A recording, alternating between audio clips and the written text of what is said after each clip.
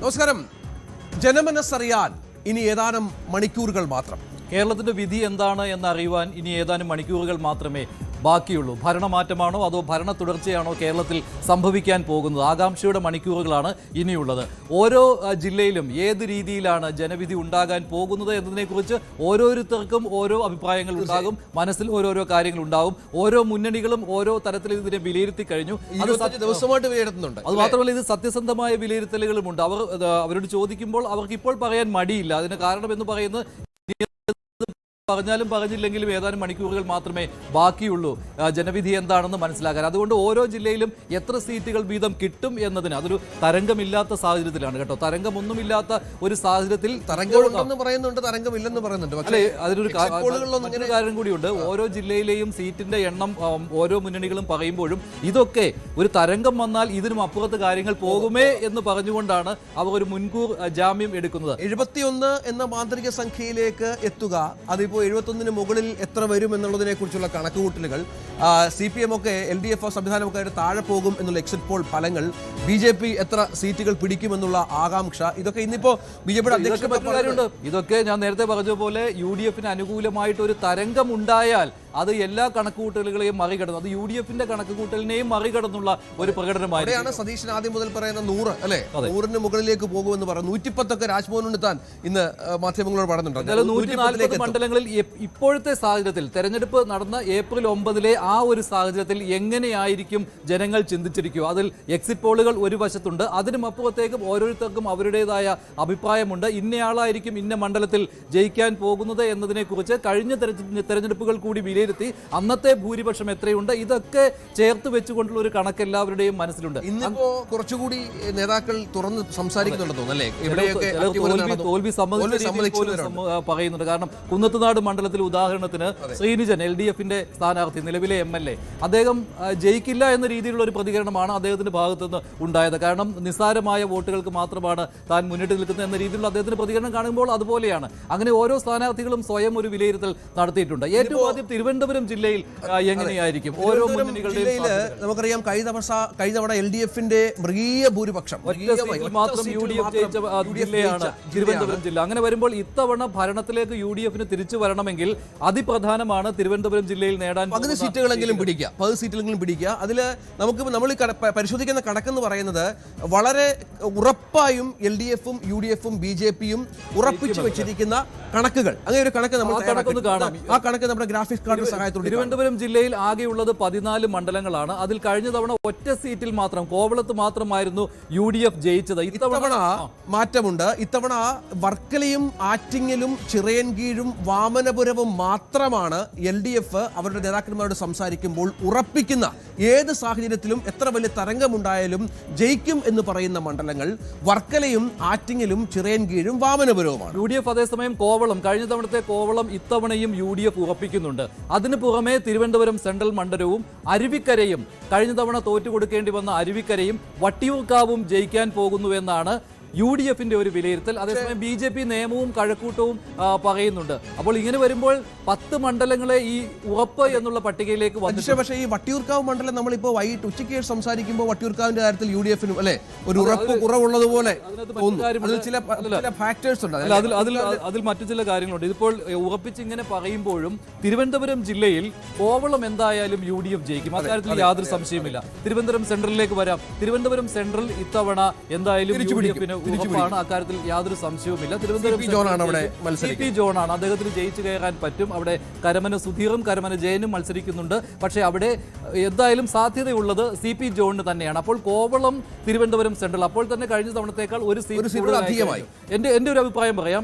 ഞാൻ പലരുമായിട്ട് സംസാരിച്ചപ്പോഴും പിന്നെ തിരുവനന്തപുരത്ത് ജീവിക്കുന്ന ഒരാളാണ് എന്നുള്ള കാര്യം കൂടി വെച്ച് നോക്കുമ്പോൾ തിരുവനന്തപുരം സെൻട്രലും അതുപോലെ തന്നെ കോവളവും UDFന് ഉറപ്പാണ്. അതുപോലെ തന്നെ മറ്റൊരു മണ്ഡലം അരുവിക്കര, അതും കോൺഗ്രസിന് സാധ്യതയുണ്ട്. ശിവകുമാറാണ് ഇത്തവണ.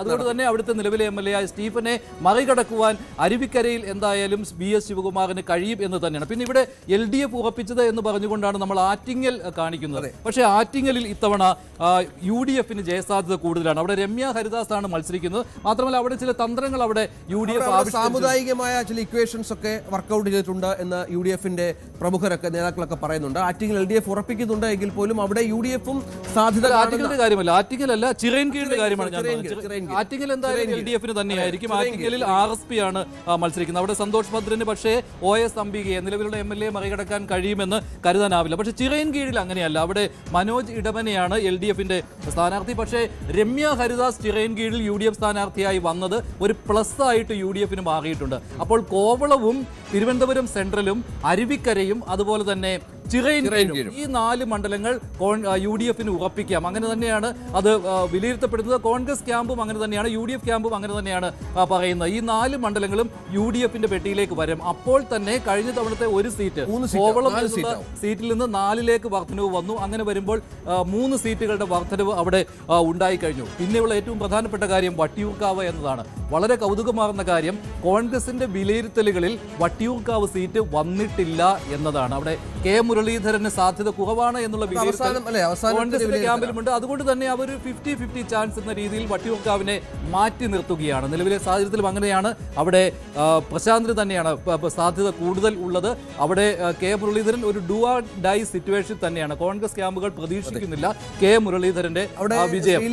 പിന്നെ മറ്റ് കോൺഗ്രസ് UDF വേറെ പ്രതീക്ഷിക്കുന്ന മണ്ഡലങ്ങൾ എന്ന് പറയുന്നത് നെയ്യാറ്റിൻകരയിൽ ഒരു തിരിച്ചുവരവ് നടത്താൻ കഴിഞ്ഞിട്ടുണ്ട് എന്നതാണ് കോൺഗ്രസ് ക്യാമ്പുകളുടെ പ്രതീക്ഷ. അവിടെ ശക്തമായി നാടാർ വോട്ടുകൾ അവിടെ എൻ ശക്തന്റെ സാമീപ്യം കൊണ്ട് സാധിച്ചിട്ടുണ്ട് കിട്ടുന്നതിന് വേണ്ടി എന്ന് കോൺഗ്രസിന്റെ ഒരു വിലയിരുത്തലുണ്ട്. നെയ്യാറ്റിൻകര കിട്ടിയാൽ ചിലപ്പോൾ കാട്ടാക്കടയും കിട്ടിയേക്കാം എന്നുള്ളതാണ്. അവിടെ ബൈജു ജയിക്കും എന്നുള്ള കാര്യമാണ്. അങ്ങനെ വരുമ്പോൾ ഈ 6 സീറ്റുകളാണ് കോൺഗ്രസ് പ്രതീക്ഷിക്കുന്നത്. അത് ഏതൊക്കെയാണ്?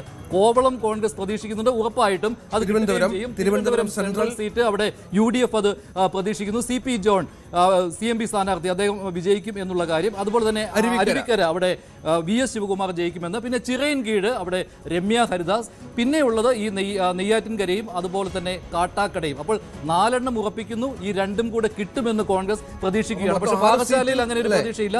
പാറശാലയിൽ പ്രതീക്ഷയില്ല, വർക്കലയിൽ പ്രതീക്ഷയില്ല, ആറ്റിങ്ങലിൽ പ്രതീക്ഷയില്ല, കഴക്കൂട്ടത്ത് പ്രതീക്ഷയില്ല. ഇതാണ് നിലവിൽ ജില്ലയിലെ. വാമനപുരത്തും പ്രതീക്ഷയില്ല. നെടുമങ്ങാട് GR അനിൽ LDF, അദ്ദേഹം മന്ത്രിയാണ്, അദ്ദേഹം ജയിക്കും എന്നുള്ളത് തന്നെയാണ്. അങ്ങനെ വരുമ്പോൾ ഈ 6 സീറ്റെങ്കിലും നേടിയാൽ അതൊരു ഗുണമാണ് UDF-ന് വരുന്നത്. അത് വലിയൊരു നേട്ടമായി മാറും. അവിടെ 8 സീറ്റിലേക്ക് ഒതുങ്ങാൻ പോവുകയാണ് LDF എന്നുള്ളതാണ് എന്റെ ഒരു അഭിപ്രായം. അതാണ് നിലവിൽ. രഞ്ജിത്ത് എങ്ങനെയാണ് ചിന്തിക്കുന്നത്? ഈ തരത്തിലുള്ള കണക്ക് തന്നെയാണ്. പക്ഷേ ഈ വട്ടിയൂർക്കാവിന്റെ കാര്യത്തിലാണ് നമ്മൾ വട്ടിയൂർക്കാവ് ഷുവർ ബെറ്റിൽ എത്തിച്ചിട്ടുണ്ടെങ്കിലും വട്ടിയൂർക്കാവുമായി ബന്ധപ്പെട്ട് ഇപ്പോഴും ചില ആശയക്കുഴപ്പങ്ങൾ കോൺഗ്രസിനുള്ളിലുണ്ട്. അവിടെ മുരളീധരനെ മത്സരിപ്പിക്കണമായിരുന്നോ എന്നുള്ള ചിന്ത പോലും പല കോൺഗ്രസ് നേതാക്കളുടെ ഇടയിലുമുണ്ട്. പക്ഷെ നമുക്കറിയാം മുരളീധരന്റെ താല്പര്യമെടുത്ത് വട്ടിയൂർക്കാവിൽ മത്സരിച്ചതാണ്. ശക്തമായ ത്രികോണ പോരാട്ടം അവിടെ നടന്നു. ശ്രീലേഖ BJP-യുടെ സ്ഥാനാർത്ഥിയായി വൈകി ഉദിച്ചു എങ്കിൽ പോലും ശ്രീലേഖയ്ക്കും അവിടെ നന്നായി പോരാടാൻ സാധിച്ചു. അവിടെയാണ് പ്രശാന്തിന്റെ വിജയത്തിന്റെ പല ഘടകങ്ങൾ ഇതുമായി ചേർത്ത് വെച്ച് നമ്മൾ കാണേണ്ടത്. മറ്റൊന്ന്, നേരത്തെ പറഞ്ഞതുപോലെ കോവളവും തിരുവനന്തപുരവും അരുവിക്കരയും ഏതാണ്ട് അവർ ഉറപ്പിച്ച മട്ടാണ്.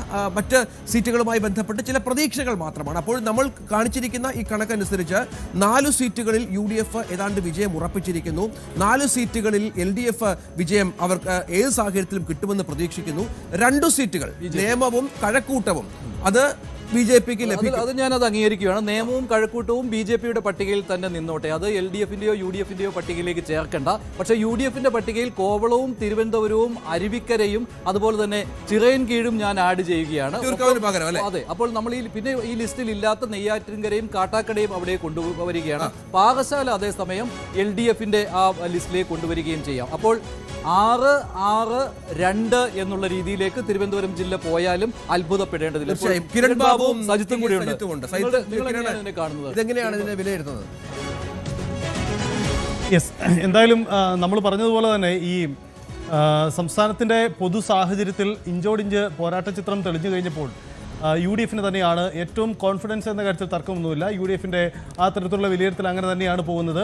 ഇടതുപക്ഷം ഇപ്പോഴും വിദൂരമായ ഒരു സാധ്യത വയ്ക്കുന്നത് രാവിലെ MV ഗോവിന്ദൻ്റെ വാക്കുകളിലൊക്കെ ഉള്ളതുപോലെ ഇപ്പോഴും ചില സാധ്യതകൾ ബാക്കി നിൽക്കുന്നു എന്ന പ്രതീക്ഷയാണ്. പക്ഷേ ഏറെക്കുറെ ഏറ്റവും സാധ്യത കൽപ്പിച്ച് കോൺഗ്രസിൻ്റെ തന്നെ തയ്യാറെടുപ്പാണ്. അതായത് കോൺഗ്രസ് ക്യാമ്പാണ് ഏറ്റവും കോൺഫിഡൻറ്റോടെ കളത്തിലിറങ്ങിയിരിക്കുന്നത് എന്ന കാര്യം വ്യക്തമാണ്. നിങ്ങൾ സൂചിപ്പിച്ചതുപോലെ തിരുവനന്തപുരത്തിൻ്റെ സാഹചര്യം വരുമ്പോഴാണ് 14 മണ്ഡലങ്ങളുള്ള ജില്ലയിൽ ഇടതുമുന്നണിക്ക് എന്ത് നഷ്ടമുണ്ടാകുമെന്നായിരിക്കും ഒരുപക്ഷെ തെക്കൻ കേരളത്തിലെ ഏറ്റവും ക്രൂഷ്യലായ ഒരു ഫാക്ടറായി മാറാൻ സാധ്യത. അല്ലേ കിരൺ? അതായത് തിരുവനന്തപുരത്തിന്റെ പ്രത്യേകത മുൻകാലങ്ങളിൽ 2000-ന് മുമ്പ് വരെ തിരുവനന്തപുരം ജില്ല ഏത് മുന്നണി പിടിക്കുന്നു ആ മുന്നണിക്കാണ് ഭരണം എന്നുള്ളതായിരുന്നു രീതി. പക്ഷേ 2001 മുതൽ ഉള്ളത് 2001-ൽ യഥാർത്ഥത്തിൽ UDF-ന്റെ വലിയ തരംഗം ആഞ്ഞടിക്കുമ്പോഴും ഇടതുമുന്നണി തിരുവനന്തപുരത്ത് പിടിച്ചു നിന്നു. അതിനുശേഷം പിന്നീട് 14 സീറ്റുകളിൽ 9-ലേക്ക് വന്നു, 10-ലേക്ക് വന്നു. കഴിഞ്ഞ തവണയാണ് അത് ഏറ്റവും വലിയ ഒരു ഭൂരിപക്ഷത്തിലേക്ക് 13-1 എന്ന തലത്തിലേക്ക് തിരുവനന്തപുരം ജില്ലയിൽ നിന്നും ഒരു കാലത്ത് UDF-ന്റെ കോട്ടയായ തിരുവനന്തപുരം ജില്ലയിൽ നിന്ന് കോവളം മാത്രം ഒറ്റ സീറ്റിലേക്ക് ഒതുക്കി.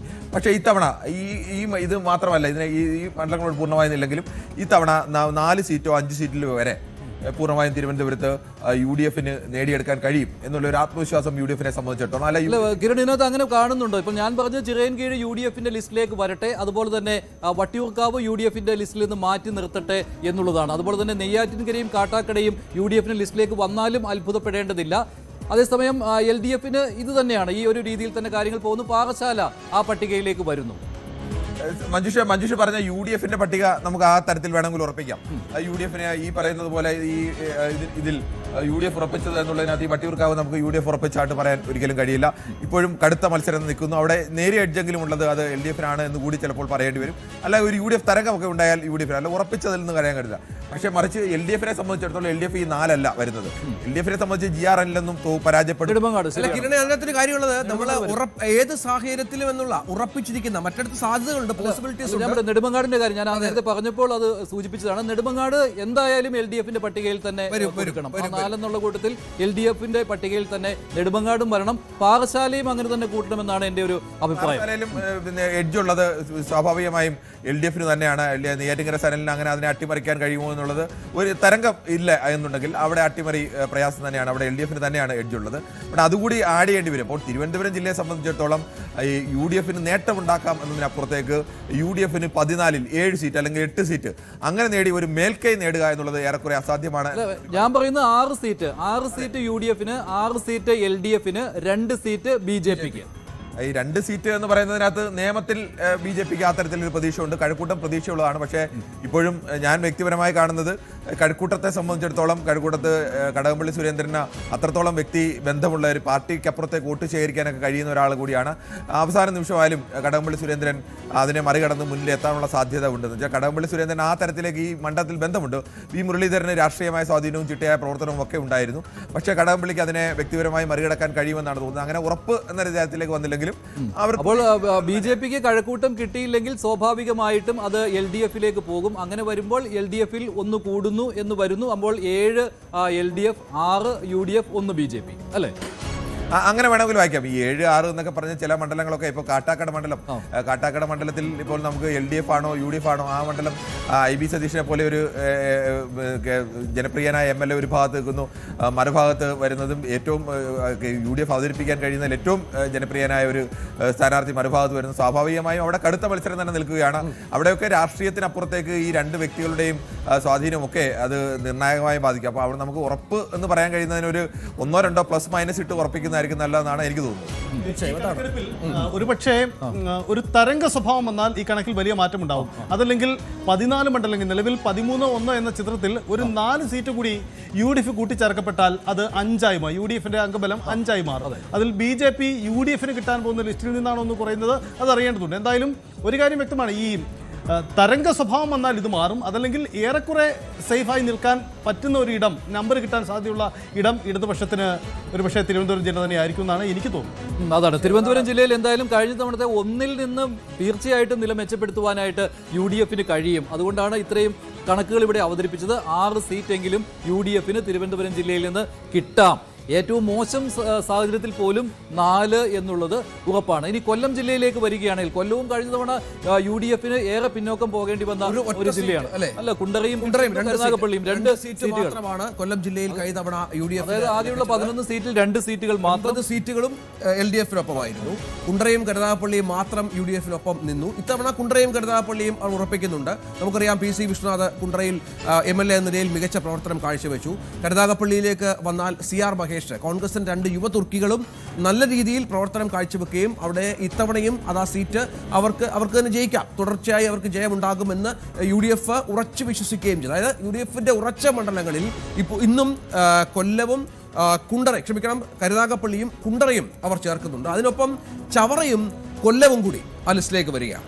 ചവറയിൽ ഷിബു ബേബി ജോണും കഴിഞ്ഞ തവണ പരാജയപ്പെട്ട സ്ഥാനാർത്ഥിയാണ് ഷിബു ബേബി ജോൺ. പക്ഷേ ഇത്തവണ ഷിബു ജയിക്കും എന്നുള്ള വലിയ ആത്മവിശ്വാസം കൊല്ലത്തെ UDF കേന്ദ്രങ്ങൾക്കുണ്ട് എന്നുള്ളത് ഏറ്റവും പ്രധാനപ്പെട്ട ഒന്നാണ്. അപ്പോൾ നമ്മൾ കരുനാഗപ്പള്ളിയും ചവറയും കൊല്ലവും കുണ്ടറയുമാണ് ഇത്തവണ UDFന്റെ ഭാഗമായി കാണുന്നത്. ഈ പട്ടികയിൽ നിന്ന് മാറ്റി നിർത്തിയത് കുന്നത്തൂര് നമ്മൾ മാറ്റി നിർത്തി, ചാത്തന്നൂർ മാറ്റി നിർത്തി, കൊട്ടാരക്കര ഈ പട്ടികയിൽ ഇല്ല അല്ലേ? ഇല്ല. പക്ഷേ ഇത് ഞാൻ പറയട്ടെ, ഞാൻ ഈ പട്ടികയിലേക്ക് ആഡ് ചെയ്യാൻ ഉദ്ദേശിക്കുന്നു ഇപ്പോൾ കരുനാഗപ്പള്ളി, ചവറ, കൊല്ലം, കുണ്ടറ, ഇതിനു പുറമെ കുന്നത്തൂർ മണ്ഡലം ഇത്തവണ UDF നേടും. കോവൂർ കുഞ്ഞുമോൻ ഇത്തവണ ഉല്ലാസ് കോവൂർ. അപ്പോൾ കുന്നത്തൂർ കൂടി ആ പട്ടികയിലേക്ക് വരും. പുനലൂർ ശരിയാണ്, അത് LDFന്റെ കോട്ടയാണ്, അങ്ങനെ തന്നെ നിൽക്കും. ചടയമംഗലത്ത് മന്ത്രി ചിഞ്ചുറാണി തോൽക്കുവാനുള്ള സാധ്യത കുറവാണ്. ഇരവിപുരം അവിടെ നൌഷാദ് വീണ്ടും MLA ആകുവാനുള്ള സാധ്യത കൂടുതൽ. വിഷ്ണു മോഹന് അങ്ങനെ ഒരു അട്ടിമറി നടത്താൻ പറ്റുമോ എന്നുള്ള കാര്യം സംശയമാണ്. അപ്പോൾ ഈ LDF ഉറപ്പിച്ച പുനലൂർ, ചടയമംഗലം, ഇരവിപുരം ശരിയാണ്. UDFന്റെ കൂട്ടത്തിൽ കരുനാഗപ്പള്ളി, ചവറ, കൊല്ലം, കുണ്ടറ, പിന്നെ ഉള്ളത് കുന്നത്തൂരിലെ മഞ്ജുഷ കഴിഞ്ഞ 2790 വോട്ടുകൾക്ക് മാത്രമാണ് കഴിഞ്ഞ അവിടെ കോവൂർ കുഞ്ഞുമോൻ ജയിച്ചത്. അവിടെ ഉല്ലാസ് കോവൂർ കഴിഞ്ഞ 5 വർഷവും അവിടെ നിന്ന് പ്രവർത്തിച്ച ഒരാൾ കൂടിയാണ്. ഉല്ലാസ് കോവൂർ തന്നെയാണ് അവിടെ കഴിഞ്ഞ തവണ മത്സരിച്ചത്. അപ്പോൾ മഞ്ജുഷയുടെ കണക്കനുസരിച്ച് 5 സീറ്റുകളിലേക്ക് കൊല്ലത്ത് ഒരു പക്ഷേ UDF എത്തിയേക്കാം എന്നുള്ളതാണ് അല്ലെ. LDF ഉറപ്പിക്കുന്ന മണ്ഡലങ്ങളിലേക്ക് നമുക്കൊന്ന് പോയാൽ അവിടെ പുനലൂരും ചടയമംഗലവും ഇരവിപുരത്തിന്റെ കാര്യം ചെറിയ വ്യത്യാസങ്ങൾ ഉണ്ടാകാൻ സാധ്യതയുണ്ട് എന്ന് RSP കേന്ദ്രങ്ങൾ, RSPയുടെ സ്ഥാനാർത്ഥികളോട് മത്സരിക്കുന്ന അവർ വിശ്വസിക്കുന്നുണ്ട്. പക്ഷേ പുനലൂരും ചടയമംഗലവും അവർ ഉറപ്പായും ഏത് സാഹചര്യത്തിലും ലഭിക്കുന്ന 2 മണ്ഡലങ്ങളായി. നമ്മളിത് LDF ഉറപ്പിച്ച മണ്ഡലമാണ്. ഒഴിവാക്കി നിർത്തിയ മറ്റൊരു മണ്ഡലമാണ് ചാത്തന്നൂര്. അവിടെ എന്തായാലും UDFന് സാധ്യതയില്ല. LDFന്റെ R രാജേന്ദ്രനും BB ഗോപകുമാർ BJPയുടെ സ്ഥാനാർത്ഥിയും തമ്മിലുള്ള മത്സരമാണ്. അത് മാത്രമല്ല BJP ജയിക്കാൻ സാധ്യതയുള്ള പട്ടികയിൽ A ക്ലാസ് മണ്ഡലങ്ങളുടെ പട്ടികയിൽ ഉൾപ്പെടുത്തിയിരിക്കുന്നത് ചാത്തന്നൂരാണ്. ഇപ്പോൾ നിലവിൽ നമുക്ക് ഈ ചാത്തന്നൂരിനെ LDFന്റെ പട്ടികയിലേക്ക് കൊണ്ടുവരുന്നതായിരിക്കും കുറച്ചുകൂടി നല്ലത്. പിന്നെയുള്ളത് പത്തനാപുരമാണ്. പത്തനാപുരം KB ഗണേഷ് കുമാറിന്റെ കോട്ട എന്ന് തന്നെയാണ് നമുക്ക് പറയേണ്ടത്. 2001 മുതൽ അങ്ങനെയാണ്. അവിടെ ഇത്തവണ ജ്യോതികുമാർ ചാമക്കാല UDFന് വേണ്ടി ഒരു അട്ടിമറി നടത്തിയാൽ അത്ഭുതപ്പെടേണ്ടതില്ല. അങ്ങനെ വരുമ്പോൾ കഴിഞ്ഞ തവണത്തെ 9-2 എന്നുള്ള ഗണത്തിൽ വലിയ മാറ്റം കൊല്ലം ജില്ലയിൽ സംഭവിക്കാൻ പോവുകയാണ്. കിരണിന്റെ സ്വന്തം ജില്ലയാണ് കൊല്ലം ജില്ല. അവിടെ എന്തായാലും മാറ്റം ഉണ്ടെങ്കിൽ അവിടെ UDFന് സീറ്റുകൾ പിടിച്ചെടുക്കാൻ കഴിയുകയാണെങ്കിൽ ഭരണത്തിലേക്ക് വരാൻ സാധിക്കും. ഇക്കാര്യത്തിൽ സംശയമില്ലല്ലോ. കൊല്ലം ഇത്തവണ തദ്ദേശ തെരഞ്ഞെടുപ്പിൽ വലിയ മാറ്റം കൊല്ലത്ത് സംഭവിച്ചതാണ്. കോർപ്പറേഷനിലടക്കം വലിയ മാറ്റം കൊല്ലത്ത് സംഭവിക്കുന്നു. ആ ഒരു രീതിയിൽ കാര്യങ്ങൾ മുന്നോട്ട് പോയാൽ LDFന് ദുഷ്കരമാകും കൊല്ലത്തെ കാര്യങ്ങൾ, സംശയമില്ല. ഈ 4 മണ്ഡലങ്ങൾക്കും അപ്പുറം ഞാൻ നേരത്തെ പറഞ്ഞ മണ്ഡലങ്ങൾ കൂടി ഇതിലേക്ക് ആഡ് ചെയ്യപ്പെടും. ഈ 4 മണ്ഡലത്തിൽ ഒന്നും നഷ്ടപ്പെടാൻ സാധ്യതയില്ല എന്നല്ലേ? ചവറയുടെ കാര്യത്തിൽ ഉണ്ടോ? സാധ്യത ഇല്ലേ? ഷിബു ബേബി ജോൺ ജയിക്കുവാനുള്ള, LDFൽ നിന്ന് UDF പിടിച്ചെടുക്കുവാനുള്ള? മഞ്ജുഷ, കൊല്ലം 2001 ശേഷം 4 തെരഞ്ഞെടുപ്പുകളിലും ചുവന്ന് തുടുത്തു തന്നെ നിന്ന ഒരു ജില്ലയാണ്. വലിയ ഭൂരിപക്ഷത്തോടുകൂടി കഴിഞ്ഞ വർഷം 2 സീറ്റുകളാണ് പോയത്. 1 സീറ്റോ 2 സീറ്റോ അല്ലെങ്കിൽ 0 സീറ്റുകളിലടക്കം UDF വല്ലാതെ പിന്നാക്കം പോയതാണ് കഴിഞ്ഞ 20 വർഷങ്ങളിൽ കൊല്ലം ജില്ല. പക്ഷേ ഇത്തവണ അവർ ഒരു വലിയ മടങ്ങിവരവിന് പ്രതീക്ഷ വെക്കുന്നുണ്ട്. ഈ ജില്ല ഇതിൽ കാണിച്ചിരിക്കുന്ന UDF ഉറപ്പിച്ചതെന്ന് പറഞ്ഞാൽ കരുനാഗപ്പള്ളിയെ സംബന്ധിച്ചിടത്തോളം ഏറെക്കുറെ UDFന് ഉറപ്പാണ്. ചവറയെ സംബന്ധിച്ചിടത്തോളം നമുക്ക് ഏറെക്കുറെ ഉറപ്പ് എന്ന് പറയാം. അങ്ങനെ ഒരു സാധ്യത അവിടെ ഉണ്ട്. കുണ്ടറയും ഉറപ്പാണ്. കൊല്ലത്തെ സംബന്ധിച്ച് കൊല്ലവും ചവറയും ഇത് രണ്ടും UDF സാധ്യത കാണുന്നതാണ്. മറ്റൊന്ന് സാധ്യത കൂടി നേരത്തെ മഞ്ജുഷ പറഞ്ഞതുപോലെ കുന്നത്തൂരാണ് കാണുന്നത്. കോവൂർ കുഞ്ഞുമോനെ പരാജയപ്പെടുത്തി ഉല്ലാസ് കോവൂർ ഇത്തവണ വിജയിക്കാനുള്ള സാധ്യത കാണുന്നുണ്ട്. മറ്റൊന്ന് UDF കാണുന്ന ഒരു പ്രതീക്ഷ എന്ന് പറയുന്നത് പത്തനാപുരമാണ്. പത്തനാപുരത്ത് ജ്യോതികുമാർ ചാമക്കാല ഇത്തവണ KB ഗണേഷ് കുമാറിനെ അട്ടിമറിച്ച് വിജയിക്കാൻ സാധ്യത. പത്തനാപുരമാണോ കൊട്ടാരക്കരയാണോ കാണുന്നത്? കൊട്ടാരക്കരയെ സംബന്ധിച്ച് അങ്ങനെ ഒരു എന്റെ വിലയിരുത്തലിൽ കൊട്ടാരക്കരയെ സംബന്ധിച്ച് കൊട്ടാരക്കരയിൽ അവിടെ KN ബാലഗോപാൽ നല്ല ഭൂരിപക്ഷത്തോടു കൂടി വിജയിക്കാൻ തന്നെയാണ് സാധ്യത കാണുന്നത്. അവിടെ ഏതെങ്കിലും തരത്തിൽ ഐഷ പോറ്റിയെ പോലെ ഇതുവരെ LDFൽ നിൽക്കുകയും അവസാന നിമിഷം UDFലേക്ക് വരികയും അങ്ങനെ ഏതെങ്കിലും ഒരു കാരണം അവർക്ക് അങ്ങനെ ഒരു രാഷ്ട്രീയ കാരണമോ അല്ലെങ്കിൽ വിയോജിപ്പൊന്നും അവർക്ക് പറയാനില്ല. അങ്ങനെ ഒരു കാരണത്താൽ വന്ന ഒരാൾ കൊണ്ട് ഒരു ധനമന്ത്രിയായിരുന്ന ഒരാൾ അവിടെ വികസന പ്രവർത്തനം നടത്തിയ ഒരാളൊക്കെ കാര്യമായിട്ട് അപ്പോൾ LDF ഉറപ്പിച്ചത് എന്ന പട്ടികയിലേക്ക് കൊട്ടാരക്കര മാറ്റാൻ പറ്റുമോ ഇല്ലയോ? LDF ഉറപ്പിച്ചതിന്റെ പട്ടികയിലേക്ക് കൊട്ടാരക്കര പൂർണ്ണമായും മാറ്റാൻ കഴിയും. ഈ 4 മണ്ഡലത്തിനൊപ്പം കുന്നത്തൂർ കൂടി ചേർത്ത് കഴിഞ്ഞാൽ ബാക്കി 11 മണ്ഡലങ്ങളിൽ എല്ലാ മണ്ഡലങ്ങളും LDFനെ സംബന്ധിച്ച് ഉറപ്പാണ് എന്ന് തന്നെ പറയേണ്ടി വരും. ഈ പരമാവധി 5 +1 ഏറ്റവും കൂടിയാൽ UDF-നെ സംബന്ധിച്ച് ഏറ്റവും കൂടിയ പ്രതീക്ഷ അതാണ്. കരുനാഗപ്പള്ളി അവർ വിജയിക്കുമെന്ന് ഉറപ്പിച്ച് നിൽക്കുന്ന മണ്ഡലമാണ്. കുണ്ടറ അവർ വിജയിക്കുമെന്ന് ഉറപ്പിച്ച് നിൽക്കുന്ന മണ്ഡലമാണ്. കുന്നത്തൂർ അവർ വിജയിക്കുമെന്ന് പറയുന്നു. ചവറ വിജയിക്കുമെന്ന് പറയുന്നു. കൊല്ലം വിജയിക്കുമെന്ന് പറയുന്നു. പിന്നെ അതിനുശേഷം കിട്ടാൻ സാധ്യതയുള്ള ഒരേ ഒരു മണ്ഡലം പത്തനാപുരമാണ്. അങ്ങനെ ഈ 6 മണ്ഡലങ്ങൾക്ക് അപ്പുറത്തേക്ക് എവിടെയും UDF-നെ സംബന്ധിച്ച് UDF-ന്റെ കണക്കൂട്ടലിൽ എവിടെയും ഒരു വിജയസാധ്യത കാണുന്നത്. ആ പരമാവധിയാണ് ഞാൻ ഈ പറഞ്ഞത് 6 എന്നുള്ളതാണ്. ബാക്കി മണ്ഡലങ്ങൾ സ്വാഭാവികമായും 11-ൽ ബാക്കി മണ്ഡലങ്ങളിൽ LDF-ന് തന്നെയാണ് വിജയം. ഈ 6-ൽ എവിടെ കുറഞ്ഞാലും അത് LDF-ലേക്ക് നേരിയ മേൽക്കൈ എന്തായാലും UDF-ന് കഴിഞ്ഞ തവണത്തേക്കാൾ നില മെച്ചപ്പെടുത്താൻ കഴിയും. പക്ഷേ ജില്ലയിലാകെ LDF-നെ മറികടന്ന് UDF-ന് ഒരു മേൽക്കൈ ഉണ്ടാക്കാൻ കഴിയുമെന്ന് നിലവിൽ നമുക്ക് പ്രതീക്ഷിക്കാനാവില്ല. അല്ലെങ്കിൽ തരംഗം ഉണ്ടാവും. അല്ല, ഈ കരുനാഗപ്പള്ളി, ചവറ, കൊല്ലം, കുണ്ടറ, പിന്നെ പറഞ്ഞത് കിരൺ പറഞ്ഞ 6 മണ്ഡലങ്ങളിൽ വരുന്നത് ഒന്ന് ഏറ്റവും ഉറപ്പായി ജയിക്കുന്ന കഴിഞ്ഞ തവണ വിജയിച്ച CR മഹേഷ് കരുനാഗപ്പള്ളി, 2 PC വിശ്വനാഥ് കുണ്ടറ, മൂന്നാമത് വരുന്നത് കുന്നത്തൂരാണ്. കുന്നത്തൂർ കഴിഞ്ഞ 25 വർഷമായി ജയിച്ചുകൊണ്ടിരിക്കുന്ന കോവൂർ കുഞ്ഞുമോനെതിരെ കഴിഞ്ഞ 2 തവണ തുടർച്ചയായ എതിരാളിയായിരുന്ന ഉല്ലാസ് കോവൂർ അവിടെ ജയിക്കാൻ സാധ്യതയുണ്ട്. മറ്റൊന്ന് 4ാമത് വരുന്നത് ചവറയാണ്. ചവറ സുജിത്ത് വിജയംപിള്ളയാണ് കഴിഞ്ഞ തവണ ജയിച്ചത്. സുജിത്ത് വിജയംപിള്ളയെ അട്ടിമറിച്ചുകൊണ്ട് അവിടുത്തെ MLA ആയിരുന്ന ഷിബു ബേബി ജോൺ മടങ്ങി വരാനുള്ള സാധ്യതയുണ്ട്. അടുത്ത് കാണുന്ന 5ാമത്തെ സീറ്റ് എന്ന് പറയുന്നത് കൊല്ലമാണ്. കൊല്ലത്ത് S ജയമോഹനാണ്. പാർട്ടി ജില്ലാ സെക്രട്ടറി ഒക്കെ ആയിരുന്നു, ജില്ലാ പഞ്ചായത്ത് പ്രസിഡന്റ് ഒക്കെ ആയിരുന്നു. പക്ഷേ കൊല്ലത്ത് ബിന്ദു കൃഷ്ണ തുടർച്ചയായി കഴിഞ്ഞ തവണത്തെ നേരിയ പരാജയത്തിന് ശേഷം തുടർച്ചയായി നിന്ന് വർക്ക് ചെയ്യുകയാണ്. അവിടെ ബിന്ദു കൃഷ്ണയ്ക്ക് അനുകൂലമായ വ്യക്തിപരമായ അങ്ങനെ ഒരു പരാജയം കഴിഞ്ഞ തവണ ചെറിയ മാർജിൻ പരാജയപ്പെട്ടതിൻ്റെ ഒരു സഹതാപ തരംഗമുണ്ട്. ഒപ്പം UDF-ന്റെ എല്ലാം കൂടെ ചേരുമ്പോൾ ഒരു കാലത്ത് അല്ലെങ്കിൽ ആരെ നിർത്തിയാലും കൊല്ലം അല്ലാതെ മറച്ചു പോകാത്ത ഒരു ജില്ലയായിരുന്നു, ഒരു മണ്ഡലമായിരുന്നു. പക്ഷെ അവിടെ അത്ര ഒരു സാധ്യത കാണുന്നുണ്ട്. മറ്റൊന്ന് 6ാമത്തെ മണ്ഡലം പത്തനാപുരമാണ്. പത്തനാപുരത്ത് KB ഗണേഷ് കുമാറിനെ അട്ടിമറിച്ച് അവിടെ ജ്യോതികുമാർ ചാമക്കാല എത്താനുള്ള സാധ്യതയുണ്ട്. ഇങ്ങനെ ഈ 6 മണ്ഡലങ്ങൾ UDF നേടുന്നു, 5 മണ്ഡലങ്ങൾ LDF-ന് പോകുന്നു. 2 സീറ്റിൽ നിന്ന് 6 ആയിട്ട് ഉയർത്തുവാൻ UDF-ന് കഴിയുന്നു. ഈ പറയുന്ന ചാത്തന്നൂർ അവിടെ BJP പ്രതീക്ഷയുണ്ട്, പക്ഷേ അവിടെ LDF ജയിക്കുകയുള്ളൂ അല്ലെ. LDF-ന്റെ പട്ടികയിലേക്ക് അത് കൊണ്ടുവരും. UDF അനുകൂല തരംഗം ഉണ്ടായാൽ പോലും കൊല്ലം ജില്ലയിൽ നിന്ന് UDF-ന് പരമാവധി പ്രതീക്ഷിക്കാവുന്നത് 6 എന്ന നമ്പർ ആയിരിക്കും. കാരണം അതിനപ്പുറം രാഷ്ട്രീയ ചിത്രം, ആ മണ്ഡലത്തിന്റെ സ്വഭാവം ഇടതുപക്ഷ കോട്ടകളായി നിൽക്കുന്ന ഇടമാണ്. പക്ഷെ നമുക്കൊരു 7 കൊടുക്കാൻ പറ്റില്ലേ സഹിත? 7 കൊടുക്കാൻ പറ്റണമെങ്കിൽ പത്തനാപുരം കൂടി അതിനകത്തേക്ക് വരണം അല്ലേ? അല്ല, 7 കൊടുക്കാൻ പറ്റണമെങ്കിൽ കൊട്ടാരക്കരയാണ് വരേണ്ടത്. അത് അത്തരം ഒരു അല്ലെങ്കിൽ ഒരു 100-ന് മേളിലൊക്കെ UDF ജയിക്കുന്ന ഒരു തരംഗം വരാതെ എനിക്ക് തോന്നുന്നില്ല കൊട്ടാരക്കരയിൽ ഒരു മാറ്റം ഉണ്ടാവും. കിരൺ പറഞ്ഞ ഈ 2 മണ്ഡലങ്ങൾ, ഒന്ന് നമ്മൾ ഈ പറഞ്ഞ കുന്നത്തൂരിൽ കേവലം 2072 വോട്ടുകൾക്ക് മാത്രമാണ് അവിടെ കഴിഞ്ഞ തവണ ജയിച്ചത്. അതായത് കോവൂർ കുഞ്ഞുമോൻ. അതുപോലെ ചവറയിൽ 1906 വോട്ടിന് മാത്രമാണ് സുജിത് വിജയംപിള്ള ജയിച്ചത്. മാറാൻ വളരെ സാധ്യതയുള്ള 2 മണ്ഡലങ്ങളാണ്. അതുപോലെ കൊല്ലം വളരെ പ്രധാനമാണ്. കേവലം 4000 കൊല്ലത്ത് ജയിക്കുന്നത് കേവലം മുകേഷ് കഴിഞ്ഞ വിളിച്ച് 2072 വോട്ടുകൾക്ക് മാത്രമാണ്. അപ്പോൾ 3000-ൽ താഴെ വോട്ടുകൾക്ക് ഇവിടെ ജ്യോതികുമാർ ചാമക്കാലയ്ക്ക് കഠിനമാണ്. 14,336 വോട്ടുകൾക്കാണ്. അതായത് ഒരു തരംഗമൊന്നും ഉണ്ടായില്ലെങ്കിലും സ്വാഭാവികമായ തെരഞ്ഞെടുപ്പിലൂടെ മാറാവുന്ന 3 മണ്ഡലങ്ങളാണ്. മാറാവുന്ന മണ്ഡലങ്ങൾ എഴുതി കഴിഞ്ഞു. കൊല്ലം മാറാം അല്ലെ. അവിടെ മുകേഷ് കഴിഞ്ഞ തവണ നിസ്സാര വോട്ടിനാണ് ജയിച്ചത്. ഇത്തവണ പക്ഷേ ബിന്ദു കൃഷ്ണയ്ക്ക് ജയിക്കാൻ കഴിയും. കുന്നത്തൂരും അതുപോലെ തന്നെ മാറി. അപ്പോൾ ഞാൻ പറയുന്നു പരമാവധി 7 കിട്ടിയാൽ അത്ഭുതപ്പെടാനില്ല അല്ലെ. അത് ഏറ്റവും പരമാവധിയാണ്. നേരത്തെ സൈത്ത് പറഞ്ഞാണ് ഇതിനകത്ത് ഏറ്റവും പ്രധാനം. ഈ സംസ്ഥാനത്താകെ ഒരു വലിയ UDF തരംഗം ആഞ്ഞടിച്ചാലും കൊല്ലം ജില്ലയെ സംബന്ധിച്ച് ചില സീറ്റുകളിൽ പിടിച്ചു തീർക്കാൻ ഇടതുമുന്നണിക്ക് കഴിയും. കൊല്ലത്തിന്റെ രാഷ്ട്രീയ സ്വഭാവം അതാണ് എല്ലാ കാലത്തും.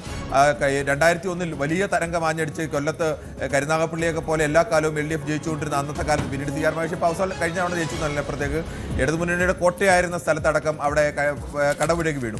അത് ഉണ്ടാവുന്നത് 2001-ലെ വലിയ തരംഗത്തിൽ. അപ്പോഴും 3 സീറ്റ് LDF പിടിച്ചു നിർത്തിയ മണ്ഡലമാണ്. അതുകൊണ്ട് കൊല്ലത്ത് വലിയൊരു തരംഗം ഉണ്ടായാലും അങ്ങനെ മൊത്തം ഇപ്പോൾ തിരുവനന്തപുരമൊക്കെ ചിലപ്പോൾ വലിയ തരംഗം ഉണ്ടായാലും എല്ലാം കൂടി അട്ടിമറിഞ്ഞ് അപ്പുറത്തും ഇപ്പുറത്തും ഒക്കെ പോകാനുള്ള സാധ്യത, അങ്ങനെ ചരിത്രമുണ്ട്. പക്ഷേ കൊല്ലം ജില്ലയ്ക്ക് അത്തരം ഒരു ചരിത്രമില്ല. കൊല്ലത്ത് CPM-നെ സംബന്ധിച്ച് ആ തരത്തിൽ താഴെത്തട്ടിൽ വേരോട്ടമുള്ള പാർട്ടിയാണ്. അങ്ങനെ വോട്ട് പിടിച്ചു നിർത്താൻ ഇപ്പോഴും കഴിയുന്ന പാർട്ടിയാണ്. അതുകൊണ്ട് തന്നെ വലിയ കൊടുങ്കാറ്റുകൾ ഉണ്ടായാലും കൊല്ലം ജില്ലയിൽ ഒരു പരിധിവരെ CPM-ന് എന്തായാലും പിടിച്ചു നിൽക്കാൻ കഴിയും. ഇനി കൊടുങ്കാറ്റൊന്നും ഉണ്ടായില്ലെങ്കിൽ അവിടെ CPM-ന് തന്നെ അല്ലെങ്കിൽ LDF-ന് തന്നെ നേരിയ മേൽക്കൈ ഉണ്ടാവും. കഴിഞ്ഞ തവണ ഉണ്ടായ ഒരു വലിയ അപ്പർ ഹാൻഡ് 13-ൽ 2 11-ൽ 2 മാത്രം കൊടുത്ത് 9 പിടിക്കുക, അതൊന്നും കഴിയില്ലെങ്കിലും പിടിച്ചു നിൽക്കാൻ കഴിയുന്ന ചടയമംഗലത്തൊരു മാറ്റം ഉണ്ടാകില്ല അല്ലേ. CPI തന്നെ നിലനിർത്തും. നസീറാണ് അവിടെ മത്സരിക്കുന്നത്. നസീർ വന്നതുകൊണ്ട് എന്തെങ്കിലും ഒരു മാറ്റത്തിന് സാധ്യത കാണുന്നുണ്ടോ? കഴിഞ്ഞ തവണ വലിയ ഭൂരിപക്ഷമായിരുന്നു ചിഞ്ചുറാണിക്ക്. 13,678 വോട്ട്. ചിഞ്ചുറാണിക്ക് 13,678 വോട്ട്. അതെ, ചടയമംഗലം മാറാവുന്ന സാഹചര്യമല്ല. പരമ്പരാഗതമായി ഇടതുപക്ഷ സ്വഭാവമുള്ള മണ്ഡലമാണ്. മാത്രമല്ല ആദ്യ രംഗത്ത് ഈ പ്രചരണത്തിന്റെ ആദ്യ രംഗത്ത് ചിഞ്ചുറാണി അല്പം പിന്നോട്ട് പോയി എന്ന സൂചന ഉണ്ടായിരുന്നെങ്കിലും അവസാന ഘട്ടത്തിലേക്ക് ചിഞ്ചുറാണി വലിയ മുന്നേറ്റം നടത്തി. അതായത് ആ മണ്ഡലത്തിൽ റിസൾട്ട് മാറ്റാൻ കഴിയുന്ന തരത്തിലേക്കൊന്നും മാറിയിട്ടില്ലെന്നാണ് നമുക്ക് ലഭിക്കുന്ന ഗ്രൗണ്ട് റിപ്പോർട്ടുകൾ. അതുകൊണ്ട് തന്നെ നമുക്കത് ഇടതുപക്ഷ കണക്കിൽ തന്നെ ഉൾപ്പെടുത്തുന്നതാവും ബുദ്ധിയുണ്ട്. അതായത് നമുക്ക് ഇങ്ങനെ ഉറപ്പിക്കാം, കരുനാഗപ്പള്ളി, ചവറ, കൊല്ലം, കുണ്ടറ, കുന്നത്തൂർ അല്ലേ, ഈ അഞ്ച് മണ്ഡലങ്ങൾ UDF-ന് ഉറപ്പാണ്. LDF-ന് പുനലൂർ, ചടയമംഗലം, ഇരവിപുരം, കൊട്ടാരക്കര. അപ്പോഴും 5, 4, 9. പത്തനാപുരം എന്തായാലും നമുക്ക് പെൻഡിങ്ങിൽ നിർത്താൻ പറ്റും എന്ന് തോന്നുന്നു, ടൈറ്റ് കോമ്പറ്റീഷൻ എന്ന രീതിയിൽ. കാരണം ഗണേഷ് കുമാർ ഇത്രയും വർഷം അവിടെ MLA ആയതാണ്. അപ്പോൾ ഇത്തവണ തോറ്റാലും അത്ഭുതപ്പെടേണ്ട അല്ലേ? ശരി, അപ്പൊ ജനമനസ്സറിയാൻ ഇനി ഏതാനും മണിക്കൂറുകൾ മാത്രം ബാക്കി. ഇപ്പോഴും കൂട്ടലുകളും കിഴിക്കലുകളും കണക്കെടുപ്പുകളിലും ഒക്കെയാണ് മുന്നണികളും സ്ഥാനാർത്ഥികളും മറ്റും. നമുക്കിനി പത്തനംതിട്ടയിൽ ഉള്ള മണ്ഡലങ്ങളിൽ അതിൽ ഏതൊക്കെയാണ് UDF അവർ ഇത്തവണ തിരിച്ചു പിടിക്കാൻ പറ്റും എന്ന് ഉറപ്പിച്ചിരിക്കുന്നു. അതുപോലെ തന്നെ കഴിഞ്ഞ LDF-നൊപ്പമായിരുന്നു. 5-0 എന്നതായിരുന്നു പത്തനംതിട്ടയിലെ ഗോൾ പോസ്റ്റിലെ കണക്കല്ലേ. 5 LDF-ഉം 0 UDF-ഉം. ഇത്തവണ എന്തായാലും അതിനേക്കാൾ നില മെച്ചപ്പെടുത്താൻ കഴിയുമെന്ന് UDF ഉറച്ചു വിശ്വസിക്കുന്നുണ്ട്. അതിൽ അടൂരും ആറന്മുളയും തിരിച്ചു പിടിക്കാൻ കഴിയും എന്നുള്ള വിശ്വാസത്തിലാണ് UDF നിൽക്കുന്നത്. LDF കോന്നി എന്തായാലും ഉറപ്പിച്ചിട്ടുണ്ട്. ഞാൻ ഈ പട്ടികയിൽ പക്ഷേ തിരുവല്ല LDF ഉറപ്പിച്ച ഒരു സീറ്റ് തന്നെയാണ്. അവിടെ മാത്യു ടി തോമസ് തോൽക്കുവാനുള്ള സാഹചര്യം നിലവിലില്ല. അങ്ങനെ LDF ഉറപ്പിച്ചതിൽ കോന്നിയും വരുന്നുണ്ട്, തിരുവല്ലയും വരുന്നുണ്ട്. UDF അടൂർ ഉറപ്പിച്ചിട്ടുണ്ട്, ആറന്മുള ഉറപ്പിച്ചിട്ടുണ്ട്. പക്ഷേ ഇവിടെ റാന്നി മണ്ഡലം, റാന്നി കഴിഞ്ഞ തവണ നിസാര വോട്ടിനാണ് പ്രമോദ് നാരായണൻ ജയിച്ചത് LDF-ന് വേണ്ടി. പക്ഷേ ഇത്തവണ അത് UDF പക്ഷത്തേക്ക് വരുവാനുള്ള സാധ്യത കൂടുതലുണ്ട്. 285 വോട്ടുകൾക്കാണ് കഴിഞ്ഞ തവണ പ്രമോദ് നാരായണൻ റാന്നിയിൽ ജയിച്ചത്. അങ്ങനെ വരുമ്പോൾ UDF ഉറപ്പിച്ചത് എന്ന പട്ടികയിൽ UDF-ന്റെ ക്യാമ്പുകൾ ഇപ്പോൾ പറയുന്നത് അടൂർ, ആറന്മുള ഉറപ്പിച്ചു എന്നുള്ളതാണ്. പക്ഷേ UDF-ന് സാധ്യതയുള്ള മണ്ഡലമായിട്ട് റാന്നി കൂടി ഈ പട്ടികയിലേക്ക് വരികയാണ്. അങ്ങനെ വരുമ്പോൾ 3 സീറ്റുകൾ ഉറപ്പിക്കുന്നു. കോന്നിയും മറ്റൊന്ന് തിരുവല്ലയും LDF-നൊപ്പം ഏത് സാഹചര്യത്തിൽ നിൽക്കും എന്ന് LDF കേന്ദ്രങ്ങളും ഈ അവസാന നിമിഷങ്ങളിൽ അവർ നേതാക്കന്മാരും ഒക്കെയായി ബന്ധപ്പെട്ട് സംസാരിക്കുമ്പോൾ, സ്ഥാനാർത്ഥികളുടെ ബന്ധപ്പെട്ട് സംസാരിക്കുമ്പോൾ അവർ ഉറപ്പിക്കുന്ന മണ്ഡലങ്ങളാണ് നമ്മൾ ഈ കണക്കിൽ എടുത്തിരിക്കുന്നത്. അതിൽ കോന്നിയും ഒപ്പം തിരുവല്ലയും LDF എന്ത് തരംഗം ആഞ്ഞു വീശിയാലും ജയിക്കും എന്ന് വിശ്വസിക്കുന്ന 2 മണ്ഡലങ്ങളാണ്. അതായത് ആറന്മുളയിൽ ടൈറ്റ് ഫൈറ്റ് തന്നെയാണ്. പക്ഷേ നിലവിലെ സാഹചര്യത്തിൽ അവിടെ ആറന്മുള UDF തിരികെ പിടിക്കുവാനുള്ള സാധ്യത തന്നെയാണ്. ഇക്കാര്യത്തിൽ LDF-ഉം ആറന്മുളയിൽ പ്രതീക്ഷ വയ്ക്കുന്നുണ്ട്, ജയിക്കാൻ പറ്റുമെന്ന് തന്നെയാണ് LDF ക്യാമ്പുകളും പറയുന്നത്. അതിന്റെ കണക്കുകളും അവർ കൊടുത്തിട്ടുണ്ട്. പക്ഷേ മന്ത്രി വീണ ജോർജ് അവിടെ തോൽക്കുവാനുള്ള സാഹചര്യമാണ്. അങ്ങനെ വരുമ്പോൾ UDF-ന്റെ പക്ഷത്തേക്ക് അടൂർ, ആറന്മുള, അതോടൊപ്പം തന്നെ റാന്നി മണ്ഡലവും വരുന്നു. കോന്നിയും തിരുവല്ലയും LDF-ഉം. കിരൺ, സജിത്, ഇതിനകത്ത് പ്രധാനമായും കാണേണ്ടത് 5 സീറ്റുകളും കഴിഞ്ഞ തവണ പത്തനംതിട്ടയിൽ LDF-നായിരുന്നു. ഇത്തവണ ഒരു പ്രധാനപ്പെട്ട പ്രത്യേകത ഈ ലിസ്റ്റിന് അപ്പുറത്തേക്ക് പറയാനുള്ളത്, നേരത്തെ മഞ്ജുഷ് പറഞ്ഞതുപോലെ ഇടതുപക്ഷം ഉറപ്പിച്ച മണ്ഡലം ഈ കോന്നിയും തിരുവല്ലയും അത് ഇടതുപക്ഷത്തിന് നല്ല സാധ്യതയുള്ള മണ്ഡലങ്ങളാണ്. ഒരു 80% മേൽ സാധ്യത ഈ 2 മണ്ഡലങ്ങളിലും ഇടതുപക്ഷത്തിന് തന്നെ നൽകാം. ബാക്കി 3 മണ്ഡലങ്ങളിലും തുല്യമായ പോരാട്ടം, രണ്ടുപേരും പോരാട്ടം പ്രതീക്ഷിക്കുന്നതാണ്. ഇതിനൊരു പ്രധാനപ്പെട്ട ഒരു പ്രത്യേകത, ഒരു ക്രിസ്ത്യൻ കൺസോൾട്ടേഷൻ കോട്ടയം ജില്ലയില, ഇടുക്കി ജില്ലയില, എറണാകുളം ജില്ലയിൽ, പത്തനംതിട്ട ജില്ലയിൽ ഈ ജില്ലകളിലൊക്കെ നടന്നിട്ടുണ്ട് എന്ന് കോൺഗ്രസും UDF-ഉം വളരെ കൃത്യമായി തന്നെ കണക്ക് കൂട്ടുന്നുണ്ട്. അങ്ങനെ ഒരു ക്രിസ്ത്യൻ കൺസോൾട്ടേഷൻ അവിടെ ഉണ്ടായിട്ടുണ്ടെങ്കിൽ ഈ മണ്ഡലങ്ങളിലെല്ലാം തന്നെ കഴിഞ്ഞ തവണ ഈ ക്രിസ്ത്യൻ കൺസോൾട്ടേഷൻ്റെ ഒരു പരിധിവരെ നല്ലൊരു ശതമാനം വോട്ടും അത് ഇടതുപക്ഷത്തിന് അനുകൂലമായിട്ടാണ് വന്നെങ്കിൽ, പ്രത്യേകിച്ച് കഴിഞ്ഞ നിയമസഭാ തെരഞ്ഞെടുപ്പിൽ കേരള കോൺഗ്രസ് എം ജോസ് കെ മാണിയുടെ നേതൃത്വത്തിൽ ഇടതുപക്ഷത്തേക്ക് വരുന്നു. ഇടതുപക്ഷത്തേക്ക് കൂടുതൽ ക്രിസ്ത്യൻ വോട്ടുകളൊക്കെ പരമ്പരാഗത UDF-ന് നൽകിയിരുന്ന ക്രിസ്ത്യൻ വോട്ടുകൾ ഒരു ഭാഗം ഇടതുപക്ഷത്തേക്ക് വരുന്നു. ഇടതുപക്ഷത്തിന് ആ മേഖലയിൽ വലിയ സ്വാധീനം ഉണ്ടാകുന്നു. അല്ലെങ്കിൽ മുൻകാല തെരഞ്ഞെടുപ്പുകളൊക്കെ പരിശോധിച്ചു കഴിഞ്ഞാൽ മധ്യ കേരളം എല്ലാ കാലത്തും അത് ഇടതുമുന്നണി ഭരിക്കുമ്പോഴും UDF ഇടിഞ്ഞു പോകാത്ത ഒരു ചില കോട്ടകളായി നിന്ന അല്ലെങ്കിൽ തുരുത്തുകളായി നിന്ന സ്ഥലങ്ങളൊക്കെയാണ്. അവിടേക്ക് ഇത്തവണ വീണ്ടും UDF-ന് മടങ്ങി വരാൻ കഴിയും എന്നുള്ളൊരു വലിയ പ്രതീക്ഷയാണ്. അങ്ങനെയാണ് ഉണ്ടാകുന്നതെങ്കിൽ സ്വാഭാവികമായും ഇവിടെ ഈ തിരുവല്ലയും ഒഴികെ കോന്നി പോലും ചിലപ്പോൾ മറിച്ച് ചിന്തിക്കേണ്ടി വരും. തിരുവല്ല ഒഴികെയുള്ള മറ്റ് പ്രധാനപ്പെട്ട മണ്ഡലങ്ങളൊക്കെയും ചിലപ്പോൾ UDF-നുള്ള സാധ്യത അപ്പോഴും നിലനിൽക്കുകയാണ്. കിരൺ, ഞാനും മഞ്ജുഷ ഒരു കാര്യം ഞാനും അതിനോട് യോജിക്കുകയാണ്. കാരണം ഈ പരമ്പരാഗതമായ UDF സ്വഭാവമുള്ള ജില്ലയാണ് പത്തനംതിട്ട, ഒരു തർക്കവുമില്ല ആ കാര്യത്തിൽ. പക്ഷേ അതിൽ ചില തുരുത്തുകളുണ്ട്. ഇപ്പോൾ കോന്നി CPM-ന് വലിയ സംഘടനാ സംവിധാനമുള്ള ഇടമാണ്. അതുകൊണ്ടാണ് കോന്നിയുടെ റിസൾട്ട് അങ്ങനെ ആവുന്നതിന് കാരണം. അതേസമയം അടൂർ പ്രകാശ് എന്ന വ്യക്തിഗത മികവിലാണ് കോന്നി കഴിഞ്ഞ കാലങ്ങളിൽ അവർ വിജയിച്ചു പോയത്. അതിനപ്പുറം കേരളത്തിൽ തന്നെ CPM-ന് വലിയ സംഘടനാ ശേഷിയുള്ള ഒരു മണ്ഡലങ്ങളിൽ ഒന്നാണ് കോന്നി എന്നൊരു സാഹചര്യമുണ്ട്. ബാക്കി എല്ലാ ഇടങ്ങളും കഴിഞ്ഞ 2 തെരഞ്ഞെടുപ്പുകൾ 2016-ലും 2021-ലും സംഭവിച്ച ഫാക്ടർ അത് തന്നെയാണ്. കാരണം ഈ പരമ്പരാഗതമായി UDF-നെ അനുകൂലിക്കുന്ന ഫാക്ടർ ഫാക്ടറുകൾ നേരെ ഷിഫ്റ്റ് ചെയ്ത് ഇടതുപക്ഷത്തേക്ക് പോയി. അപ്പോൾ അത് ഏറ്റവും പ്രകടമായ ജില്ലയിലൊന്നായി പത്തനംതിട്ട മാറി. അങ്ങനെയാണ് കഴിഞ്ഞ തവണ ക്ലീൻ സ്വീപ്പ് അവിടെ സംഭവിച്ചതിന്റെ കാരണം. സ്വാഭാവികമായും ഇത്തവണ തിരിച്ചൊരു ട്രെൻഡ് ഉണ്ടായാൽ അത് ഏറ്റവും പ്രകടമാവുന്ന ജില്ലയും പത്തനംതിട്ട തന്നെയാണ്. അതായത് ക്രിസ്ത്യൻ കൺസോൾട്ടേഷൻ പ്രധാനമായിട്ടും വീശുന്ന കോട്ടയം, പത്തനംതിട്ട, ഇടുക്കി അല്ലെ, ഈ 3 ജില്ലകളിലാണ് ആ ഒരു കൺസോൾട്ടേഷൻ. ക്രിസ്ത്യൻ കൺസോൾട്ടേഷന് പുറമെ എനിക്ക് തോന്നിയൊരു കാര്യം, അതായത് സംഘടനാ തലത്തിൽ കോൺഗ്രസ് വളരെ ദൗർബല്യം നേരിട്ട കഴിഞ്ഞ 2 തെരഞ്ഞെടുപ്പുകളുണ്ട്. അതിന്റെ വലിയ പ്രകടനം ഉണ്ടായ സ്ഥലം പത്തനംതിട്ടയാണ്. കാരണം വലിയ തരത്തിലുള്ള കൊഴിഞ്ഞുപോക്ക് സാഹചര്യങ്ങളൊക്കെ ഉണ്ടായി. പക്ഷേ അവിടെ സംഘടനാ തലത്തിൽ എന്തുകൊണ്ടോ കോൺഗ്രസ് മെച്ചപ്പെടുത്തിയിട്ടുണ്ടാവാം, അതല്ലെങ്കിൽ പൊതു രാഷ്ട്രീയ സാഹചര്യം അങ്ങനെ അനുകൂലമാക്കിയതാവാം. ആ ഒരു അനുകൂല സാഹചര്യം കൂടെ പത്തനംതിട്ട ഇത്തവണ അങ്ങനെയാണെങ്കിൽ 5-0 വന്നാലും ഇല്ലേ, അത് അങ്ങനെ വന്നിട്ടുള്ള സാഹചര്യം ഉള്ളതാണ്. അങ്ങനെ ഒരു സാഹചര്യം പോലും മഞ്ജുഷ നമുക്ക് പൂർണ്ണമായും തള്ളിക്കളയാൻ പറ്റില്ല. സൈത്ത് പറഞ്ഞുകൊണ്ട് ഒരു കാര്യം ആഡ് ചെയ്യാം. ഈ സ്ഥാനാർത്ഥികളുടെ ഒരു മികവ് കൂടി ഇത്തവണ പത്തനംതിട്ടയിൽ കോൺഗ്രസിനെ തുണയ്ക്കുന്നുണ്ട്. കാരണം അവർക്ക് വളരെ കൃത്യമായി ആപ്റ്റായിട്ടുള്ള സ്ഥാനാർത്ഥികളെ അവതരിപ്പിക്കാൻ കഴിഞ്ഞു എന്നുള്ളത് വളരെ പ്രധാനമാണ് പത്തനംതിട്ടയിൽ. കിരൺ, അതും ഏറ്റവും പ്രധാനം തന്നെയാണ്. ഇപ്പോൾ കോന്നി പോലൊരു മണ്ഡലത്തിൽ സതീഷ് കൊച്ചുപറമ്പിലിനെ പോലെ ഒരു സ്ഥാനാർത്ഥിയെ കൊണ്ടുവരിക, സ്വാഭാവികമായും അടൂർ പ്രകാശ് ഇതിന് ഒരു വലിയ പിന്തുണ ഉണ്ടാവുന്ന ഒരു സ്ഥാനാർത്ഥി, അതോടൊപ്പം തന്നെ അവിടെ ആ തരത്തിൽ ജനീഷ് കുമാറിനെ നേരിടാൻ കഴിയുന്ന ഒരു സ്ഥാനാർത്ഥിയൊക്കെയാണ് ഈ വ്യക്തിപരമായി കുറെ കൂടി വോട്ട് പിടിക്കാൻ കഴിയുന്ന ഒരു സ്ഥാനാർത്ഥി. മറ്റ് സ്ഥലങ്ങളുമൊക്കെ എവിടെ എടുത്താലും ഇപ്പോൾ പഴുകുളം മധുവിനെ പോലെ, പഴുകുളം മധു ഇപ്പുറത്ത് പ്രമോദ് നാരായണനാണ് നിൽക്കുന്നത്. പ്രമോദ് നാരായണന് പറ്റുന്ന ഒരു എതിരാളി തന്നെയാണ് പഴുകുളം മധു. പഴുകുളം മധു ദീർഘകാലമായി പത്തനംതിട്ടയിൽ പ്രവർത്തനം നടത്തുന്ന, KSU കാലം മുതൽ പ്രവർത്തനം നടത്തുന്ന രാഷ്ട്രീയ പ്രവർത്തകരാണ്.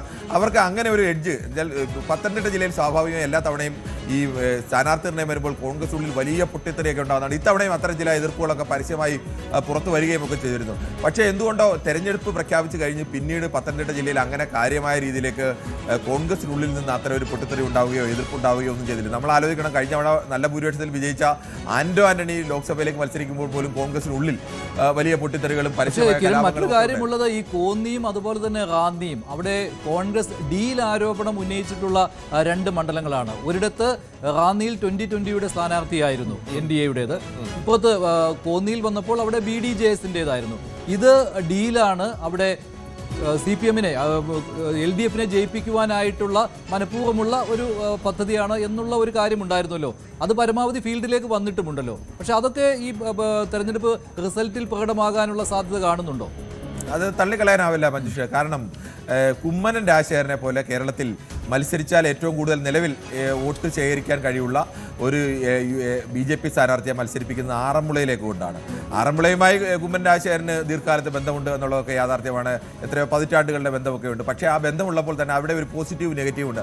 ആറന്മുളയിൽ ഒരു വിമാനത്താവളം വരുന്നതിനെ എതിർത്ത് പരാജയപ്പെടുത്തിയ ആളാണ് കുമ്മനം രാജശേഖരൻ. ആ വിമാനത്താവളം വരണമെന്ന് വേണ്ട എന്ന് ആഗ്രഹിച്ചത് ഈ വിമാനത്താവളത്തോട് തൊട്ട് ചേർന്ന് കിടക്കുന്ന ചില പഞ്ചായത്തുകളിലെ ചില വാർഡുകൾ മാത്രമാണ്.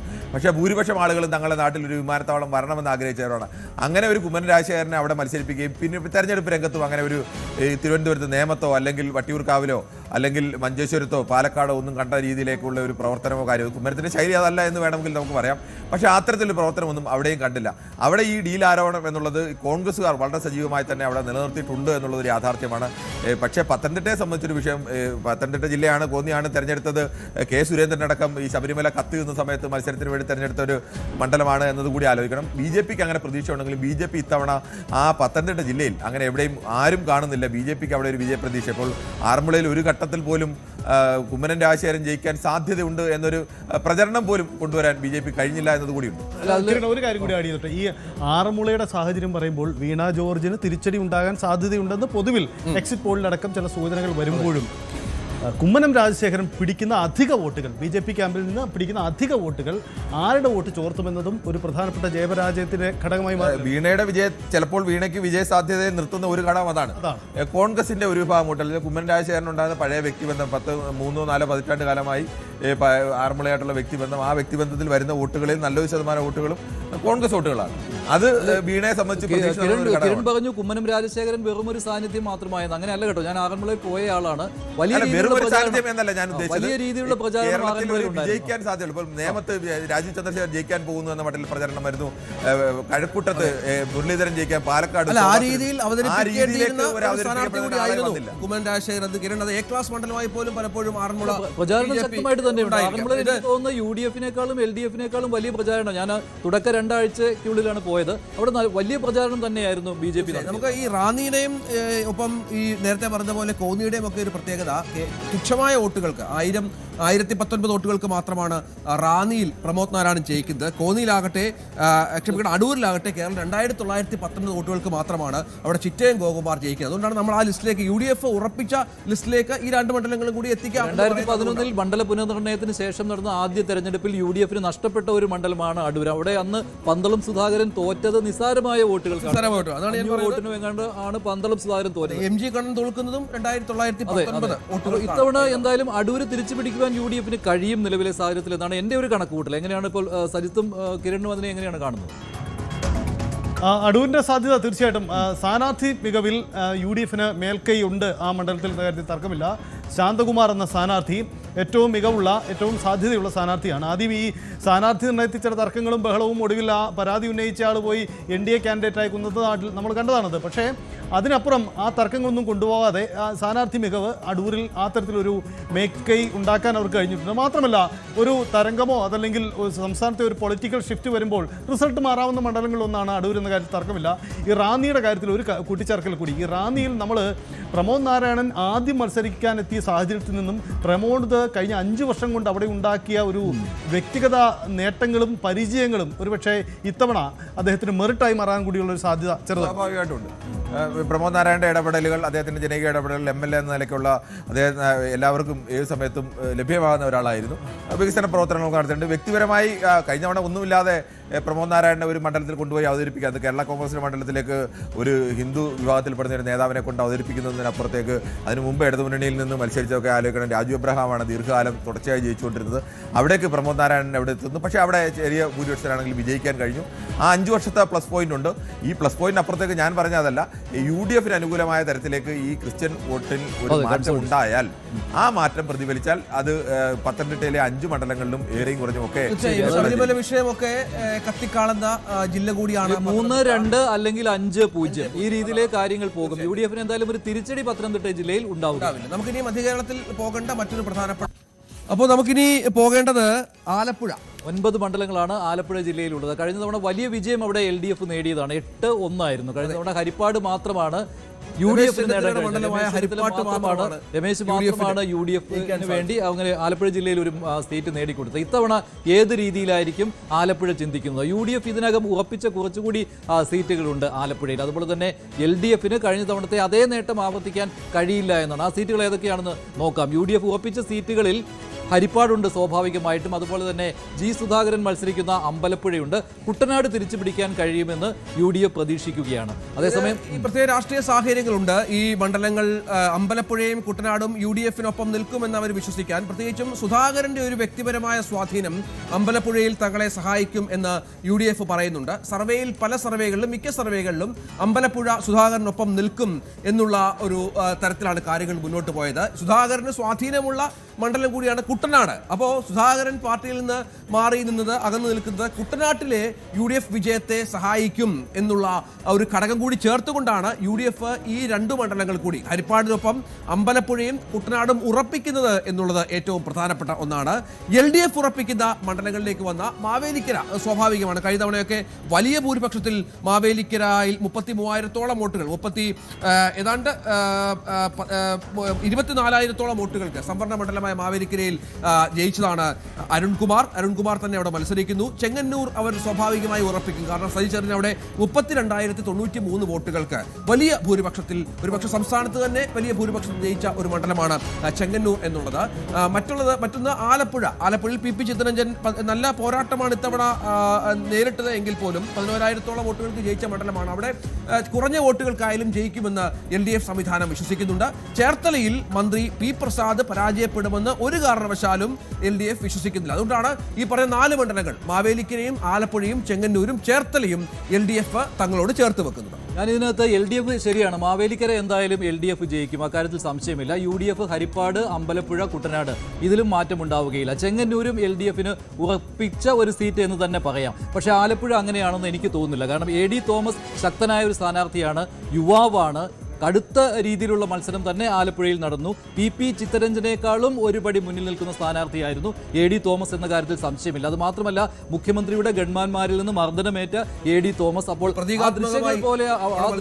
ആ ദൃശ്യങ്ങൾ പോലും പലതവണ അവിടെ പ്രചാരണ സമയത്ത് അവിടെ പ്രചരിച്ചിരുന്നു. അതൊക്കെ AD തോമസിന് കിട്ടുന്ന ഒരു അനുകൂലമായ വോട്ടുകൾ അവിടെ ഉണ്ടായിട്ടുണ്ട്. അതുപോലെ തന്നെ തീരദേശ മേഖലയിലും വലിയ രീതിയിലുള്ള പ്രചാരണം നടന്നു. അങ്ങനെ ആലപ്പുഴ ഒരു പക്ഷേ UDFിന്റെ പക്ഷത്തേക്ക് ആലപ്പുഴ മണ്ഡലം കൂടി മാറ്റേണ്ടി വരും എന്നുള്ളതാണ്. ചേർത്തലയിലും നിസ്സാരമായ മത്സരമല്ല അവിടെ നടന്നത്. രാജേന്ദ്ര പ്രസാദ് മോശം സ്ഥാനാർത്ഥി ആയിരുന്നില്ല.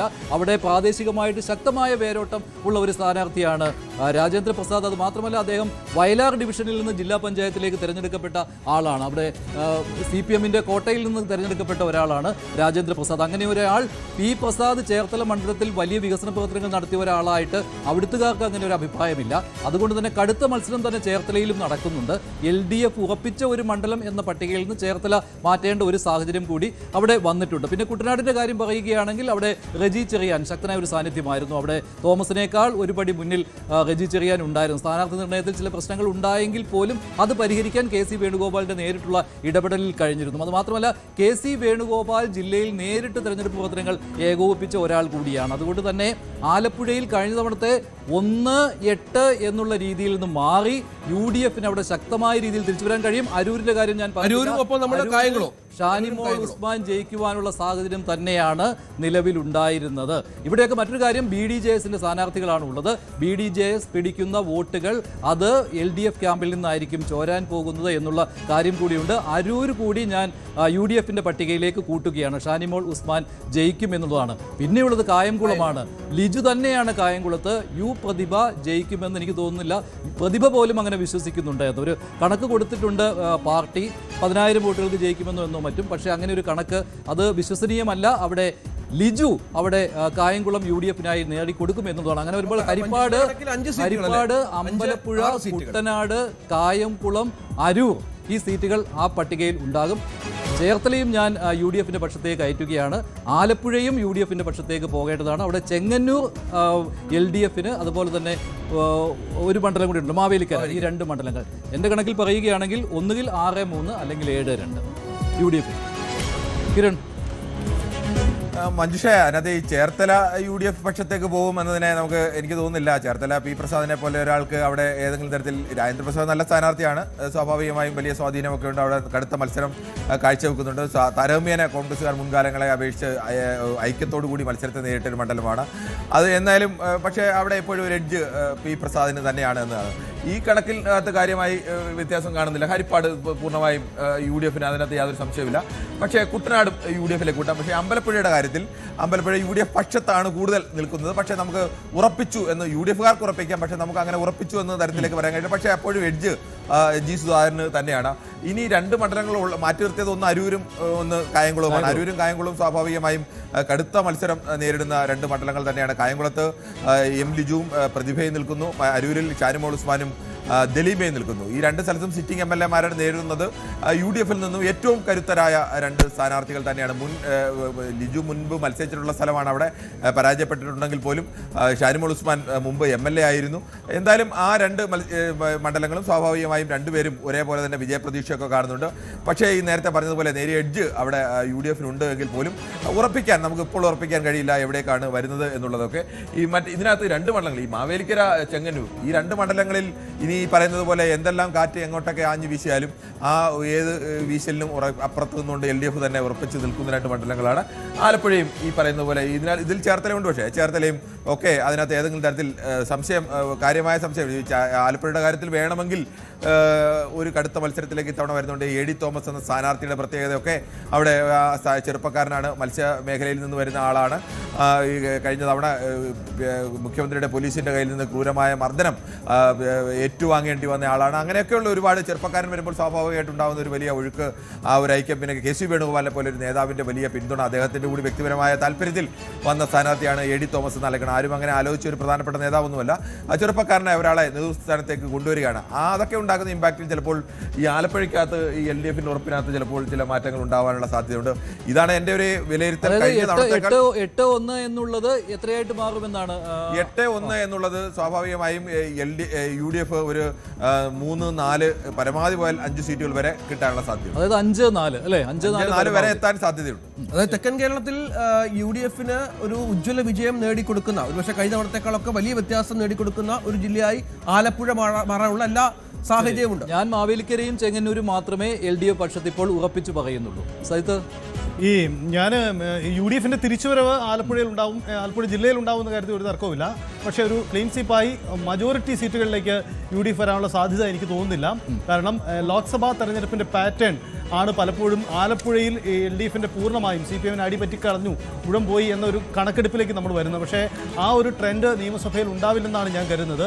അമ്പലപ്പുഴ പോലും UDF അത്ര ഉറപ്പിക്കുന്ന മണ്ഡലമല്ല. സാഹചര്യങ്ങൾ, വ്യത്യസ്തമായ സാഹചര്യങ്ങൾ അവിടെ ഉണ്ടായിട്ടുണ്ടാവാം. ഒരുപക്ഷെ തരംഗ സ്വഭാവം പ്രകടമാവുകയാണെങ്കിൽ ഞാൻ ഒരുപക്ഷെ UDF ഒരു മജോറിറ്റി സീറ്റുകളിലെ വിജയം ആലപ്പുഴ ജില്ലയിൽ പ്രതീക്ഷിക്കുക. അതിനപ്പുറം അവിടെ മജോറിറ്റി സീറ്റിലെ വിജയം LDF തന്നെയാവുമെന്നാണ്. ഏറെക്കുറെ അതിനോടാണ് നമുക്ക് യോജിക്കാൻ കഴിയുക. എന്നാൽ ആലപ്പുഴയെ സംബന്ധിച്ച് ആലപ്പുഴയ്ക്ക് കഴിഞ്ഞ തെരഞ്ഞെടുപ്പുകളിലെല്ലാം ഒരു ഇടതു സ്വഭാവമുള്ള മണ്ഡലമാണ്, സ്ട്രോങ് ആയി തന്നെ അങ്ങനെ നിൽക്കുന്ന ഒരു മണ്ഡലം കൂടിയാണ്. അവിടെ ഒരു തരംഗം ഉണ്ടായില്ലെങ്കിൽ UDF നില മെച്ചപ്പെടുത്താൻ കഴിയുമെന്നത് എന്തായാലും ഉറപ്പാണ്, അതിൽ യാതൊരു സംശയവുമില്ല. പക്ഷേ LDF മറികടന്നുകൊണ്ട് ആലപ്പുഴ ജില്ലയിലെ ഒന്നാമത്തെ പാർട്ടിയായി UDF മാറാൻ കഴിയണമെങ്കിൽ ഈ പറയുന്ന ഏതെങ്കിലും തരത്തിലൊരു തരംഗം ഉണ്ടാവണം, അല്ലെങ്കിൽ നില മെച്ചപ്പെടുത്താം എന്നതിനപ്പുറത്തേക്ക് ആലപ്പുഴ പിടിച്ചെടുക്കാൻ, ഈ തരംഗം ഉണ്ടായാൽ പോലും ഇനി ആലപ്പുഴയെ സംബന്ധിച്ച് ആലപ്പുഴ സമ്പൂർണ്ണമായി LDF പിടിച്ചെടുക്കുന്നത് പോലെ ഈ ഹരിപ്പാടും ചെങ്ങന്നൂരും ഒഴികെയുള്ള സീറ്റുകളൊക്കെ ചെങ്ങന്നൂരടക്കം പിന്നീട് പിടിച്ചെടുത്ത് ഞാൻ പറഞ്ഞ ഈ 2 സീറ്റുകളാണ് UDF ആ തരത്തിലേക്ക് മുൻകാലങ്ങളിലൊക്കെ വിജയിക്കാൻ കഴിഞ്ഞിട്ടുള്ളത്. അല്ലാതെ ആലപ്പുഴ ജില്ല സമ്പൂർണ്ണമായി പിടിച്ചെടുക്കാൻ ഈ അടുത്ത ഒരു 25 വർഷത്തിനിടയിൽ ഒരിക്കൽ പോലും UDF കഴിഞ്ഞിട്ടില്ല. പക്ഷേ LDF കഴിഞ്ഞിട്ടുണ്ടെന്ന് ആലോചിക്കണം. ഇനി തരംഗം ഉണ്ടായാൽ പോലും ആലപ്പുഴ ജില്ല പൂർണ്ണമായും പിടിച്ചെടുക്കാൻ UDF ഹരിപ്പാട് ശക്തമായ ഒരു മത്സരം നടന്ന മണ്ഡലമാണ് അവിടെ. കാരണം BJPയുടെ സാന്നിധ്യം ശക്തമായിരുന്നു. സന്ദീപ് വാചസ്പതി വോട്ട് പിടിക്കുമെന്നുള്ള കാര്യത്തിൽ യാതൊരു സംശയവുമില്ല. ജിസ്മോനുമായിട്ട് സംസാരിക്കുമ്പോൾ ജിസ്മോൻ പറയുന്നത് വോട്ടുകൾ അവിടെ ഭിന്നിച്ചു പോകും, അവിടെ ജയസാധ്യതയുണ്ട് എന്നാണ്. പക്ഷെ അങ്ങനെ ഹരിപ്പാട് ഒരു അട്ടിമറിയുടെ സാധ്യത കാണുന്നില്ല. BJP വോട്ടുകൾ പൂർണ്ണമായും സന്ദീപിലേക്ക് വരുന്നു. നേരത്തെയൊക്കെ ഒരു ആരോപണം ഉണ്ടായിരുന്നത് രമേശ് ചെന്നിത്തല പലപ്പോഴും BJP വോട്ടുകളൊക്കെ കാര്യമായി സമാഹരിച്ചിരുന്നു എന്നാണ്. പക്ഷേ ഇത്തവണ BJP വോട്ടുകൾ പൂർണ്ണമായും സന്ദീപിലേക്ക് വന്നാൽ ജിസ്മോൻ വിജയം ആഗ്രഹിക്കുന്നുണ്ട്, അല്ലെങ്കിൽ അങ്ങനെ പ്രതീക്ഷിക്കുന്നുണ്ട്. കൃത്യമായി CPM വോട്ടുകളും CPIയുടെ അവിടുത്തെ വോട്ടുകളും ഇടതുപക്ഷ വോട്ടുകൾ പൂർണ്ണമായും വീണാൽ ജിസ്മോൻ ജയിക്കും എന്ന് പറയുന്നു. പക്ഷേ ഇപ്പോൾ ഇത്തവണ ഒരു ചില കാര്യങ്ങൾ പുറത്തു വന്നത് ഈ CPM പൂർണ്ണമായും ജിസ്മോനൊപ്പം ഉണ്ടായിരുന്നില്ല എന്നൊക്കെ അവിടുത്തെ അത്തരത്തിലുള്ള ചില കാര്യങ്ങളൊക്കെ വരുന്നുണ്ട്. പക്ഷേ അപ്പോഴും രമേശ് ചെന്നിത്തല അവിടെ വിജയം ഉറപ്പിക്കുമെന്ന കാര്യത്തിൽ സംശയമില്ല. പക്ഷേ സന്ദീപ് പിടിക്കുന്ന വോട്ടുകൾ ആരുടെ വോട്ടുകളായിരിക്കും എന്നുള്ളത് നേരത്തെ മഞ്ജുഷ പറഞ്ഞത് നിർണായകമാണ്. നമുക്കപ്പോൾ മറ്റ് ജില്ലകളിലേക്ക് വളരെ പെട്ടെന്ന് പോകണം. ഇനിയിപ്പോൾ കോട്ടയം പോലെ വളരെ പ്രധാനപ്പെട്ട ജില്ലയുണ്ട്, എറണാകുളം ഉണ്ട്, ഇടുക്കിയുണ്ട്. അങ്ങനെ മറ്റ് ജില്ലകളിലേക്ക് നമുക്ക് വളരെ വേഗം പോകണം. കോട്ടയം ജില്ല വളരെ പ്രധാനപ്പെട്ടതാണ്. കഴിഞ്ഞ തവണ കോട്ടയം ജില്ലയിൽ UDF പിന്നാക്കം പോകേണ്ടി വന്നിരുന്നു. 5-4 എന്നുള്ളതായിരുന്നു. ആകെയുള്ള 9 സീറ്റുകളിൽ 5 സീറ്റുകൾ LDF നേടാൻ കഴിഞ്ഞപ്പോൾ 4 സീറ്റുകളിലേക്ക് പുതുപ്പള്ളിയും കോട്ടയവും പാലയും അതുപോലെ തന്നെ കടുത്തുരുത്തിയും 4 സീറ്റുകളിലേക്ക് UDF ഒതുങ്ങിയതാണ് കോട്ടയം ജില്ലയിൽ. പക്ഷേ ഇത്തവണ എങ്ങനെയായിരിക്കും അല്ലേ? കേരള കോൺഗ്രസിന്റെ ഒരു വരവ് അത്തരത്തിൽ കോട്ടയത്ത് ഒരു മേധാവിത്വം സ്ഥാപിക്കാൻ കഴിഞ്ഞു. പക്ഷേ പാലായിൽ UDF ജയിക്കാൻ കഴിഞ്ഞു, ജോസ് കെ മാണിയെ തോൽപ്പിക്കാൻ കഴിഞ്ഞു. ഇത്തവണ സ്വാഭാവികമായിട്ടും വൈക്കം മണ്ഡലം അത് LDF ഉറച്ചു വിശ്വസിക്കുന്നു. ഇത്തവണയും വൈക്കം നിലനിർത്താൻ കഴിയും. കോട്ടയത്തെ കാർഡ് ഏതൊക്കെയാണെന്ന് നോക്കാം. വൈക്കം LDF ഉറപ്പിച്ചിരിക്കുന്നത്. അതുപോലെ തന്നെ UDF ഉറപ്പിച്ചത് കടുത്തുരുത്തി UDF ഉറപ്പിച്ചിട്ടുണ്ട്. മോൻസ് ജോസഫ് ഇത്തവണയും ജയിക്കും, നിർമ്മല ജിമ്മിയെ തോൽപ്പിക്കുമെന്ന്. കോട്ടയം തിരുവഞ്ചൂർ രാധാകൃഷ്ണനിലൂടെ നിലനിർത്താൻ കഴിയുമെന്ന് ഉറച്ചു വിശ്വസിക്കുന്നു UDF. പുതുപ്പള്ളി സ്വാഭാവികമായിട്ടും ചാണ്ടി ഉമ്മൻ ഉറപ്പിച്ചിട്ടുള്ള ഒരു മണ്ഡലമാണ്.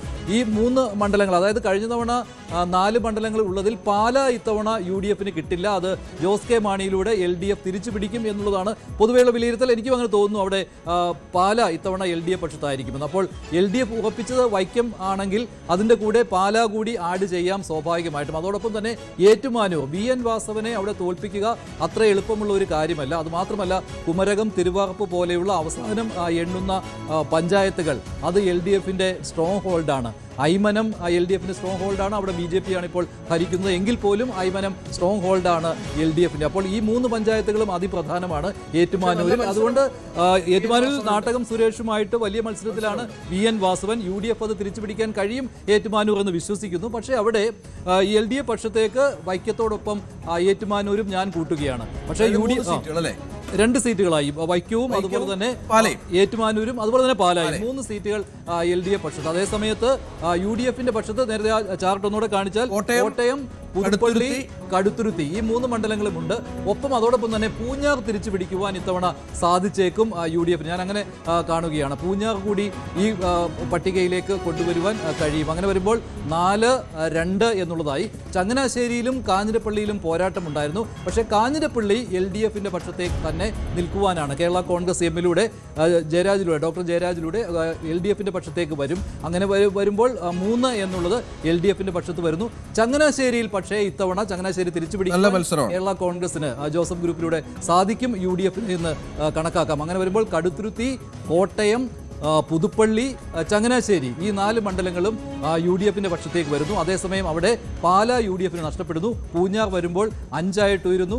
വൈക്കവും ഏറ്റുമാനൂരും അതുപോലെ തന്നെ കാഞ്ഞിരപ്പള്ളിയും LDFിന്റെ പക്ഷത്തേക്കും പോകുന്നു. ഇതാണ് അവിടുത്തെ. പിന്നെ ഒരു മണ്ഡലം കൂടി അവിടെ ബാക്കിയുണ്ടല്ലോ. അതിനുശേഷം 9 അല്ലേ വരുന്നുള്ളൂ? അതെ, 9 മണ്ഡലങ്ങൾ. ഏറ്റുമാനൂർ, വൈക്കം, പാലാ, കടുത്തുരുത്തി, ഏറ്റുമാനൂർ, കോട്ടയം, പുതുപ്പള്ളി, ചങ്ങനാശ്ശേരി, കാഞ്ഞിരപ്പള്ളി, പൂഞ്ഞാർ. അപ്പോൾ അങ്ങനെ വരുമ്പോൾ 6-3 എന്നുള്ള രീതിയിലേക്ക് വരും. കിരണിൽ മാറ്റമുണ്ടാവുമോ? നമുക്ക് പ്രധാനമായും കണ്ടാൽ UDFിന് എക്കാലത്തും ഉറപ്പുണ്ടായിരുന്ന ഒരു മണ്ഡലമാണ്, ജില്ലയാണ് കോട്ടയം ജില്ല. അതിന് ഈ ഇടതു ഭരണം വരുമ്പോഴും UDF ഭരണം വരുമ്പോഴും ഒക്കെയും കോട്ടയത്ത് UDFിന് വ്യക്തമായ മേൽക്കൈ ഉണ്ടായിരുന്നു. അക്കാര്യത്തിൽ ഒരു വലിയ മാറ്റമുണ്ടായത് കേരള കോൺഗ്രസ് എം അടുത്ത ഈ കഴിഞ്ഞ ഒരു 10-25 വർഷത്തിൻ്റെ ചരിത്രം വെച്ച് നോക്കുമ്പോൾ കേരള കോൺഗ്രസ് എം ഈ ദീർഘകാലത്തെ ബന്ധം വിട്ട് LDFിലേക്ക് വന്നതോടുകൂടിയാണ്. അതുവരെയും UDFിനുണ്ടായിരുന്ന ഒരു വലിയ മേൽക്കൈ അത് തിരിച്ചു പിടിക്കാമെന്ന കഴിയും, അല്ലെങ്കിൽ ജോസഫിനെ വെച്ച് തിരിച്ചു പിടിക്കാൻ കഴിയുമെന്നൊക്കെ കോൺഗ്രസ് പ്രതീക്ഷിച്ചെങ്കിലും ജോസ് കെ മാണി എടുത്ത ഒരു തരത്തിൽ പറഞ്ഞാൽ സാഹസികമായ തീരുമാനം ശരിവെക്കുന്ന തരത്തിലേക്ക് ഇടതുമുന്നണിയിലേക്ക് മധ്യ കേരളത്തെ പിടിച്ചു നിർത്താൻ കേരള കോൺഗ്രസ് എമ്മിന് കഴിഞ്ഞിട്ടുണ്ട്. കേരള കോൺഗ്രസ് എമ്മിന് അതിൻ്റെ നേട്ടം, പാർട്ടി എന്ന നിലയ്ക്കും അതിൻ്റെ നേട്ടം ഉണ്ടാകുകയും ഒക്കെ ചെയ്താണ്. നമുക്ക് മുൻകാലങ്ങളിലെ ഒരു കണക്കുകൂടി ഇങ്ങനെയാണ്. 2001 ഈ 8-2 എന്നുള്ളതായിരുന്നു കണക്ക്. 8 സീറ്റുകളും UDFിനായിരുന്നു. അത് 2006 കേരളം 2006 വലിയ ഭൂരിപക്ഷത്തോടു കൂടി ഇടതുമുന്നണി ഭരിക്കുമ്പോൾ VS അച്യുതാനന്ദൻ മുഖ്യമന്ത്രിയാകുമ്പോൾ അപ്പോൾ പോലും 5-5 എന്ന നിലയ്ക്കായിരുന്നു ആ സമയത്ത് അവിടെ നിന്നത്. അത് 2011 എത്തുമ്പോൾ 7-2, അത് ഒരു സീറ്റ് കുറഞ്ഞ് 2007-2 എന്ന നിലയിലേക്ക് എത്തി. 7 സീറ്റ് UDFിനും 2 സീറ്റ് LDFിനും. 2016 LDF ഭരിക്കുമ്പോഴും അത് 6-2 എന്ന തലത്തിലായിരുന്നു. 2021 അത് തിരിച്ച് 5-4 എന്ന തരത്തിലേക്ക് എത്തുന്നു. അപ്പോൾ എഡ്ജ് LDFിന് വന്നത് ഈ ജോസ് കെ മാണിയുടെ വരവോടുകൂടിയാണ്. പക്ഷേ നമ്മൾ നേരത്തെ പറഞ്ഞൊരു ഫാക്ടർ ഇവിടെയും പ്രധാനമാണ്. മധ്യ കേരളത്തിലാകെ ഈ ക്രിസ്ത്യൻ ന്യൂനപക്ഷങ്ങൾക്കിടയിൽ UDFിന് അനുകൂലമായ, UDFിൽ നിന്ന് വിട്ട് കഴിഞ്ഞ തവണ LDFിലേക്ക് വന്ന ക്രിസ്ത്യൻ ന്യൂനപക്ഷം അത് UDFിലേക്ക് മടങ്ങിപ്പോയിട്ടുണ്ട് എങ്കിൽ സ്വാഭാവികമായും അവിടെ നേരത്തെ തന്നെ കോൺഗ്രസ് ഉണ്ടായിരുന്ന ഒരു എഡ്ജ്, അല്ലെങ്കിൽ പരമ്പരാഗതമായി യഥാർത്ഥത്തിൽ ഈ കേരള കോൺഗ്രസ് വോട്ട് ചെയ്യുന്ന, ഇടതുമുന്നണി വോട്ട് ചെയ്യുന്ന ആളുകളിൽ നല്ലൊരു ശതമാനം പരമ്പരാഗതമായി UDFുകാരോ കോൺഗ്രസ് അനുകൂലികളോ ഒക്കെയാണ്. ആ വോട്ട് തിരിച്ച് UDFിലേക്ക് വന്നു കഴിഞ്ഞാൽ ആ മേഖലയിൽ ഈ പറയുന്ന കഴിഞ്ഞ തവണ ഉണ്ടായിരുന്ന 5 എന്നുള്ളത് LDFിനെ കുറച്ച് 2-ലേക്കോ 3-ലേക്കോ ഒക്കെ കുറയ്ക്കാൻ ഇത്തവണ സാധ്യത കാണുന്ന ഒരു ജില്ല കൂടിയാണ് കോട്ടയം ജില്ല. എനിക്ക് തോന്നുന്നു കോട്ടയം ജില്ലക്കാരന് കുറച്ചുകൂടി വ്യക്തമായി പറയാൻ കഴിയുമെന്ന്. കിരൺ, നമ്മൾ നേരത്തെ പറഞ്ഞ പോലെയാണ് പത്തനംതിട്ടയ്ക്ക് സമാനമായ പൊളിറ്റിക്കൽ സിറ്റുവേഷൻ ഉള്ള ജില്ല തന്നെയാണ് കോട്ടയം.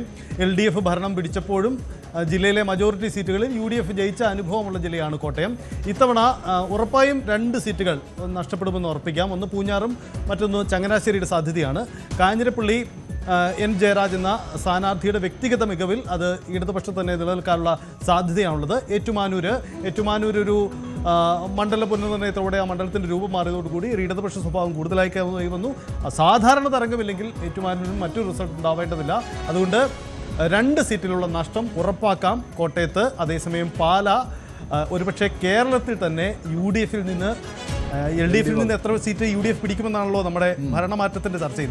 അവിടെ UDFിൽ നിന്ന് തിരികെ പിടിക്കാനുള്ള സാധ്യതയുള്ള സീറ്റുകളിലൊന്നായി അത് ക്രൈസ്തവ സമുദായങ്ങൾ UDFിന് അനുകൂലമായിട്ട് ചിന്തിച്ചാൽ പോലും അവിടെ പാലായിൽ പക്ഷേ ജോസ് കെ മാണി ജയിക്കുവാനുള്ള സാഹചര്യം അസാധാരണമായ സാഹചര്യമാണ്. അത് മാത്രമല്ല കോട്ടയത്ത് മറ്റൊരു കാര്യം കൂടിയുണ്ട്. ഈ പൂഞ്ഞാറും ചങ്ങനാശ്ശേരിയും ക്രൈസ്തവ ഏകീകരണത്തിലൂടെ UDF പിടിക്കുകയാണെങ്കിൽ കാഞ്ഞിരപ്പള്ളി അവിടെ നിന്ന് ഒഴിവാക്കി നിർത്തണോ? ഈ ജയരാജന്റെ ഒരു വ്യക്തിഗത പറഞ്ഞോട്ടെ. ഈ പാലയെ സംബന്ധിച്ച് കഴിഞ്ഞ തവണ നമുക്കറിയാം കേരള കോൺഗ്രസ് ജയിക്കുകയും ഇടതുമുന്നണി ജയിക്കുകയും ഒക്കെ ചെയ്യുമ്പോൾ അതിൻ്റെ ചെയർമാൻ ജോസ് കെ മാണി പരാജയപ്പെട്ട് അങ്ങനെ മന്ത്രിസ്ഥാനം പോലും നഷ്ടപ്പെടുന്ന അവസ്ഥയൊക്കെ ഉണ്ട് നമുക്ക് കണ്ടാണ്. ഇത്തവണയും ജോസ് കെ മാണി പാലയിലേക്ക് മത്സരത്തിന് ഇറങ്ങുമ്പോൾ ജോസ് കെ മാണി ജയിക്കുമോ തോൽക്കുമോ എന്ന കാര്യത്തിൽ കാര്യമായ ഒരു ഉറപ്പുണ്ടായിരുന്നില്ല.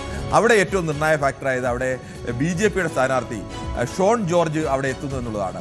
ഷോൺ ജോർജ് ജില്ലാ പഞ്ചായത്തിലേക്ക് ഈ പാലകൂടി ഉൾപ്പെടുന്ന സ്ഥലത്ത് ജില്ലാ പഞ്ചായത്തിലേക്ക് മത്സരിക്കുകയും അവിടെ നിന്ന് വിജയിക്കുകയും ഒക്കെ ചെയ്ത ഒരാളാണ്. കഴിഞ്ഞ തെരഞ്ഞെടുപ്പിലൊക്കെ മാണി സി കാപ്പൻ്റെ ഒരു വലിയ പിന്തുണ ഷോൺ ജോർജിനും PC ജോർജിനും ഈ പാലാ മണ്ഡലത്തിൻ്റെ പല സ്ഥലങ്ങളിലും ഉണ്ടായിരുന്ന ഒരു വലിയ പിന്തുണ അല്ലെങ്കിൽ വോട്ട് ബാങ്ക് ഇതെല്ലാം ജോസ് കെ മാണിക്കെതിരായി മാണി സി കാപ്പൻ ലഭിച്ചുകൊണ്ടിരുന്ന വോട്ടുകളാണ്. അങ്ങനെ മാണി സി കാപ്പന് ഇപ്പോഴും എഡ്ജ് തുടക്കത്തിൽ ഷോൺ ജോർജ് വന്നില്ലെങ്കിൽ ഇത്തവണയും മാണി സി കാപ്പൻ ആ തരത്തിലേക്കുള്ള ഒരു എഡ്ജൊക്കെ ഉണ്ടായിരുന്നു. ഈ വലിയ പ്രചരണമൊന്നും നടത്തിയില്ലെങ്കിലും ജോസ് കെ മാണിക്കെതിരായ വികാരമൊക്കെ ഉണ്ടായിരുന്നു. പക്ഷേ ഇത്തവണ വരുമ്പോൾ ഈ ജോസ് കെ മാണിക്കെതിരായുള്ള വികാരം വരുന്നതിൻ്റെ വോട്ടുകൾ മാണി സി കാപ്പനിലേക്ക് മാത്രമല്ല പോകുന്നത്, അത് ഷോൺ ജോർജിലേക്ക് കൂടി പോകും. ഷോൺ ജോർജ് വോട്ട് വർദ്ധിപ്പിച്ചു കഴിഞ്ഞാൽ സ്വാഭാവികമായും ആ വർധനയുടെ കണക്കിലാണ് ജോസ് കെ മാണിക്ക് അനായാസമായി ഒരു ജയത്തിലേക്ക് ഇപ്പോൾ എത്താൻ സാധ്യതയുണ്ടെന്ന് കൂടുതൽ അല്ലെങ്കിൽ ഒരു സാധ്യത കൽപ്പിക്കുന്നത് എന്നതുകൂടി കാണേണ്ടി വരും. ത്രികോണ പോരാട്ടം നടന്ന ഒരു മണ്ഡലം കൂടിയാണ് പാല. കിരണ, ഈ പൂഞ്ഞാറിൽ PC ജോർജ് എന്തെങ്കിലും സാധ്യതയുണ്ടോ? PC ജോർജിന് പൂഞ്ഞാറിൽ ഒരു കാലത്ത് PC ജോർജ് ആയിരുന്നു പൂഞ്ഞാർ എന്ന് പറഞ്ഞാൽ. പക്ഷേ ഇക്കുറി അങ്ങനെ കാര്യമായ സാധ്യത PC ജോർജ് അല്ലാതെ മറ്റാരും എനിക്ക് PC ജോർജ് അതുപോലെ 6-3 നമുക്ക് കൺക്ലൂഡ് ചെയ്യാമെന്ന് തോന്നുന്നില്ല. പക്ഷേ 6-3 എന്നല്ല, ഈ പാല അങ്ങോട്ട് വരികയാണെങ്കിൽ 5-4 വരെ പോകാനും സാധ്യതയുണ്ടല്ലേ. 5 UDFനും 4 LDFനും, വൈക്കവും ഏറ്റുമാനൂരും പാലായും കാഞ്ഞിരപ്പള്ളിയും LDFന്, ബാക്കി 5 സീറ്റുകൾ UDFന് അല്ലേ. അതിൽ ഒരുപക്ഷെ ഈ പറയുന്ന പോലെ ക്രിസ്ത്യൻ കൺസോളിഡേഷൻ വലിയ രീതിയിൽ നടന്നാൽ കാഞ്ഞിരപ്പള്ളി UDF പക്ഷത്തേക്ക് വന്നേക്കാം. അതിനപ്പുറം ഒരു മാറ്റമില്ല അല്ലേ. കോട്ടയം ജില്ലയുടെ ഒരു സമഗ്ര ചിത്രം അതാണ്. നമുക്ക് സമയക്കുറവുണ്ട്. നമുക്ക് മറ്റ് അടുത്ത ജില്ലയിലേക്ക് ഒന്ന് പോകണം. അത് ഇടുക്കി ജില്ലയുടെ സ്റ്റാറ്റസിലേക്ക് നമുക്ക് വളരെ വേഗം ഒന്ന് പോകണം. നേരത്തെ പറഞ്ഞ പോലെ 5 മണ്ഡലങ്ങളാണ് ഇടുക്കി ജില്ലയിൽ ഉള്ളത്. UDFന് ഏറെ സ്വാധീനമുള്ള ജില്ല എന്ന് പറയുമ്പോഴും ഇടുക്കി ജില്ലയിൽ കഴിഞ്ഞ തവണ ഉണ്ടായ വ്യത്യാസങ്ങൾ തൊടുപുഴ മാത്രമാണ്. ഇത്തവണ അത് പരിഹരിക്കുമെന്നും കൂടുതൽ സീറ്റുകളിൽ UDF ജയിക്കും എന്നും പ്രതീക്ഷിക്കുന്ന ഒരു തൊടുപുഴയും അതുപോലെ തന്നെ തൊടുപുഴ സ്വാഭാവികമായിട്ടും നിലനിർത്തും UDF. അതോടൊപ്പം തന്നെ ഞാൻ ഈ പട്ടികയിലേക്ക് ഇടുക്കി കൂടി ഉൾപ്പെടുത്തുകയാണ്. ഇടുക്കി അവിടെ റോഷി അഗസ്റ്റിൻ തോൽക്കുമെന്നാണ് ഗ്രൗണ്ടിൽ നിന്നുള്ള റിപ്പോർട്ടുകൾ. തോൽക്കുവാനുള്ള സാധ്യതയുണ്ട്. അങ്ങനെ വരുമ്പോൾ UDFന് തൊടുപുഴയ്ക്ക് പുറമെ ഇടുക്കി, അതുപോലെ തന്നെ പീരുമേടിൽ ഇത്തവണ എന്തായാലും UDF ജയിക്കുവാനുള്ള സാഹചര്യം തന്നെയായിരുന്നു നിലവിലുള്ളത്. അവിടെ അങ്ങനെ തന്നെ സിറേഖ് തോമസ് അദ്ദേഹം ജയിക്കുവാൻ തന്നെയാണ്. 1835 വോട്ടിനാണ് സോമനായിരുന്നു പക്ഷേ സ്ഥാനാർത്ഥി. പക്ഷേ ഇത്തവണ സലീമിനെ ആ രീതിയിൽ കാണാൻ പറ്റുകയില്ല. അവിടെ പീരുമേട് കൂടി UDF പക്ഷത്തേക്ക്. അങ്ങനെ വരുമ്പോൾ തൊടുപുഴ, ഇടുക്കി, പീരുമേട് ഈ 3 UDF സാധ്യതകൾ. ദേവികുളം LDFന്റെ പക്കലേക്ക് പോകും. ഉടുമ്പൻചോലയിൽ മത്സരം നിസ്സാരമല്ല. അവിടെ സേനാപതി വേണു നല്ലൊരു കാൻഡിഡേറ്റ് കൂടിയാണ്. 38,000 വോട്ടിന് MM ജയിച്ചൊരു മണ്ഡലം ശരിയാണ്. പക്ഷേ അവിടെ കോൺഗ്രസ് ഇപ്പോഴും വിശ്വസിക്കുന്നു ഉടുമ്പൻചോല കൂടി അങ്ങോട്ട് വരുമെന്ന്. എന്നാൽ ഇപ്പോൾ നമുക്ക് ഉറച്ചു പറയുമ്പോൾ തൊടുപുഴ, ഇടുക്കി, പീരുമേട് 3-2 എന്ന രീതിയിൽ കൺക്ലൂഡ് ചെയ്യാം. കിരൺ, അങ്ങനെ തന്നെയാണ്. നമുക്ക് മുൻകാലങ്ങളിലെ കണക്കുകളോട് നോക്കിയാൽ 2001 UDFന് 1, LDFന് 1, UDFന് 4 എന്നുള്ളതായിരുന്നു. അന്ന് UDF ഭരണമായിരുന്നു. 2006 LDF ഭരണം വരുമ്പോൾ തിരിച്ച് 4-1 എന്ന തരത്തിലേക്ക് മാറി. ഇടുക്കി അങ്ങനെ മാറിയും തിരിഞ്ഞു നിൽക്കുന്നതാണ്. 2 LDFിലേക്ക് പൂർണ്ണമായി പോവുകയും UDFിലേക്ക് പൂർണ്ണമായി വരികയും ഒക്കെ ചെയ്യുന്ന ഒരു ജില്ലയാണ്. ഈ തൊടുപുഴയാണ് മാറ്റമില്ലാതെ എല്ലാ കാലത്തും അവിടെ നിൽക്കുന്നത്. മറ്റൊരു മണ്ഡലം ഇടുക്കിയാണ്. ഇടുക്കിയിൽ മുന്നണികൾ മാറുന്നുണ്ട്. മുന്നണികൾ മാറുമ്പോൾ റോഷി അഗസ്റ്റിൻ തന്നെയാണ് അവിടെ ജയിച്ചുകൊണ്ടിരുന്നത്. തൊടുപുഴയിൽ അത് PJ ജോസഫ് തന്നെയാണ് ജയിച്ചുകൊണ്ടിരുന്നത്. PJ ജോസഫ് മുന്നണി മാറിയില്ലെങ്കിലും റോഷി അഗസ്റ്റിന്റെ മുന്നണി മാറുന്നുണ്ട്. 2011 അത് 3-2 ആയിരുന്നു. 2016 3-2 ആയിരുന്നു. 2021 എത്തിയപ്പോഴാണ് 4-1 എന്ന രീതിയിലേക്ക് ഒരു വലിയ മുന്നേറ്റത്തിലേക്ക് ഇടുക്കി എത്തിച്ചേർന്നത്. പക്ഷേ ഇക്കുറി അങ്ങനെയല്ല. ഇക്കുറി UDFനെ സംബന്ധിച്ച് അവിടെ വലിയ പ്രതീക്ഷയുണ്ട്. അവർക്ക് ഇടുക്കി അടക്കം അട്ടിമറിക്കാൻ കഴിയുമെന്ന് UDF ഉറച്ചു വിശ്വസിക്കുന്നു. തൊടുപുഴ എന്തായാലും UDFന് ഒപ്പം തന്നെ നിൽക്കും. നേരത്തെ പറഞ്ഞതുപോലെ ഈ ഉടുമ്പൻചോലയൊക്കെ പോലെ ഒരു കാരണവശാലും അട്ടിമറിക്കാൻ കഴിയില്ല എന്ന് പ്രതീക്ഷിക്കുന്ന, അത് കഴിഞ്ഞ തവണത്തെ ഭൂരിപക്ഷം വെച്ചാണ്. അതിന് മുമ്പിലത്തെ തവണ ഭൂരിപക്ഷം MM ഭൂരിപക്ഷം നോക്കിയാൽ അത് കേവലം 1000-നടുത്ത് നിൽക്കുന്ന ഭൂരിപക്ഷം മാത്രമായിരുന്നു എന്നത് ആലോചിക്കണം. അതിനുശേഷം MM ഉണ്ടായ ഒരു വലിയ പ്രതിച്ഛായമൊക്കെ അതിനും സ്ഥാനാർത്ഥി, നേരത്തെ മഞ്ജുഷ് പറഞ്ഞ പോലെ അതും പ്രധാനമാണ്. അവിടെ സ്ഥാനാർത്ഥിയായി വന്നത് സേനാപതി വേണു എന്ന സ്ഥാനാർത്ഥിയാണ്. അതൊക്കെ അവിടെ വളരെ പ്രധാനപ്പെട്ട രീതിയിലേക്ക് സ്ഥാനാർത്ഥി വരുന്നതാണ്. അതോടൊപ്പം തന്നെ ഈ എ രാജയും എഫ് രാജയും തമ്മിൽ മത്സരിക്കുന്നത്, അവിടെയും ഒരു പ്രധാനപ്പെട്ട വിഷയം ഈ ജാതി ഒരു പ്രധാനപ്പെട്ട വിഷയമാണ്. തമിഴ് വിഭാഗത്തിലെ 2 ജാതിയിൽപ്പെടുന്ന ആളുകളാണ്. അതുകൊണ്ട് ആ വോട്ട് രാജേന്ദ്രന്റെ സാന്നിധ്യവും പ്രശ്നമാണ്. രാജേന്ദ്രൻ ആർക്ക് വോട്ട് പിടിക്കുന്നു എന്നുള്ളതും CPM-ന്റെ വോട്ടുകൾ അപ്പോൾ UDF-ന്റെ രാജയ്ക്കാണോ സാധ്യത കൂടുതൽ? അങ്ങനെയാണെങ്കിൽ UDF പക്ഷത്തേക്ക് ദേവികുളവും മാറ്റേണ്ടി വരും. അതിനകത്ത് ഏറ്റവും പ്രധാനം ഇതാണ് മഞ്ജുഷ, ഈ 2 പ്രധാനപ്പെട്ട ജാതി വിഭാഗത്തിൽപ്പെടുന്ന 2 പേരാണ് ഈ എ രാജയും എഫ് രാജയും വരുന്നത്. ഈ ജാതി വിഭാഗത്തിന്റെ വോട്ട് പലപ്പോഴും ഈ അവരുടെ വിഭാഗത്തിൽ നിന്ന് ആര് മത്സരിക്കുന്നു അങ്ങോട്ട് മുന്നണി നോക്കാതെ മാറുന്ന ഒരു പ്രവണത കൂടിയുണ്ട്. ആ വോട്ട് അങ്ങനെ തന്നെ മാറിക്കഴിഞ്ഞാൽ സ്വാഭാവികമായും മഞ്ജുഷ് പറഞ്ഞ പോലെ ഒരു ഫലത്തിലേക്ക് വരാനുള്ള സാധ്യത കൂടുതലാണ്. അതാണ്. അപ്പോൾ ഇടുക്കിയിൽ എന്തായാലും ഇത്തവണ UDF-ന് തിരികെ വരാനുള്ള സാധ്യതയുണ്ട്. 3-2 എന്ന രീതിയിൽ ഇടുക്കി ചിന്തിക്കുവാനാണ് സാധ്യത കൂടുതലുള്ളത്. അടുത്തായി എറണാകുളം ജില്ലയിലേക്ക് ഒന്ന് പോകണം. എറണാകുളം UDF-ന്റെ ഒരു പരമ്പരാഗത ശക്തി കേന്ദ്രമായി കരുതപ്പെടുന്ന ഒരു ജില്ലയാണ്. പക്ഷേ UDF-ന്റെ പല കോട്ടകളിലും കഴിഞ്ഞ തവണ LDF-ന് വിജയിക്കാൻ സാധിച്ച ഒരു ജില്ല കൂടിയാണ് കളമശ്ശേരി. പിടിക്കുവാനായിട്ട് LDF-ന് കഴിഞ്ഞിട്ടുണ്ട്. പക്ഷേ എന്നാലും വലിയ രീതിയിലുള്ള വിള്ളൽ വരുത്തുവാൻ കഴിഞ്ഞിട്ടില്ല LDF-ന് ഒരു കാലത്തും. UDF-ന്റെ കോട്ടയായ എറണാകുളം ജില്ലയിൽ കോതമംഗലത്തും LDF എറണാകുളത്ത് പ്രതീക്ഷിക്കുന്നുണ്ട്. നമുക്ക് എറണാകുളത്തിന്റെ സാധ്യതകൾ കണക്കിലേക്ക് കഴിഞ്ഞ 10-4 ആയിരുന്നു. വൈപ്പിനിലും LDF ആണ് 10-4. ഇത്തവണ എറണാകുളത്ത് UDF ഉറപ്പിച്ച മണ്ഡലം എന്ന് പറയാവുന്നത് UDF ഉറപ്പിച്ച മണ്ഡലം ആലുവ, അങ്കമാലി, തൃപ്പൂണിത്തുറ, തൃക്കാക്കര, പിറവം, എറണാകുളം, മൂവാറ്റുപുഴ.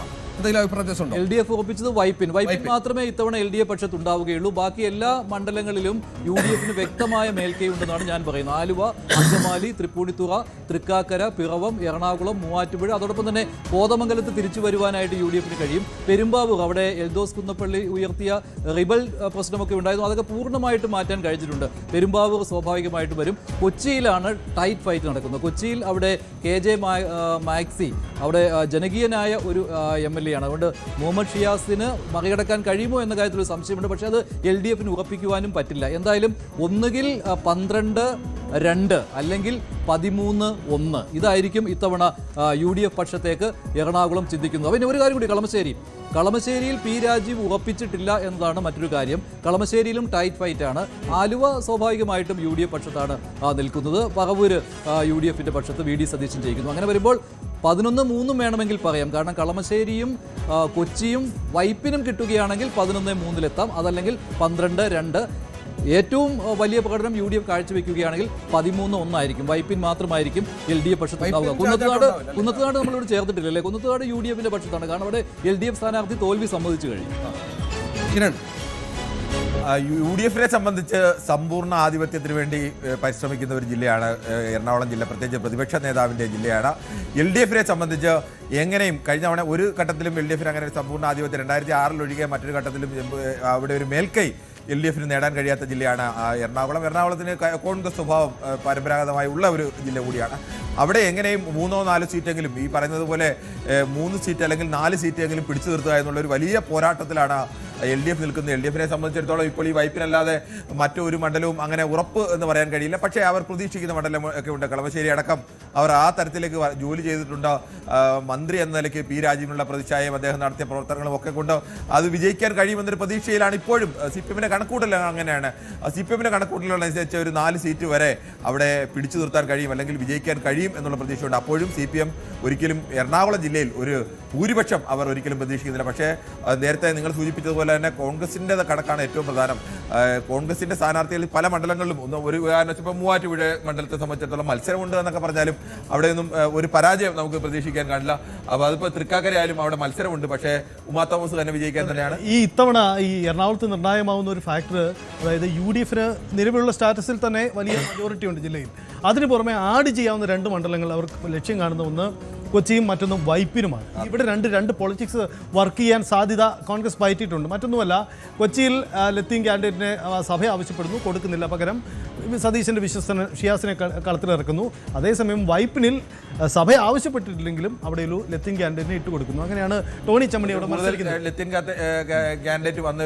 അതെ, അപ്പോൾ വൈപ്പിൽ അതിന്റെ ഒരു പ്രതിഫലനം ഉണ്ടായി എന്ന് ചില ഗ്രൗണ്ട് റിപ്പോർട്ടുകൾ വരുന്നുണ്ട്. പക്ഷെ അത് ജയത്തിലേക്ക് എത്തുമെന്ന് കണ്ടറിയേണ്ടതുണ്ട്. അങ്ങനെയെങ്കിൽ ചുരുക്കത്തിൽ എറണാകുളത്ത് LDF-ന് 100% ഉറപ്പിക്കാവുന്ന ഏതെങ്കിലും മണ്ഡലം ഉണ്ടാകുമോ എന്നൊരു സംശയം കൂടിയുണ്ട്. ഇത് പറഞ്ഞ ഏറ്റവും പ്രധാനപ്പെട്ട ഒരു പോയിന്റാണ്. സാധാരണഗതിയിൽ നൽകുന്നതിനേക്കാൾ അധിക സീറ്റ് കൂടി തവണ ലത്തീൻ വിഭാഗത്തിന്, അവർ ചോദിക്കാത്ത സീറ്റ് അടക്കം ലത്തീൻ വിഭാഗത്തിന് നൽകി. പക്ഷേ അതിനകത്തൊരു പ്രധാനപ്പെട്ട കാരണം മുഹമ്മദ് ഷിയാസിനെ ഉൾപ്പെടുത്തുക. ഒരു കാരണവശാലും മുഹമ്മദ് ഷിയാസ് പ്രതിപക്ഷ നേതാവിന്റെ വിശ്വസ്തനാണ്, ഒരു കാരണവശാലും പരാജയപ്പെട്ടത് അത് ഉറപ്പിക്കുക കൂടി ലക്ഷ്യമുണ്ട്. പക്ഷെ എന്തായാലും അത് ചിലപ്പോൾ വർക്ക് ചെയ്തിട്ടുണ്ടെങ്കിൽ അങ്ങനെയാണെങ്കിൽ 14 എത്താൻ കഴിയും. അങ്ങനെയാണെങ്കിൽ വലിയൊരു ഈ പറഞ്ഞ എറണാകുളം ജില്ല മൊത്തം തൂത്തുവായിരുന്നു. സതീശന് വലിയ അഭിമാനമാണ്. സതീശൻ പറഞ്ഞു എറണാകുളം വരെ എണ്ണി വരുമ്പോഴത്തേക്കും UDF ഭരണത്തിൽ എത്തിയിരിക്കും എന്നുള്ളതാണ് അല്ലേ? അതിലേക്ക് വരാം. അത് വളരെ പ്രധാനമാണ്. നമുക്കിനി അടുത്ത ജില്ലയിലേക്ക് വളരെ വേഗം, സമയക്കുറവുണ്ട്. തൃശ്ശൂർ 13 മണ്ഡലങ്ങൾ. 13 മണ്ഡലമാണ് തൃശ്ശൂരിൽ. കഴിഞ്ഞ തവണ ഒറ്റ മണ്ഡലത്തിൽ മാത്രം, ചാലക്കുടിയിൽ മാത്രമേ ജയിക്കുവാൻ UDF-ന് കഴിഞ്ഞിട്ടുള്ളൂ. പക്ഷേ ഇത്തവണ ചിത്രം വ്യത്യാസം തന്നെയാണ്. കഴിഞ്ഞ തവണ തൃശ്ശൂർ മണ്ഡലത്തിൽ നിസാര വോട്ടിനാണ് UDF തോറ്റത്. ബാക്കി എല്ലായിടങ്ങളിലും ശക്തമായ രീതിയിൽ തന്നെ വലിയ ഭൂരിപക്ഷത്തിന് ജയിക്കുവാൻ LDF-ന് കഴിഞ്ഞിട്ടുണ്ട്. തൃശ്ശൂർ ജില്ലയിലെ നമ്മുടെ ആ ഒരു ഫിഗർ ഒന്ന് കാണാം. തൃശ്ശൂരിൽ UDF ഉറപ്പിച്ചിരിക്കുന്നത് തൃശ്ശൂരും മണലൂരും ചാലക്കുടിയും എന്ന തരത്തിലാണ് അവരുടെ ഒരു കണക്ക്. അവസാനവട്ട കണക്ക് ഇന്നിപ്പോൾ അവരോട് നേതാക്കളോട് സംസാരിക്കുമ്പോൾ പറയുന്ന കണക്ക് അനുസരിച്ച് തൃശ്ശൂരും മണലൂരും ചാലക്കുടിയും ഞങ്ങൾ ഉറപ്പിച്ചിരിക്കുന്നു എന്നാണ് UDF. അതിപ്പോൾ ഏത് സാഹചര്യം വന്നാലും ഉറപ്പിക്കുന്നു എന്ന വളരെ പ്രധാനപ്പെട്ട ഒരു കാര്യമുണ്ട്. LDF ഉറപ്പിച്ച മണ്ഡലം, അതിൽ കുന്നമംഗലം എന്നുള്ളത് കുന്നംകുളമാണ്. അത് പ്രേക്ഷകരൊന്ന് ക്ഷമിക്കണം, കുന്നംകുളമാണ് ഒന്ന്. LDF ഉറപ്പിച്ച മണ്ഡലം കുന്നംകുളവും ഒല്ലൂരും പുതുക്കാടും ചേലക്കരയും. ഈ 4 മണ്ഡലങ്ങൾ ഏത് തരംഗം വന്നാലും തങ്ങൾക്കൊപ്പം നിൽക്കും എന്ന് LDF ഉറപ്പിക്കുന്നു. മറ്റൊന്ന് BJP പ്രതീക്ഷ അർപ്പിക്കുന്ന പത്മജ വേണുഗോപാൽ മത്സരിക്കുന്ന തൃശ്ശൂരിൽ അവർ ടൈറ്റ് ഫൈറ്റിൽ കുറഞ്ഞ വോട്ടുകൾക്കെങ്കിലും ജയിക്കും എന്ന് BJP കേന്ദ്രങ്ങളും വിശ്വസിക്കുന്നു. കഴിഞ്ഞ തവണത്തേക്കാൾ ചാലക്കുടി മാത്രം കഴിഞ്ഞ തവണ UDF-ന് കിട്ടിയത്. അതിലെന്തായാലും മാറ്റം വരും. തൃശ്ശൂർ ഫൈറ്റ് വലുതാണ് എങ്കിൽ കൂടിയും അവിടെ UDF-ന് ജയിക്കാൻ സാധിക്കുമെന്ന് തന്നെയാണ്. UDF-ന്റെ പട്ടികയിലേക്ക് തൃശ്ശൂർ മണ്ഡലം മാറ്റാവുന്നതാണ്. ഒപ്പം തന്നെ മണലൂർ മണ്ഡലവും ഇല്ലേ, മണലൂരും അങ്ങോട്ട് തന്നെയാണ്. കാരണം TN പ്രതാപനാണ് മത്സരിക്കുന്നത്. അവിടെ അങ്ങനെ ഒരു ഫൈറ്റ് വരാൻ സാധ്യതയില്ല. പക്ഷേ ചേലക്കര സ്വാഭാവികമായിട്ടും LDF-നൊപ്പം തന്നെയായിരിക്കും. കുന്നംകുളം LDF-ന്റെ കൂടെ കൂട്ടാം, ഗുരുവായൂരും കൂട്ടാം. മണലൂർ പക്ഷേ UDF-ന്റെ പക്ഷത്ത്. വടക്കാഞ്ചേരിയിൽ സേവ്യർ ചിറ്റപ്പള്ളി LDF-ന്റെ പക്ഷത്തായിരിക്കും. തൃശ്ശൂരിൽ രാജൻ പല്ലൻ ജയിക്കുവാനാണ് സാധ്യത കൂടുതൽ. നാട്ടിക അവിടെ CC മുകുന്ദന്റെ സാന്നിധ്യമുണ്ട്. അതുകൊണ്ട് തന്നെ സുനിൽ ലാലൂരിനാണ്, UDF-നാണ് വിജയസാധ്യത കൂടുതൽ. കയ്പമംഗലം LDF പക്ഷത്തായിരിക്കും. ഇരിങ്ങാലക്കുട തിരിച്ചു പിടിക്കുവാൻ UDF-ന് കഴിഞ്ഞേക്കും. തോമസ് ഉണ്ണിയാടിന് വിജയസാധ്യതയുണ്ട്. ആർ ബിന്ദു തോൽക്കുവാനുള്ള സാധ്യതയുണ്ട്. പുതുക്കാട് പക്ഷേ കോൺഗ്രസിന് പ്രതീക്ഷയില്ല. അവിടെ പുതുക്കാട് LDF പക്ഷത്ത് തന്നെ നിൽക്കും എന്നുള്ളതാണ്. ചാലക്കുടി ചെറിയൊരു വ്യത്യാസത്തിൽ ജയിച്ചു കയറാമെന്ന് UDF ഇത്തവണയും കരുതുന്നുണ്ട്. പക്ഷേ കേരള കോൺഗ്രസ് എമ്മും പ്രതീക്ഷയാണ്. പക്ഷേ അവിടെ ചില വിവാദ വിഷയങ്ങൾ ഉണ്ടായിരുന്നു. അത് പേയ്മെന്റ് സീറ്റാണ് എന്നുള്ള കാര്യം കൂടി വന്നിരുന്നു. പക്ഷേ ടൈറ്റ് ഫൈറ്റ് ആണ്. കഴിഞ്ഞ തവണയും ചെറിയ മാർജിനിൽ സനീഷ് കുമാർ ജോസഫ് ജയിച്ചതാണ്. കൊടുങ്ങല്ലൂരിൽ ജനീഷും സുനിലും വലിയ പോരാട്ടത്തിലായിരുന്നു. പക്ഷേ അവിടെ LDF-ന് മേൽക്കെയുള്ള ഒരു മണ്ഡലം കൂടിയാണ്. എന്തായാലും എന്നുള്ളതിൽ മാറ്റം വരാം. അത് 4 വരെ ആകാം. കഴിഞ്ഞ തവണ LDF ജയിച്ച ഈ മണ്ഡലങ്ങളിലെല്ലാം നല്ല ഭൂരിപക്ഷത്തിൽ 20,000 വോട്ടിന് മുകളിൽ 39,400 വോട്ടിനൊക്കെയാണ് ചേലക്കര LDF-ന്റെ ഒരു കോട്ടയാണ്. അതെ രഞ്ജിത്തെ, ഈ ഒരു തരംഗം ഉണ്ടായില്ലെങ്കിൽ ഒരുപക്ഷെ സംസ്ഥാനത്ത് ഇടതുമുന്നണിക്ക് ഏറ്റവും നഷ്ടം കുറവ് വരാൻ സാധ്യതയുള്ള ജില്ലയാണ് തൃശ്ശൂർ. കാരണം അതിന്റെ സ്വഭാവം അതാണ്. ഈ പറഞ്ഞ മണലൂര് പോലെ ഉള്ള ചില മണ്ഡലങ്ങൾ മാത്രമാണ് റിസ്കി നിൽക്കുന്നത്. ബാക്കിയെല്ലാം ഒരു തരംഗം ഉണ്ടായില്ലെങ്കിൽ ഇടതുപക്ഷത്ത് തന്നെ പോകാനുള്ള സാധ്യതയാണ്. തരംഗമുണ്ടെങ്കിൽ പോലും അവിടെ തൃശ്ശൂർ ഒരുവിധം പിടിച്ചു നിൽക്കുവാൻ കഴിയുന്ന ഒരു ജില്ലയാണ് അല്ലേ? തൃശ്ശൂർ ജില്ലയെ സംബന്ധിച്ച് ഇനിയിപ്പോൾ ഒരു UDF തരംഗം ഉണ്ടായെന്ന് കരുതുക. UDF തരംഗം ഉണ്ടായാലും കേരളത്തിൽ ഏറ്റവും കൂടുതൽ പിടിച്ചു നിൽക്കാൻ കഴിയുന്ന ഒരു ജില്ലയായിരിക്കും തൃശ്ശൂർ ജില്ല. തൃശ്ശൂർ ജില്ലയിലെ ഇടതുമുന്നണിക്ക് കഴിഞ്ഞ തദ്ദേശ തെരഞ്ഞെടുപ്പിലായാലും എല്ലാ ഘട്ടത്തിലും, അതിനു മുമ്പ് ലോക്സഭാ തെരഞ്ഞെടുപ്പിൽ അവിടെ BJP വിജയിച്ചാണെന്ന് ആലോചിക്കണം. അത് വേറൊരു സാഹചര്യമാണ്. പക്ഷേ അവിടുത്തെ ഇടതുമുന്നണിയുടെ സ്ഥാനാർത്ഥികൾ, ആ സ്ഥാനാർത്ഥികൾക്ക് ഇപ്പോഴുമുള്ള ജനപ്രീതി CPM-നും CPI-ക്കും ഒരേപോലെ ഈ തൃശ്ശൂരിലെ ജില്ലയിലുള്ള വലിയ സ്വാധീനം ഇതെല്ലാം വെച്ച് ഇപ്പോഴും പിടിച്ചു നിൽക്കാൻ കഴിയുമെന്ന് തൃശ്ശൂർ ജില്ല എങ്ങനെയൊക്കെ വന്നാലും അത് ഇടതുമുന്നണിക്ക് തന്നെ വ്യക്തമായ മേൽക്കൈയിൽ നിൽക്കും എന്ന് ഇടതുമുന്നണി ഉറച്ചു വിശ്വസിക്കുകയും UDF കരുതുന്നത് അങ്ങനെ തന്നെയാണ്. അവിടെ പരമാവധി എങ്ങനെയാണോ എറണാകുളത്ത് LDF പിടിച്ചു കയറാൻ ശ്രമിക്കുന്നത് അതുപോലെ തൃശ്ശൂരിൽ തദ്ദേശഭരണം തന്നെ UDF തിരിച്ചു കയറാൻ അതിനപ്പുറത്തേക്ക് UDF പ്രതീക്ഷിക്കുന്നില്ല. അവിടെ ഞങ്ങൾക്ക് LDF തകർത്തുകൊണ്ട് ഒരു വലിയ മേൽക്കൈ ഉണ്ടാക്കാൻ കഴിയുമെന്ന്. അപ്പൊ അവിടെ തൃശ്ശൂരും മണലൂരും അല്ല ചാലക്കുടി നമുക്ക് ഉറപ്പിക്കാം. അവിടെ ചാലക്കുടി UDF അതുപോലെ തന്നെ തൃശ്ശൂർ UDF മണലൂർ UDF അതുപോലെ നാട്ടിക പരമാവധി 4 സീറ്റുകളിൽ. അതിനപ്പുറത്തേക്ക് അല്ലല്ലോ ഇതുകൂടെ ഇരിങ്ങാലക്കുട പരമാവധി 5 സീറ്റുകൾ കിട്ടാം. അത് പരമാവധിയാണ്. അത്ര ഒരു തൃശ്ശൂരിനെ സംബന്ധിച്ചിടത്തോളം ഇപ്പോൾ നമുക്ക് ഉറപ്പ് എന്ന് പറയാൻ കഴിയുന്ന സീറ്റുകൾ അങ്ങനെ നമുക്ക് ഈ സീറ്റുകളിലൊന്നും ആ കാര്യത്തിൽ നമുക്ക് പറയാൻ കഴിയില്ല. ഉറപ്പായി ചാലക്കുടി ജയിക്കുമെന്ന് നമുക്ക് വേണമെങ്കിൽ ഉറപ്പിക്കാം. അല്ലെങ്കിൽ മറ്റ് സീറ്റുകളിലെല്ലാം സാധ്യത എന്നതിനപ്പുറത്തേക്ക് ജയിക്കും എന്ന് പറയാൻ കഴിയില്ല. കാരണം കൂടുതൽ തെരഞ്ഞെടുപ്പിൽ പോലും LDF പിടിച്ചു നിർത്തിയ ഒരു ജില്ലയാണ്. അത് പ്രധാനമാണ്. കാരണം LDF ഏത് സാഹചര്യത്തിലും LDF ശക്തമായ സാന്നിധ്യമുള്ള ഒരു പിടി മണ്ഡലങ്ങളുള്ള ഒരു ജില്ല കൂടിയാണ് തൃശ്ശൂർ. അവിടെ വൻ അട്ടിമറി നടക്കണമെങ്കിൽ ഈ പറഞ്ഞ പോലെ സൈത്തും കിരണും പറഞ്ഞ പോലെ വലിയൊരു തരംഗത്തിലേക്ക് പോവുകയും മറ്റും വേണം. പക്ഷെ അതിനുള്ള സാധ്യതകൾ ചെറിയ മണ്ഡലങ്ങളിൽ മാത്രമാണ്. ഇപ്പോൾ ചേലക്കരയിലെ കാര്യം പറഞ്ഞാൽ ഉറച്ച കോട്ടയായിട്ട് നിൽക്കുന്നു.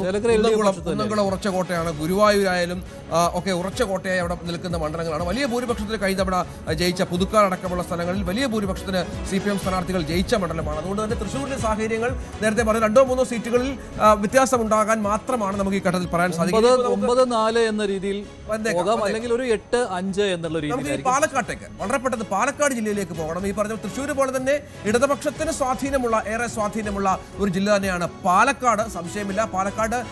പാലക്കാട് മണ്ഡലം ഒഴിച്ചാൽ മറ്റു മണ്ഡലങ്ങളിലൊക്കെ അതിശക്തമായ സാന്നിധ്യം ഇടതുപക്ഷത്തിനുണ്ട്. പാലക്കാടും മണ്ണാർക്കാടും ലീഗിലെ സീറ്റാണ്. UDF നിന്നാണ് ഇത്തവണ സ്വാഭാവികമായിട്ടും പാലക്കാടും മണ്ണാർക്കാടും UDF പ്രതീക്ഷിക്കുന്ന മണ്ഡലം തന്നെയാണ്. UDF ഉറപ്പിച്ച മണ്ഡലങ്ങൾ മണ്ണാർക്കാട്, പാലക്കാട്, തൃത്താല, ചിറ്റൂർ ജയിക്കുന്ന മണ്ഡലം, ഉറപ്പായിട്ട് ജയിക്കുന്ന മണ്ഡലമാണ്. മണ്ണാർക്കാട്, പാലക്കാട്, തൃത്താല, ചിറ്റൂർ. തൃത്താലയിൽ നമുക്കറിയാം MP രാജേഷുമായാണ് VT ബലറാമിന്റെ പോരാട്ടം. കൈതവണ ചെറിയ ഭൂരിപക്ഷത്തിന് വലിയ ഭൂരിപക്ഷം MP രാജേഷിന്റെ കൈതവണ ഉണ്ടായിരുന്നില്ല എന്നുള്ളത് ഏറ്റവും പ്രധാനപ്പെട്ട ഒന്നാണ്. അവിടെ 3016 വോട്ടുകൾക്ക് മാത്രമാണ് അവിടെ MP രാജേഷ് ജയിക്കാൻ സാധിച്ചത്. ഒരു കോട്ട ഇടതുപക്ഷ പ്രധാനപ്പെട്ട ജില്ലയായിട്ട് പോലും അവിടെ കുറഞ്ഞ ഭൂരിപക്ഷത്തിൽ ജയിച്ചു. അത് ഇത്തവണ UDF പ്രതീക്ഷിക്കുന്നു. അതുതന്നെയാണ് മണ്ണാർക്കാടും പാലക്കാടും തൃത്താലയും ചിറ്റൂരും UDF ഉറപ്പിച്ചിരിക്കുന്നത്. മറുവശത്താകട്ടെ ഷൊർണൂർ, കോങ്ങാട്, മലമ്പുഴ, തരൂർ, നെന്മാറ, ആലത്തൂർ എന്നീ 6 മണ്ഡലങ്ങൾ ഏതു സാഹചര്യത്തിലും LDF ഉണ്ടാകും എന്ന് അവർ വിശ്വസിക്കുന്നു. BJPക്ക് പാലക്കാട് ഒരു നേരിയ പ്രതീക്ഷയുണ്ട്, സംശയമില്ല. പാലക്കാട് ഇതില് ഏതാണ്ട് ഇതുപോലെ തന്നെയായിരിക്കും വരാൻ സാധ്യത. UDF മണ്ണാർക്കാടും തൃത്താലയും ചിറ്റൂരും എന്തായാലും കിട്ടും. പാലക്കാട് BJPയുമായിട്ട് ടൈറ്റ് ഫൈറ്റ് ഉണ്ട്. പക്ഷേ എന്നാലും UDF പക്ഷത്തേക്ക് നീങ്ങാനാണ് സാധ്യത കൂടുതലുള്ളത്. അങ്ങനെ മണ്ണാർക്കാട്, പാലക്കാട്, തൃത്താല, ചിറ്റൂര്, പിന്നെ ഷൊർണൂരും കോങ്ങാടും മലമ്പുഴയും തരൂരും നെന്മാറയും ആലത്തൂരും അത് LDF ഉറപ്പിക്കുന്നത് പോലെ തന്നെ അത് LDF പക്ഷത്ത് ആയിരിക്കും. പിന്നെ ഇതിനകത്ത് വിട്ടുപോയിട്ടുള്ള ഒരു കാര്യം ഒറ്റപ്പാലമാണ്. അവിടെ PK ശശി അവിടെ സ്ഥാനാർത്ഥിയായിട്ട് മത്സരിക്കുന്നു. അവിടെ ഒറ്റപ്പാലത്ത് 50-50 ചാൻസ് എന്ന് പറയേണ്ടി വരും. കിരൺ, ഇപ്പൊ തൃശ്ശൂർ പോലെ തന്നെയാണ് പാലക്കാട് LDF വ്യക്തമായ മേൽക്കൈ LDF പ്രതീക്ഷിക്കുന്നത്. എന്തായാലും വലിയൊരു തരംഗമൊന്നും ഉണ്ടായില്ലെങ്കിൽ സ്വാഭാവികമായും അവിടെ LDF തന്നെയായിരിക്കും മേൽക്കൈ ഉണ്ടാകുന്ന സംശയമില്ല. ഇതിനകത്ത് UDF ഒന്നുകൂടി നമുക്ക് BJP ഉറപ്പിച്ചതെന്ന് പറയുമ്പോൾ പോലും പാലക്കാട് ജില്ലയെ സംബന്ധിച്ച് അവിടെ പിഷാരടി മത്സരത്തിനെത്തിയതോടുകൂടി ഏതെങ്കിലും തരത്തിൽ പാലക്കാട് UDF അങ്ങനെ ഏതെങ്കിലും കോൺഗ്രസ് അങ്ങനെ ഒരു ആശങ്ക അവർ പെടുന്നില്ല. അവർ ആത്മവിശ്വാസത്തോടു കൂടി തന്നെയാണ് പറയുന്നത്. അവിടെ ശോഭാ സുരേന്ദ്രനെ മറികടന്നുകൊണ്ട് അവിടെ എത്താൻ കഴിയും. 3ാം സ്ഥാനത്തേക്ക് NMR റസാഖ് അങ്ങനെ കാര്യമായ വോട്ട് ഒന്നും UDF വോട്ടിൽ കാര്യമായ ചോർത്തലൊന്നും ഉണ്ടാവില്ല എന്ന് തന്നെയാണ് അവരുടെ കണക്കൂട്ടൽ. ഇടതുമുന്നണിയുടെ ഏറെക്കുറെ കണക്കൂട്ടലുകളും ആ മട്ടിൽ തന്നെയാണ്. മറ്റു മണ്ഡലങ്ങളിൽ ഈ വിമതർ മത്സരിക്കുന്ന PK ശശിയൊക്കെ മത്സരിക്കുന്നത് കൊണ്ടുള്ള പ്രാധാന്യം എന്നതിനപ്പുറത്തേക്ക് ഏറ്റവും പ്രാധാന്യത്തോടുകൂടി കേരളം കാണുന്നത് ഈ പാലക്കാടും അതോടൊപ്പം തന്നെ തൃത്താലയുമായിരിക്കും. MP രാജേഷും VT ബലറാമും മത്സരിക്കുന്നു. ഇത്തവണ കോൺഗ്രസ് ഉറപ്പിച്ച് പറയുന്നു VT ബലറാം മണ്ഡലം തിരിച്ചുപിടിക്കും. കാരണം അത് ഒരു UDF മണ്ഡലമാണ്, കോൺഗ്രസ് മണ്ഡലമാണ്. കഴിഞ്ഞ തവണ അത് MP രാജേഷ് പാലക്കാട് പരാജയപ്പെട്ടപ്പോൾ ഒരു ജയസാധ്യതയില്ലാത്തൊരു മണ്ഡലത്തിൽ നിങ്ങൾ മത്സരിച്ചോളൂ എന്ന് പറഞ്ഞ് കൊടുത്തതാണ്. പക്ഷേ പാലക്കാട് MP രാജേഷ് പോയി തൃത്താല പോയി നിന്ന് ആ തൃത്താല തിരിച്ചു പിടിച്ചതാണ്, ഇടതുമുന്നണിയിലേക്ക് കൊണ്ടുവന്നതാണ്. പക്ഷേ അത് ഇത്തവണ വീണ്ടും VT ബലറാം തിരിച്ചു പിടിക്കാനുള്ള സാധ്യത വളരെ കൂടുതലാണ്. പക്ഷേ അപ്പോഴും ഇടതുമുന്നണി ഒരു കാരണവശാലും അവരുടെ പ്രതീക്ഷ പിൻവലിച്ചിട്ടില്ല. ചെറിയ ഭൂരിപക്ഷത്തിനാണെങ്കിൽ പോലും MP രാജേഷ് അവസാന നിമിഷം അദ്ദേഹം മണ്ഡലത്തിൽ നടത്തിയ വികസന പ്രവർത്തനങ്ങളെ കൊണ്ട് വിജയത്തിലേക്ക് എത്തിക്കാൻ കഴിയും എന്നുള്ള പ്രതീക്ഷയിൽ തന്നെയാണ് നിൽക്കുന്നത്. അതിനപ്പുറം ജില്ലയുടെ ആകെ ഒരു സ്ഥിതിയിൽ ഏതെങ്കിലും തരത്തിലൊരു മാറ്റം ഉണ്ടാവാനുള്ള സാധ്യത കുറവാണ്. ഞങ്ങൾ തൃശ്ശൂർ പോലെ തന്നെ ഇടതുപക്ഷത്തെ ഒരു തരംഗമുണ്ടായാലും പിടിച്ചു നിർത്താവുന്ന ജില്ല പാലക്കാട് തന്നെയാണ്. പരമാവധി ഒരു 3 സീറ്റിന്റെ നഷ്ടം, അതിനപ്പുറേക്കൊന്നും പോലുള്ള സാഹചര്യം നമുക്ക് അവിടെ കാണാനില്ല. തീർച്ചയായും അതാണ് പാലക്കാട് ജില്ലയിലെ സാഹചര്യം. നമുക്കിനി കോഴിക്കോട്ടേക്ക് വളരെ പെട്ടെന്ന് ഒന്ന് പോകണം. കോഴിക്കോട് ജില്ലയിൽ നമുക്കറിയാം പറഞ്ഞ പോലെ 2 സീറ്റുകളിൽ മാത്രം അല്ലേ UDF ജയിച്ച ഒരു ജില്ലയാണ്. ഇത്തവണ അതിനേക്കാളും നില മെച്ചപ്പെടുത്തുവാൻ കോഴിക്കോട് സ്വാഭാവികമായിട്ടും ഇത്തവണ സാധിക്കും. തദ്ദേശ ഭരണ സ്ഥാപനങ്ങളിലെ പ്രകടനവും ഒക്കെ വിലയിരുത്തി നോക്കി കഴിയുമ്പോൾ കോഴിക്കോട് ജില്ല ഇത്തവണ ഒരു ഡിസൈഡിംഗ് ഫാക്ടർ ആയിരിക്കും. UDFനെ ഭരണത്തിലേക്ക് എത്തിക്കുന്നതിൽ അവിടെ ഒരു മുസ്ലിം കൺസോളിഡേഷൻ നടന്നിട്ടുണ്ടെങ്കിൽ അത് ഏറ്റവും പ്രകടമാകുന്നത് മലപ്പുറം കഴിഞ്ഞാൽ കോഴിക്കോട് ജില്ലയിൽ തന്നെയായിരിക്കും. കോഴിക്കോടായിരിക്കും അതിൻ്റെ ഒരു ചൂണ്ടുപലക എന്ന് പറയുന്നത്. അപ്പോൾ കോഴിക്കോട് ജില്ലയിൽ ഇത്തവണ കൂടുതൽ സീറ്റുകൾ UDF പ്രതീക്ഷിക്കുന്നുണ്ട്. അതുപോലെ തന്നെ വരുവാനുള്ള സാധ്യതയുമുണ്ട്. കോഴിക്കോട് ജില്ലയിൽ UDF പ്രതീക്ഷിക്കുന്ന സീറ്റുകൾ ഇവയൊക്കെയാണ്. കൊടുവള്ളി കഴിഞ്ഞ തവണത്തെ പോലെ പ്രതീക്ഷിക്കുന്നുണ്ട്. ഏതാണ്ട് ഉറപ്പിച്ച മണ്ഡലങ്ങൾ വടകര കഴിഞ്ഞ തവണത്തെ പോലെ ഇത്തവണയും കിട്ടും. കോഴിക്കോട് സൗത്ത്, അതുപോലെ തന്നെ എലത്തൂരും UDF പ്രതീക്ഷിക്കുന്ന മണ്ഡലമാണ്. പേരാമ്പ്ര, ബാലുശ്ശേരി, കോഴിക്കോട് നോർത്ത്, ബേപ്പൂർ, കുന്നമംഗലം ഈ സീറ്റുകളാണ് LDF ഉറപ്പിച്ചു പറയുന്ന സീറ്റുകൾ. ഇതിനപ്പുറത്തും സീറ്റുകളുണ്ട്. ഇതിൽ വ്യത്യാസം വരുവാനുള്ള സാധ്യതയാണ് ഞാൻ കാണുന്നത്. 2 എന്നുള്ളത് 4 സീറ്റുകൾ ഇത്തവണ UDF അവിടെ ഉറപ്പിക്കുന്നുണ്ട്. അതിന് മുകളിലേക്കുള്ള കണക്കിലേക്കൊക്കെ ഈ പറഞ്ഞതുപോലെ ഈ കൺസോളിഡേഷന്റെ ഒക്കെ കണക്ക് വരുമ്പോൾ അതിന്റെ മുകളിലേക്കുള്ള കണക്കിലേക്ക് ഒരുപക്ഷെ UDF സംവിധാനം എത്തിയേക്കാം എന്ന് വേണം കരുതാൻ. ഇവിടെ LDF കുന്നമംഗലം ഉറപ്പിക്കുമ്പോഴും കുന്നമംഗലത്ത് തിരിച്ചു വരുവാനായിട്ട് ഇത്തവണ മുസ്ലിം ലീഗിന് കഴിഞ്ഞേക്കാം. അങ്ങനെ വരുമ്പോൾ കുന്നമംഗലത്ത് പൂർണ്ണമായിട്ടും അതൊരു LDF സീറ്റ് എന്ന് പറയുവാൻ കഴിയുകയില്ല. കോഴിക്കോട് നോർത്ത് ശരിയാണ്. കോഴിക്കോട് നോർത്ത് അത് LDF പക്ഷത്ത് തന്നെയാണ്. K ജയന്തിനേക്കാൾ തോട്ടത്തിൽ രവീന്ദ്രൻ തന്നെയാണ് സാധ്യത കൂടുതൽ. പക്ഷേ സൗത്തിൽ ഫൈസൽ ബാബു, ഈ പറഞ്ഞതുപോലെ തന്നെ ഫൈസൽ ബാബുവിന് സാധ്യത കൂടുതലുണ്ട് അഹമ്മദ് ദേവർ കോവിലിനേക്കാൾ. പക്ഷേ ഇവിടെ ഇല്ലാത്ത സീറ്റുകളുണ്ട്. കുറ്റ്യാടിയിൽ ഒരു അട്ടിമറി നടന്നാലും ഇത്തവണ സംശയിക്കേണ്ടതില്ല. പക്ഷേ പേരാമ്പ്ര ഞാൻ പൂർണ്ണമായിട്ടും ഇപ്പോൾ LDF ഉറപ്പിച്ചത് ഞാൻ ചിന്തിക്കുന്നില്ല. പേരാമ്പ്ര ഇത്തവണ LDF പക്ഷത്ത് പൂർണ്ണമായിട്ട് ഉറച്ചു നിൽക്കും എന്നതിൽ എനിക്കൊരു അഭിപ്രായ വ്യത്യാസമുണ്ട്.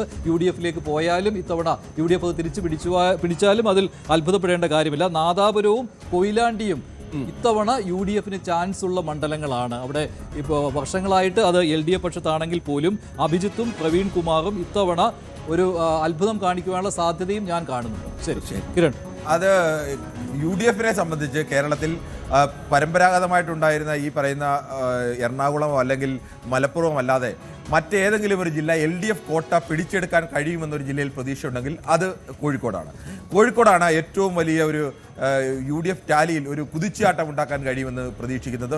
LDFും ഏറ്റവും ആശങ്കയോട് കാണുന്ന ഒരു ജില്ലയും കോഴിക്കോട് തന്നെയാണ്. കാരണം കോഴിക്കോട് ഇടത് കോട്ടയായിരുന്നു എല്ലാ കാലത്തും. 2001 കഴിഞ്ഞാൽ മറ്റുള്ള എല്ലാ തെരഞ്ഞെടുപ്പുകളിലും ഇടതുമുന്നണിക്ക് വലിയ ഭൂരിപക്ഷം നേടിയ ഒരു ജില്ലയാണ്.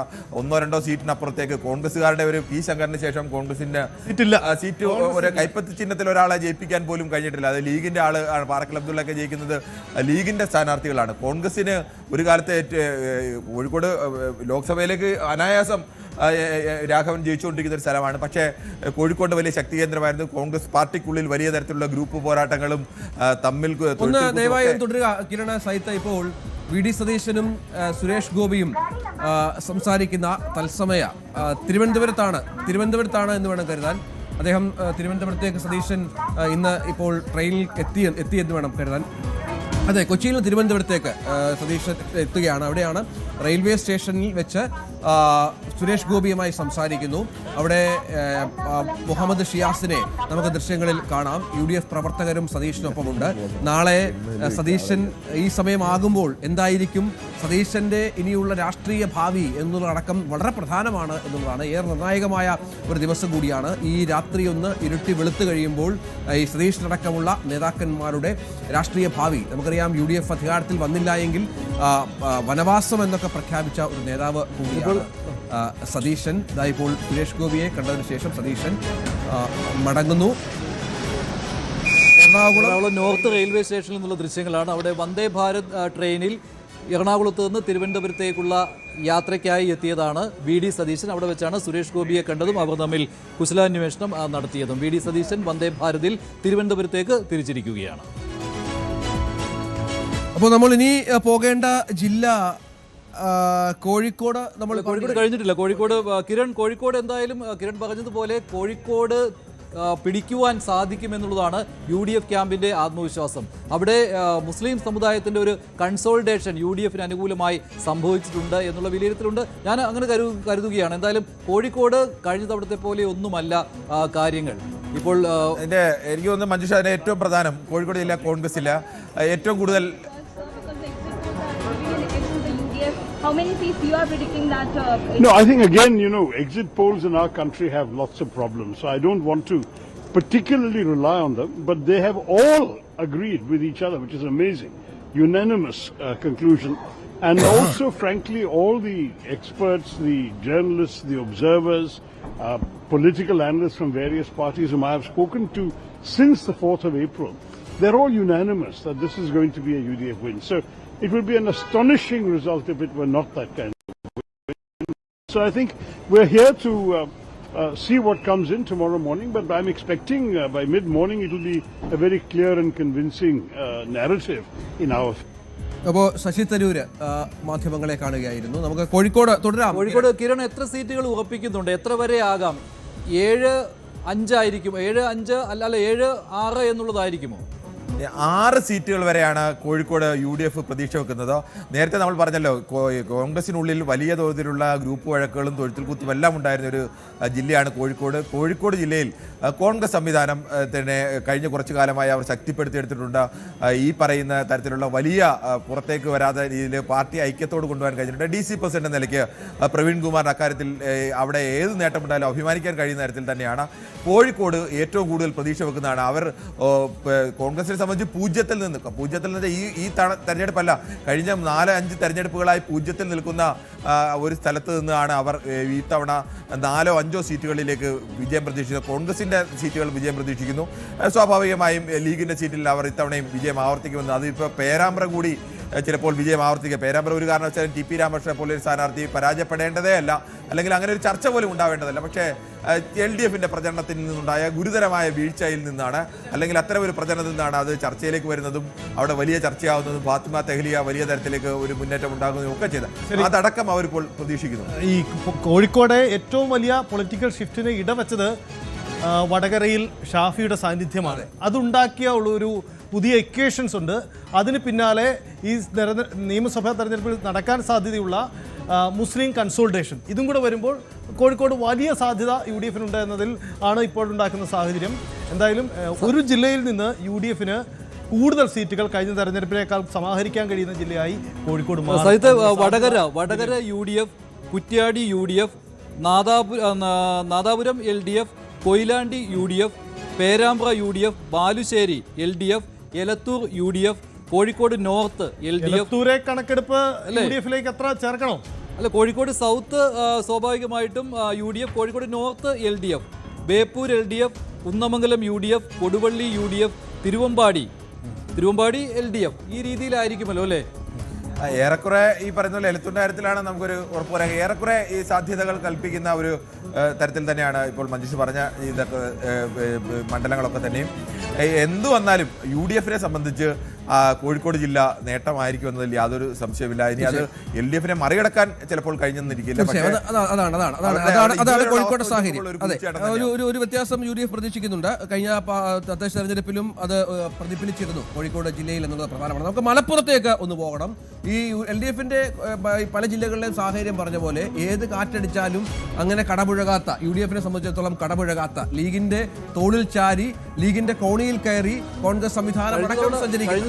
പക്ഷേ 16-ൽ 4 സീറ്റുകൾ നേടാൻ LDFന് കഴിഞ്ഞിട്ടുണ്ടായിരുന്നു. 4 സീറ്റുകൾ അവിടെ KT ജലീൽ ജയിച്ചു, അവിടെ PV അൻവറിന് ജയിക്കാൻ കഴിഞ്ഞു, അബ്ദുറഹ്മാന് ജയിക്കാൻ കഴിഞ്ഞു, പൊന്നാനി സീറ്റും നിലനിർത്തുവാനായിട്ട് LDFന് കഴിഞ്ഞിരുന്നു. പക്ഷേ ഇത്തവണ UDF കൂടുതൽ സീറ്റുകൾ പ്രതീക്ഷിക്കുകയാണ്. കഴിഞ്ഞ തവണത്തെ പോലെ ആയിരിക്കില്ല ഇത്തവണ മലപ്പുറം. UDFന്റെ അതിശക്തമായ മുന്നേറ്റമായിരിക്കും. നമുക്ക് മലപ്പുറത്തിന്റെ ആ കാർഡിലേക്ക് വളരെ പെട്ടെന്ന് പോകാം. അത് മലപ്പുറം, പെരിന്തൽമണ്ണ, മഞ്ചേരി, ഏറനാട്, വണ്ടൂർ, വേങ്ങര, നിലമ്പൂർ, മങ്കട, വള്ളിക്കുന്ന്, കോട്ടയ്ക്കൽ, കൊണ്ടോട്ടി, തിരുരങ്ങാടി, താനൂർ ഇത് ഏത് സാഹചര്യത്തിലും UDF ജയിക്കും എന്ന് അവർ ഉറപ്പിച്ചു വെച്ചിരിക്കുന്ന മണ്ഡലങ്ങൾ തന്നെയാണ്, സംശയമില്ല. അതേസമയം LDF 2 മണ്ഡലങ്ങളിൽ മാത്രമാണ് ഉറച്ച വിജയസാധ്യത കാണുന്നത്. അവിടെയും മത്സരമുണ്ട്, മത്സരമില്ല എന്നുള്ളതല്ല. പൊന്നാനിയും തവനൂരും അത് അവിടെ ജയിക്കുമെന്ന് അവർ കരുതുന്നു. ഇതിൽ ഒരു മണ്ഡലം കൂടിയുണ്ട്, തിരൂർ ഞാനത് UDFിലേക്ക് തന്നെ ചേർത്ത് വയ്ക്കുകയാണ്. കാരണം തിരൂരിൽ V അബ്ദുറഹ്മാൻ മത്സരിക്കുന്നു എന്നുള്ള ഒറ്റ കാരണം കൊണ്ടാണ് അത് UDFിലേക്ക് ചേർക്കാതിരുന്നത്. പക്ഷേ ശക്തമായ വേരോട്ടം മുസ്ലിം ലീഗിനുള്ള ഒരു മണ്ഡലമാണ്. ഏതൊക്കെ മണ്ഡലങ്ങളിലാണ് അവിടെ മലപ്പുറത്ത് UDF ഭൂരിപക്ഷം കൂട്ടുന്നതിന് വേണ്ടി മാത്രം മത്സരിക്കുന്നത്? അതിലൊരു മണ്ഡലം കൂടിയാണ് തിരൂർ. പക്ഷേ അബ്ദുറഹ്മാന്റെ സാന്നിധ്യം ഉള്ളതുകൊണ്ട് അബ്ദുറഹ്മാൻ ജയിക്കുമെന്നുള്ള പ്രതീക്ഷയിലാണ് തിരൂർ തൽക്കാലം UDFിന്റെ ലിസ്റ്റിലേക്ക് വരാത്തത്. പക്ഷേ തിരൂരും കൂടി ഉൾപ്പെടുത്തുമ്പോൾ അത് 14-2 എന്നായിട്ട് മാറും. തവനൂർ ഉറപ്പില്ല KT ജലീലിന്, ജോയിക്കും സാധ്യതയുണ്ട്. അങ്ങനെ വരുമ്പോൾ UDFിന്റെ ഒരു ശക്തമായ ഒരു സാന്നിധ്യമായിരിക്കും ഇത്തവണ മലപ്പുറത്ത്.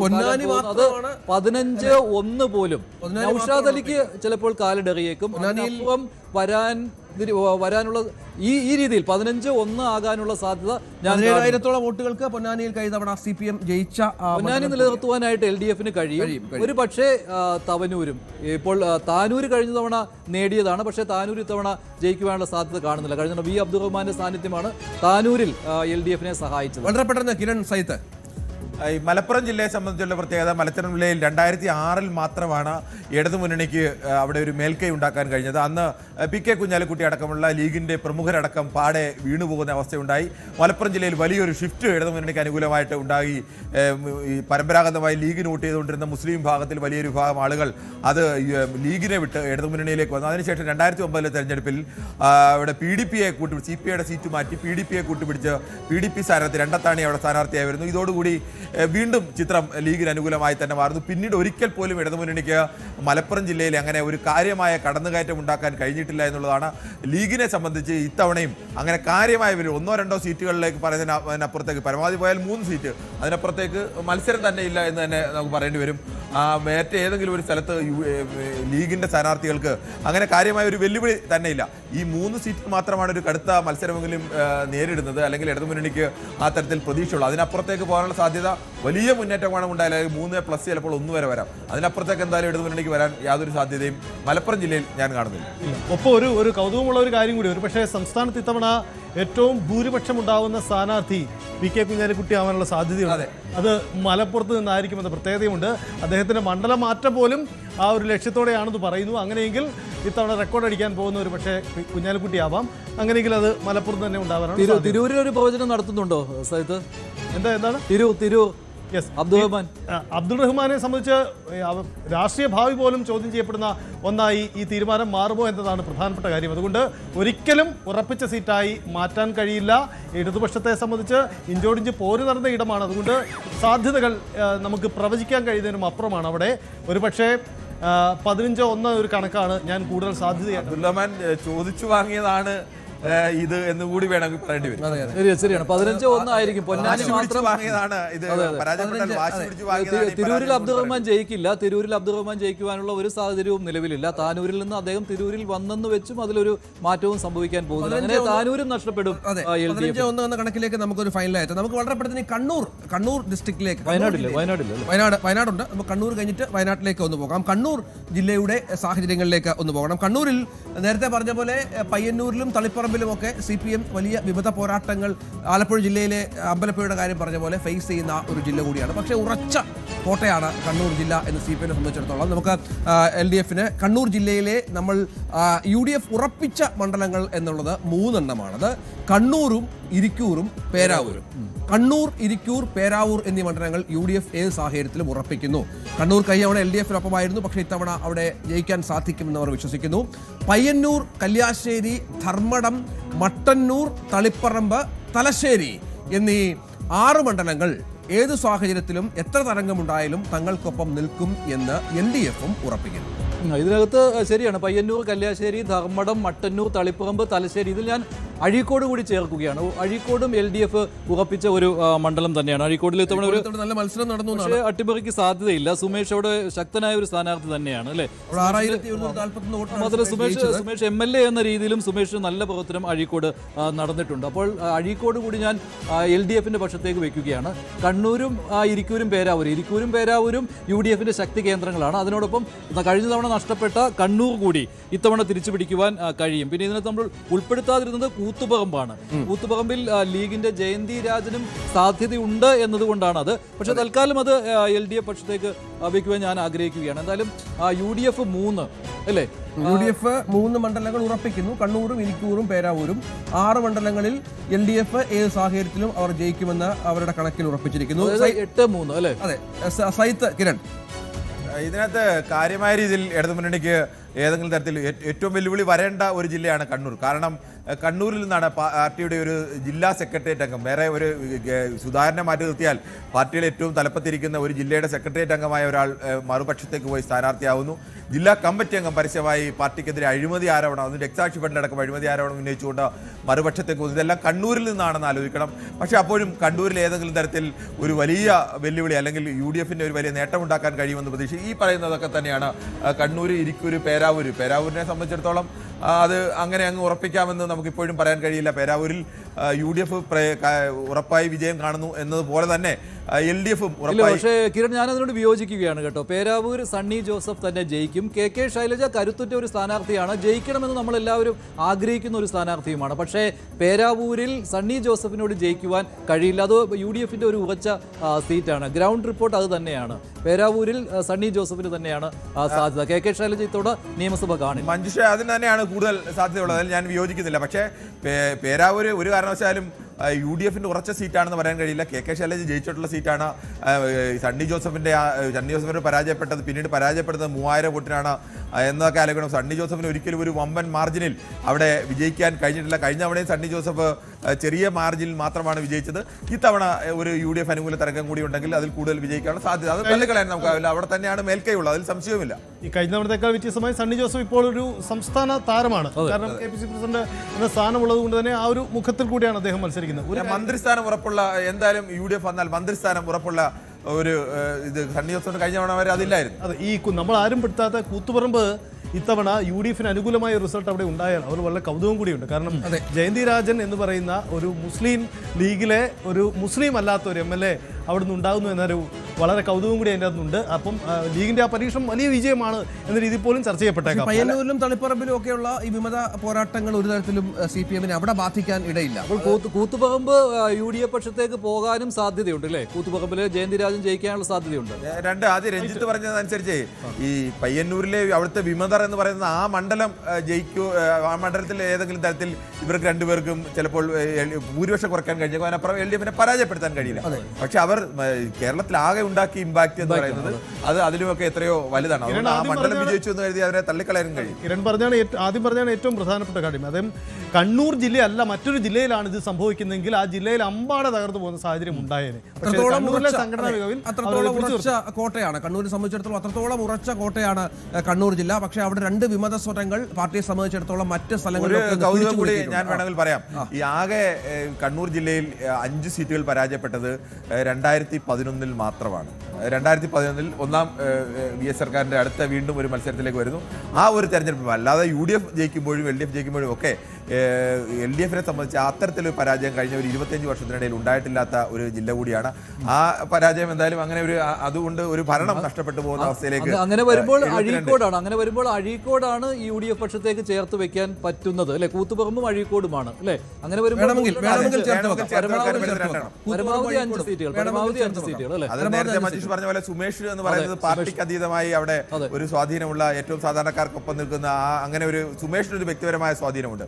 ആ സ്വാധീനത്തിൽ മറികടക്കുമെന്നാണ് CPMന്റെ പ്രതീക്ഷ. കോൺഗ്രസിനെ സംബന്ധിച്ച ആശങ്ക. പക്ഷേ ഗ്രൗണ്ടിൽ അങ്ങനെ അല്ല കേട്ടോ. സുമേഷ് അതിശക്തനായ ഒരു സ്ഥാനാർത്ഥി തന്നെയാണ് അവിടെ. അഴീക്കോട് ബുദ്ധിമുട്ടാണ് UDFന് എന്തായാലും. അല്ല, അതാണ് ഞാൻ പറയുന്നത്. സുമേഷിന്റെ ഒരു പ്ലസിൽ LDFന് വിജയിക്കാനുള്ള സാധ്യതയാണ് അവർ കാണുന്നത്. പിന്നെ കണ്ണൂർ ജില്ല കാത്തിരിക്കുന്ന മറ്റൊരു കാര്യം പിണറായി വിജയന്റെ ഭൂരിപക്ഷമാണ് ധർമ്മടത്ത് അല്ലെ. ഇത്തവണ വലിയ മത്സരമുണ്ട് എന്നൊക്കെ പറയുന്നു. പക്ഷേ പിണറായി ഭൂരിപക്ഷം കൂട്ടുമോ കുറയ്ക്കുമോ PV അൻവർ പറഞ്ഞതുപോലെ പിണറായി വിജയന്റെ ഭൂരിപക്ഷം കുറയും, 10,000-ൽ താഴെ പോകുന്നുള്ളതാണ്. അപ്പോൾ ആ ഒരു കൗതുകത്തിനും കൂടിയുള്ള മറുപടി കണ്ടുവരുന്നുണ്ടാവും.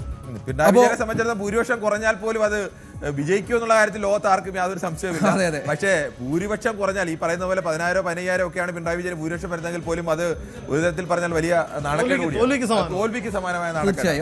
7-4. അപ്പോൾ കണ്ണൂരിൽ 7-4, LDF 7, UDF 4. നമുക്ക് വയനാട് ജില്ലയിലേക്ക് വളരെ വേഗം, നമുക്ക് സമയം അവസാനിക്കാനായി. അപ്പോൾ വയനാട് ജില്ലയിലേക്ക്, വയനാട് നമുക്കറിയാം 3-1 എന്നുള്ളതായിരുന്നു, 2-1 എന്നുള്ളതായിരുന്നു കഴിഞ്ഞ തവണത്തെ LDF 3 എന്ന രീതിയിൽ UDF പ്രതീക്ഷിക്കുകയാണ്. LDFന് അത്രമാത്രം പ്രതീക്ഷയുണ്ടോ എന്ന് തോന്നുന്നില്ല. സ്വാഭാവികമായിട്ടും കൽപ്പറ്റയിൽ സിദ്ദിഖിന്റെ വിജയം ഉറപ്പാണ്. അതുപോലെ കഴിഞ്ഞ തവണ നേടിയ മാനന്തവാടി സീറ്റ് അത് പോകുവാനും അല്ലേ, OR കേളു തോൽക്കുവാനും, സുൽത്താൻ ബത്തേരിയും മാനന്തവാടിയും കൽപ്പറ്റയും ഇത്തവണ UDF തങ്ങൾക്കൊപ്പം നിൽക്കുമെന്ന് ഉറച്ചു വിശ്വസിക്കുന്നു.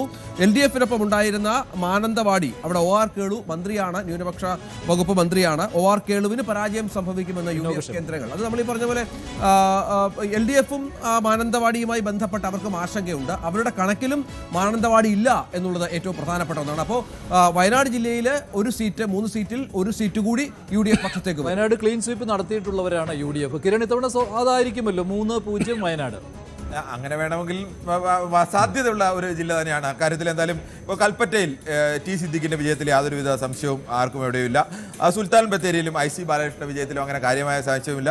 പക്ഷേ മാനന്തവാടിയിൽ അങ്ങനെയല്ല. മാനന്തവാടിയെ സംബന്ധിച്ചിടത്തോളം അവിടെ കടുത്ത പോരാട്ടം തന്നെയാണ് OR കേളു നടത്തുന്നത്. ആ OR കേളുവിൻ്റെ ഒരു 50-50 ചാൻസ് രണ്ടുപേർക്ക് നൽകാവുന്നതിനപ്പുറത്തേക്ക് ഇന്നയാൾ വിജയിക്കുമെന്ന് പറയാൻ കഴിയുമെന്ന് എനിക്ക് എന്തായാലും എൻ്റെ വിലയിരുത്തൽ തോന്നുന്നില്ല. UDFന്റെ ഉറപ്പിച്ച സീറ്റിൽ നമുക്ക് 2 എണ്ണത്തെ പെടുത്താം, ഒരെണ്ണം ബലാബലത്തിൽ തന്നെ നിർത്തേണ്ടി. അതായത് മാനന്തവാടിയിൽ ഇപ്പോഴും UDF ജയിക്കും നമുക്ക് ഉറച്ചു പ്രതീക്ഷിക്കാൻ പറ്റില്ല. OR കേളുവിന്റെ ഉഷാ വിജയന്റെ വിജയം അത് ഉണ്ടാകുമെന്ന് തന്നെയാണ് ഞാൻ കരുതുന്നത്. അങ്ങനെയാണ്, അവിടെ ഒരു അട്ടിമറി നടക്കും. OR കേളുവിനെ ഉഷാ വിജയൻ തോൽപ്പിക്കും. അങ്ങനെയെങ്കിൽ 3 സീറ്റും വയനാട്ടിൽ UDFന് ഒപ്പം നിൽക്കും. ഒരു ക്ലീൻ സ്വീപ്പിലേക്ക് കാര്യങ്ങൾ മാറുകയും ചെയ്യും. നമുക്ക് വളരെ പെട്ടെന്ന് കണ്ണൂർ ജില്ലയിലേക്ക്, കാസർഗോഡ് ജില്ലയിലേക്ക് പോകണം.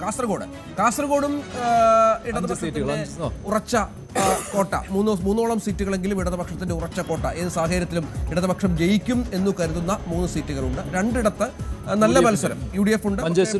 കാസർഗോഡും ഒരു ത്രികോണ പോരാട്ടത്തിന്റെ പ്രതീതിയൊക്കെ ഉണ്ട്. നമുക്ക് ആ ഒരു സാധ്യതകളിലേക്ക് അവർ ഉറച്ച കോട്ടകൾ പ്രതീക്ഷിക്കുന്ന, മത്സരം പ്രതീക്ഷിക്കുന്ന, ലഭിക്കുമെന്ന് പ്രതീക്ഷിക്കുന്ന സീറ്റുകൾ, അതായത് വളരെ കൃത്യമായി തന്നെ തൃക്കരിപ്പൂർ, കാഞ്ഞങ്ങാട്, ഉദുമ, ഏതു സാഹചര്യത്തിലും തൃക്കരിപ്പൂറും കാഞ്ഞങ്ങാടും ഉദുമയും, കാരണം അതിനുള്ള ഭൂരിപക്ഷം കൂടി കഴിഞ്ഞ തവണയുണ്ട്. 13,000-ന് മുകളിൽ വോട്ടുകളുടെ ഭൂരിപക്ഷം CK കുഞ്ഞമ്പൂരിന് ഉദുമയിൽ കിട്ടിയിരുന്നു. കാഞ്ഞങ്ങാട് E ചന്ദ്രശേഖറിന് 27,139 വോട്ടുകളുടെ ഭൂരിപക്ഷം. തൃക്കരിപ്പൂരിൽ M രാജഗോപാലൻ ജയിച്ചത് 26,137 വോട്ടുകൾക്കാണ്. അതുകൊണ്ട് തന്നെ തൃക്കരിപ്പൂരും ഉദുമയും കാഞ്ഞങ്ങാടും ഏതു സാഹചര്യത്തിലും തങ്ങൾക്കൊപ്പം നിൽക്കും എന്ന് LDF ഉറപ്പിക്കുന്നു.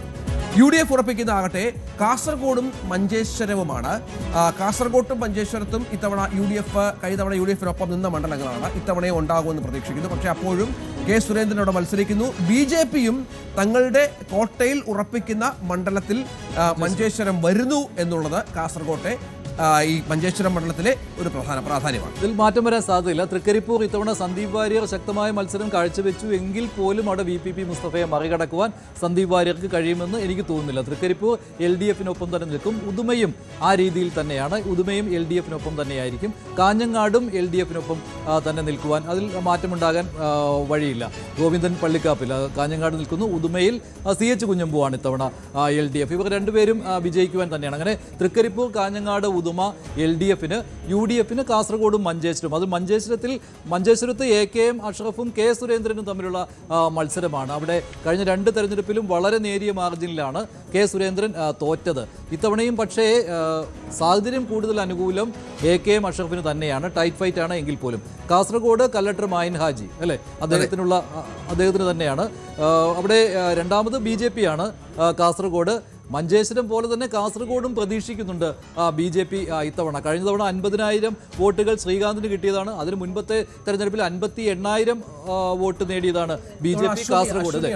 ML അശ്വനി ശക്തമായ പ്രവർത്തനം തന്നെയായിരുന്നു. കാസർഗോഡ് വിജയപ്രതീക്ഷ BJPക്കുണ്ട്. പക്ഷേ നിലവിൽ പറയുമ്പോൾ കാസർഗോഡും മഞ്ചേശ്വരവും UDF പക്ഷത്ത് ആയിരിക്കും. അവിടെ കാസർഗോട്ടും ഈ കോഴിക്കോട്ടെ മലപ്പുറത്തെ കാര്യം പറഞ്ഞതുപോലെ ഒരു ന്യൂനപക്ഷ കേന്ദ്രീകരണം, മുസ്ലിം വോട്ടുകളുടെ ഏകീകരണം ഒക്കെ വന്നാൽ ഏതെങ്കിലും മാറ്റങ്ങൾക്ക് സാധ്യതയുണ്ടോ? ഉണ്ടോ കിരണ? അതിനകത്ത് കിരണ ഒരു കാര്യം എന്ന് പറയുന്നത് അങ്ങനെ ഒരു ന്യൂനപക്ഷ പ്രത്യേകിച്ച് അവിടെ മുസ്ലിം സമുദായത്തിന്റെ വോട്ടുകളുടെ ഏകീകരണം വരുമ്പോൾ അത് മഞ്ചേശ്വരത്തേക്കാൾ കൂടുതൽ BJP യെ സഹായിക്കുക കാസർഗോഡ് ആയിരിക്കുമല്ലോ. കാരണം രണ്ട് മുസ്ലിം കാൻഡിഡേറ്റ്സ് ആണ് നിൽക്കുന്നത്. ഷാനവാസ് പാടൂർ അവിടെ LDFന്റെ കാൻഡിഡേറ്റായി വന്നതോടുകൂടി അവിടെ ഒരു സ്പ്ലിറ്റ് ഉണ്ടാകുമെന്നാണ് BJP പ്രതീക്ഷിക്കുന്നത്. മഞ്ചേശ്വരത്ത് പക്ഷേ അങ്ങനെയുള്ള ഒരു സ്പ്ലിറ്റിന് സാധ്യതയില്ല.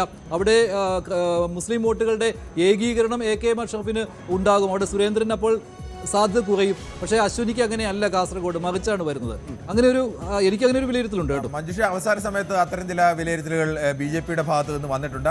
അതിന് ചില ലോജിക് ഉണ്ട് എന്നുള്ളതും കൂടി യാഥാർത്ഥ്യമാണ്. നമ്മൾ ഈ കാസർഗോഡിനെ ആകെ ഒരു ചിത്രം നോക്കിയാൽ കാസർഗോഡ് എല്ലാ കാലത്തും 5-ൽ 3-2 എന്നുള്ളതാണ്. ഈ 3-2 എന്നുള്ളത് ഉദുമ മാത്രമാണ് ഏതെങ്കിലും തരത്തിൽ മാറുന്നത്. അല്ലെങ്കിൽ മഞ്ചേശ്വരമോ കാഞ്ഞങ്ങാടോ തൃക്കരിപ്പൂരോ എല്ലാ കാലത്തും അത് ഇടതുമുന്നണിയുടെ കോട്ടയാണ്. ഇടതുമുന്നണിയുടെ ഇത്തവണയും അത്തങ്ങനെ ഏതെങ്കിലും തരത്തിൽ വിജയിക്കുമെന്ന കാര്യത്തിൽ ആർക്കും സംശയമില്ല. അത് മഞ്ചേശ്വരവും കാസർഗോഡും അത് UDFന്റെ കോട്ടയാണ്. അവിടെ UDFനും വിജയിക്കുന്ന കാര്യത്തിൽ അങ്ങനെ കാര്യമായ സംശയമൊന്നുമില്ല. ലീഗ് ഇത്തവണ BJP അവിടെ കടുത്ത പോരാട്ടം നടത്തുന്നൊക്കെ ഉണ്ടെങ്കിൽ പോലും അവസാന നിമിഷം വിജയിക്കാൻ. അതിൽ മറ്റു പല തിരുവനന്തപുരത്തെ മണ്ഡലങ്ങളിലൊക്കെ ആളുകളുടെ എണ്ണം കുറഞ്ഞപ്പോൾ, വോട്ടർമാരുടെ എണ്ണം കുറഞ്ഞപ്പോൾ വോട്ടർമാരുടെ എണ്ണം കൂടിയ ഒരു സ്ഥലമാണ് മഞ്ചേശ്വരം എന്ന് ആലോചിക്കണം. അതിനി എങ്ങനെയാണ് കൂടിയത് എന്നുള്ളതിൻ്റെ കണക്കുകളൊക്കെ ഇനി ഈ SIR സംബന്ധിച്ച് പലതരത്തിലുണ്ട്. പക്ഷേ സ്വാഭാവികമായും ലീഗ് കണക്ക് കൂട്ടുന്നത് അത് UDFന്റെ വോട്ടിൽ തന്നെയാണ് ആ വർധന ഉണ്ടായത്. അതുകൊണ്ട് അവിടെ ഏതെങ്കിലും തരത്തിലൊരു വെല്ലുവിളി ഇല്ല എന്ന് പറയുന്നു. കാസർഗോഡിനെ സംബന്ധിച്ച് അവസാന നിമിഷത്തിൽ അങ്ങനെ ചില ഒരു വർഗീയ ധ്രുവീകരണം അവിടെ ഉണ്ടാവാൻ സാധ്യതയുണ്ട് എന്ന മട്ടിലേക്കുള്ള ചില വിലയിരുത്തലുകൾ വരുന്നുണ്ട്. പക്ഷേ അത് എത്രത്തോളം യാഥാർത്ഥ്യമാണെന്നുള്ളത് നമ്മുടെ കാസർഗോഡ് റിപ്പോർട്ടർ ബൈജു അടക്കമുള്ളവർ അത്തരം ഒരു സാധ്യതയെ അവർ തള്ളിക്കളയുകയാണെങ്കിൽ ഇതൊരു സാധ്യത കാണുന്നു എന്നതിനപ്പുറത്തേക്ക് അതൊരു വിജയ സാധ്യതയിലേക്കൊന്നും എത്താൻ എന്തായാലും കാണുന്നില്ല. ഇത്തവണയും 3-2 തന്നെ നിൽക്കാനാണ് സാധ്യത. ഞാനും അതിനോട് യോജിക്കുകയാണ്. ഇത്തവണയും കഴിഞ്ഞ തവണത്തെ അതേ പൊസിഷൻ തന്നെയായിരിക്കും കാസർഗോഡ് എന്നാണ് എനിക്കും തോന്നുന്നത്. മഞ്ചേശ്വരത്ത് ഇത്തവണയും സുരേന്ദ്രന്റെ സാധ്യതകൾ വിദൂരമാണ്. കാരണം അവിടുത്തെ MLAയുടെ മികച്ച പെർഫോമൻസ് തന്നെയാണ് UDFന് അവിടെ വിജയം ഉറപ്പിക്കാൻ സാധിക്കും. അതുതന്നെയാണ് കാസർകോട്ടെ ഒരു സാഹചര്യം. ഏതായാലും നേരത്തെ നമ്മൾ കാർഡിൽ കാണിച്ചതുപോലെ മഞ്ചേശ്വരത്ത് BJP ഒരു പ്രതീക്ഷ അർപ്പിക്കുന്നുണ്ട്. 747 വോട്ടുകൾക്ക് മാത്രമാണ് കഴിഞ്ഞ തവണ സുരേന്ദ്രൻ അവിടെ പരാജയപ്പെടുന്നത്. അതിനു മുൻപ് 78 വോട്ടുകൾക്ക് പരാജയപ്പെട്ട സമയവുമുണ്ട്. ഏതായാലും തൃക്കരിപ്പൂരും കാഞ്ഞങ്ങാടും ഉദുമയും LDF ഉറപ്പിക്കുന്നു. UDF ഉറപ്പിക്കുന്നത് കാസർഗോഡും മഞ്ചേശ്വരവുമാണ്. ഒപ്പം BJP മഞ്ചേശ്വരത്ത് വലിയ പ്രതീക്ഷ അവർ കാണുകയും ചെയ്തു. നമ്മളിപ്പോൾ 14 മണ്ഡലങ്ങളും കവർ ചെയ്ത് കഴിഞ്ഞു മഞ്ജുഷ. 14 ജില്ലകളും കവർ ചെയ്ത് കഴിഞ്ഞു. 140 മണ്ഡലങ്ങളും കഴിഞ്ഞു. അവിടെ UDFന് കൃത്യമായിട്ട് ഒരു എഡ്ജ് ഇവിടെ വന്നിട്ടുണ്ട്. ഇതിൽ കാണേണ്ട കാര്യം എന്ന് പറയുന്നത് കഴിഞ്ഞ തവണത്തേക്കാൾ UDFന് നില മെച്ചപ്പെടുത്തുകയും അല്ലെങ്കിൽ LDFനെ മറികടന്നുള്ള പ്രകടനം കാഴ്ചവെക്കുകയും ചെയ്യാൻ കഴിയുന്ന ജില്ലകളുണ്ട് എന്നുള്ളതാണ്. അതിൽ നില മെച്ചപ്പെടുത്തുന്നത് തിരുവനന്തപുരത്തും കൊല്ലത്തും അതുപോലെ തന്നെ കോട്ടയത്തും കഴിഞ്ഞ തവണത്തേക്കാൾ വരുന്നു. ആലപ്പുഴയിലും കഴിഞ്ഞ തവണത്തേക്കാൾ മെച്ചപ്പെടും. പത്തനംതിട്ടയിലും കഴിഞ്ഞ തവണത്തേക്കാൾ നന്നായി പെർഫോം ചെയ്യാൻ പറ്റുന്നു. ഇടുക്കിയിൽ അങ്ങനെ വരുന്നു. തൃശ്ശൂരും പാലക്കാടും ഒഴിച്ച് ബാക്കി ജില്ലകളിലെല്ലാം മലപ്പുറത്ത് കഴിഞ്ഞ തവണത്തേക്കാൾ പ്രകടനത്തേക്കാൾ നന്നായിരിക്കും UDFന്റെ. കോഴിക്കോട് പോലും അങ്ങനെയായിരിക്കും. അങ്ങനെ വരുമ്പോൾ കണ്ണൂർ മാറ്റി നിർത്താം. കണ്ണൂര്, തൃശ്ശൂർ, പാലക്കാട് ഒഴികെ ബാക്കി ജില്ലകളിലെല്ലാം UDFന് മേൽക്കൈ കിട്ടാൻ അല്ലെങ്കിൽ കഴിഞ്ഞ തവണത്തേക്കാൾ വളരെയധികം മെച്ചപ്പെടുവാൻ LDFന് ഒപ്പം എത്താൻ കഴിയുന്ന ഒരു സാഹചര്യം ഉള്ളത് കൊണ്ട് തന്നെയാണ് കേവല ഭൂരിപക്ഷത്തിലേക്ക് UDFന് എത്താൻ കഴിയുന്നത് എന്ന് പറയുന്നത്. കിരൺ, ഇക്കാര്യത്തിൽ ഈ നിരീക്ഷണത്തിൽ തെറ്റുണ്ടോ? സ്വാഭാവികമായും കഴിഞ്ഞ തവണ LDFനുണ്ടായിരുന്ന സീറ്റുകൾ ഇപ്പോൾ 99-ൽ നിന്ന് ഈ പറയുന്ന സീറ്റുകൾ 29 സീറ്റുകൾ ഉണ്ട്. ആ 29 സീറ്റുകൾ വിവിധ ജില്ലകളിലായി പിടിച്ചെടുക്കാൻ കഴിയും എന്ന് തന്നെയാണ് UDFന്റെയും കോൺഗ്രസിന്റെയും പ്രതീക്ഷ. ആ പ്രതീക്ഷയ്ക്ക് നിലവിൽ അവരുടെ ആ ഒരു ലോജിക്കുണ്ട്. പക്ഷേ അപ്പോഴും LDF കാണുന്നത് മറ്റൊന്നാണ്. LDFന് എതിരെ ഏതെങ്കിലും തരത്തിൽ വികാരമുണ്ടെങ്കിൽ പോലും LDFന്റെ മത്സരിച്ച MLAമാർ, ആ MLAമാരുടെ വ്യക്തിപരമായ മികവിൽ ഈ തിരുവനന്തപുരം ജില്ലയിലെയൊക്കെ റിസൾട്ട് മാറ്റിമറിക്കാനുള്ള പ്രധാനപ്പെട്ട ഒരു ഘടകമെന്ന് പറയുന്നത് MLAമാർ വ്യക്തികൾ എന്ന നിലയ്ക്ക് അവർക്കുണ്ടാ ജനപ്രീതി, ആ ജനപ്രീതി മറ്റെല്ലാവിധ സർക്കാരിന് വിരുദ്ധ തരംഗമുണ്ടായാലും അല്ലെങ്കിൽ മറ്റേതെങ്കിലും തരത്തിലുള്ള എതിർപ്പുകൾ ഉണ്ടായാലും അതിനെ മറികടന്നുകൊണ്ട് ചെറിയ ഭൂരിപക്ഷത്തിനാണെങ്കിൽ പോലും വിജയിക്കാൻ കഴിയും എന്നുള്ള പ്രതീക്ഷയിലാണ് നിൽക്കുന്നത്. അവരപ്പോഴും കാണുന്നത് ഒരു 72 അല്ലെങ്കിൽ 75 സീറ്റുകളൊക്കെ നേടി വിജയിക്കാൻ കഴിയുമെന്ന പ്രതീക്ഷയാണ്. പക്ഷേ എനിക്ക് അതിലൊരു ഭിന്നാഭിപ്രായമുണ്ട് കേട്ടോ. ഇങ്ങനെ ഒരു UDFന് വിജയം നേടാൻ സാധിക്കണമെങ്കിൽ മന്ത്രിമാരെയും MLAമാരെയും പരാജയപ്പെടുത്തേണ്ടതുണ്ട്. ഉദാഹരണത്തിന് തിരുവനന്തപുരത്തേക്ക് വരുമ്പോൾ തന്നെ അത്തരത്തിലുള്ള പരാജയപ്പെടലുകൾ ഉണ്ടാകുമല്ലോ. ഇപ്പോൾ നിയമത്തെ പറയുകയാണെങ്കിൽ ശിവൻകുട്ടി തോൽക്കുവാനുള്ള സാധ്യതയുണ്ട്. പക്ഷേ അത് UDF-ന് പ്രയോജനപ്പെട്ടേക്കില്ല. പക്ഷേ അരുവിക്കരയിൽ വരുമ്പോൾ സ്റ്റീഫൻ തോൽക്കുമ്പോൾ അത് UDF-നാണ് അതിൻ്റെ അഡ്വാൻറ്റേജ് വരുന്നത്. അങ്ങനെ കുറേയേറെ മണ്ഡലങ്ങൾ വരുന്നുണ്ട്. നമ്മളിപ്പോൾ കണ്ട മണ്ഡലങ്ങൾ ഇപ്പോൾ പത്തനംതിട്ട ജില്ലയിൽ പ്രധാനമായിട്ട് വരുന്നു. അങ്ങനെ വരുമ്പോൾ സ്വാഭാവികമായിട്ടും MLA-മാർ പരാജയപ്പെടുന്ന ഒരു സാഹചര്യമുണ്ട്. അവർ എത്രമാത്രം ജനപ്രിയരാണെങ്കിലും ഈ ഭരണവിരുദ്ധ വികാരം എന്നുള്ള കൊടുങ്കാറ്റ് വരുമ്പോൾ പിടിച്ചു നിൽക്കാൻ കഴിയുകയില്ല. പലയിടത്ത് തോൽക്കേണ്ടി വരും. 10ഓളം മന്ത്രിമാർ തോറ്റേക്കുമെന്നുള്ള ഒരു വിലയിരുത്തലൊക്കെ CPM-ന്റെ ഭാഗത്തുനിന്നുണ്ടായിട്ടുണ്ട്. നേരത്തെ ഈ പറഞ്ഞ കണക്കൊക്കെ വെച്ച് വരണമെങ്കിൽ 20-22 സിറ്റിംഗ് MLA-മാർ നമ്മളിപ്പോൾ കണക്കെടുത്തു വന്ന കണക്ക് പരിശോധിക്കുമ്പോൾ തന്നെ ഏറെക്കുറെ എനിക്ക് തോന്നുന്നു ഇടതുപക്ഷം LDF ഒരു 65 സീറ്റിലേക്ക് എത്തും അല്ലെ? 72-78 UDF-ഉം 65. നമ്മൾ അങ്ങനെയാണ്. ഇനി ഇതിൽ നിന്ന് അപ്പുറമുള്ള ഒരു ഫാക്ടർ വരിക 2-3 ഘടകങ്ങളാണ്. ഒന്ന്, ഒരു അതിവിശദമായ ഒരു തരംഗം, UDF അനുകൂല തരംഗ സാധ്യത. മറ്റൊന്ന്, ഇത്തവണത്തെ SIR-ന് ശേഷമുള്ള സാഹചര്യം ഏത് തരത്തിൽ പ്രതിഫലിക്കാനുള്ള സാധ്യത. 3, BJP-യുടെ പെർഫോമൻസ്. ഈ ഘടകങ്ങളൊക്കെ ഈ ഒത്തുതീർപ്പുകളും കൊടുക്കൽ വാങ്ങലുകളും ഒക്കെ സംഭവിച്ചാൽ ഒരു പക്ഷേ നമ്മുടെ അത് തന്നെയാണ് സഹിതം എനിക്ക് തോന്നുന്നത് ഏറ്റവും പ്രധാനം. ഇപ്പോൾ ഈ ഒരു തരംഗം വന്നാൽ പിന്നെ ഒന്നും നോക്കേണ്ടതില്ല. തരംഗം വന്നു കഴിഞ്ഞാൽ സ്വാഭാവികമായും അത് UDF-ന്റെ ഒരു വലിയ വിജയത്തിലേക്ക് വരികയും മന്ത്രിമാരൊക്കെ പരാജയപ്പെടുകയും ഒക്കെ ചെയ്യും. അതല്ല, തരംഗമില്ല എന്നുണ്ടെങ്കിൽ ഇപ്പോൾ ഒരു ടൈറ്റ് ഫൈറ്റിൽ തന്നെ നിൽക്കുകയാണ്. പക്ഷേ ആ ടൈറ്റ് ഫൈറ്റിൽ എഡ്ജ് ഉള്ളത് UDF-ന് തന്നെയാണ്, അതിലും യാതൊരു സംശയമില്ല. പക്ഷേ ഈ എഡ്ജ് എന്നൊക്കെ പറയുന്നത് ജനങ്ങളെ തീരുമാനിക്കുന്ന എഡ്ജ് ചെറിയ എഡ്ജ് ആയതുകൊണ്ട് ചിലപ്പോൾ മറിച്ചൊരു ജനവിധി ഉണ്ടാവാനുള്ള സാധ്യത നമുക്ക് തള്ളിക്കളയാനാവില്ല. പക്ഷേ UDF-ന് അവിടെ ഒരു മേൽക്കൈ ഉണ്ട് എന്നത് യാഥാർത്ഥ്യമാണ്. മറ്റതിലൊക്കെ ഏറ്റവും പ്രധാനം BJP-യുടെ ഇത്തവണത്തെ പെർഫോമൻസ് ആണ്. BJP-യുടെ സ്ഥാനാർത്ഥികളുടെയും അത് 2020 സ്ഥാനാർത്ഥികളെ കൊടുത്തതും ഈ മണ്ഡലങ്ങൾ മാറ്റിയെടുത്തതും ഒക്കെ ഇത് രണ്ടുപേരും ഒരുപോലെ ആരോപിക്കുന്നുണ്ട്. ഇത് മറുകൂട്ടരെ സഹായിക്കാൻ വേണ്ടിയാണ് എന്നുള്ള ആരോപണമുണ്ട്. BJP-ക്ക് വോട്ട് ഷെയർ കുറഞ്ഞാൽ, സീറ്റ് കിട്ടിയാൽ പോലും വോട്ട് ഷെയർ കുറഞ്ഞാൽ അതൊക്കെ കേരളത്തിൽ വരും കാലങ്ങളിൽ വലിയ ചർച്ചയായി മാറും. നാളെ ഈ സമയമാകുമ്പോഴേക്കും നമുക്ക് ഈ കാര്യങ്ങളെല്ലാം കൃത്യമായിട്ട് ചർച്ച ചെയ്യാം. ഇനി നിമിഷങ്ങൾ മാത്രമേ ഉള്ളൂ. കേരളം ആര് ഭരിക്കുവാൻ, കേരളത്തിന്റെ വിധി നിർണ്ണയിക്കുന്ന ഒരു തെരഞ്ഞെടുപ്പ് ഫലമാണ് വരാൻ പോകുന്നത്. അതിൽ പ്രതീക്ഷ കൂടുതലുമുള്ളത് UDF-നാണ്. ഒരു ഭരണമാറ്റത്തിന്റെ കാറ്റ് കേരളത്തിൽ വീശി തുടങ്ങി എന്ന രീതിയിൽ തന്നെ ഇപ്പോൾ ഈ 2 മണിക്കൂർ നമ്മൾ സംസാരിച്ചപ്പോഴും ഒരു ഭരണമാറ്റത്തിന്റെ കാറ്റ്. 64-65 സീറ്റുകളിലേക്ക് LDF ഒതുങ്ങുകയും 72 മുതൽ 78 സീറ്റുകളിൽ UDF വരികയും കേരളത്തിൽ UDF ഭരണം, അധികാരം UDF തിരിച്ചു പിടിക്കുകയും ചെയ്യും എന്നുള്ളതാണ് നമ്മുടെ 2 മണിക്കൂർ വിഷയങ്ങൾ.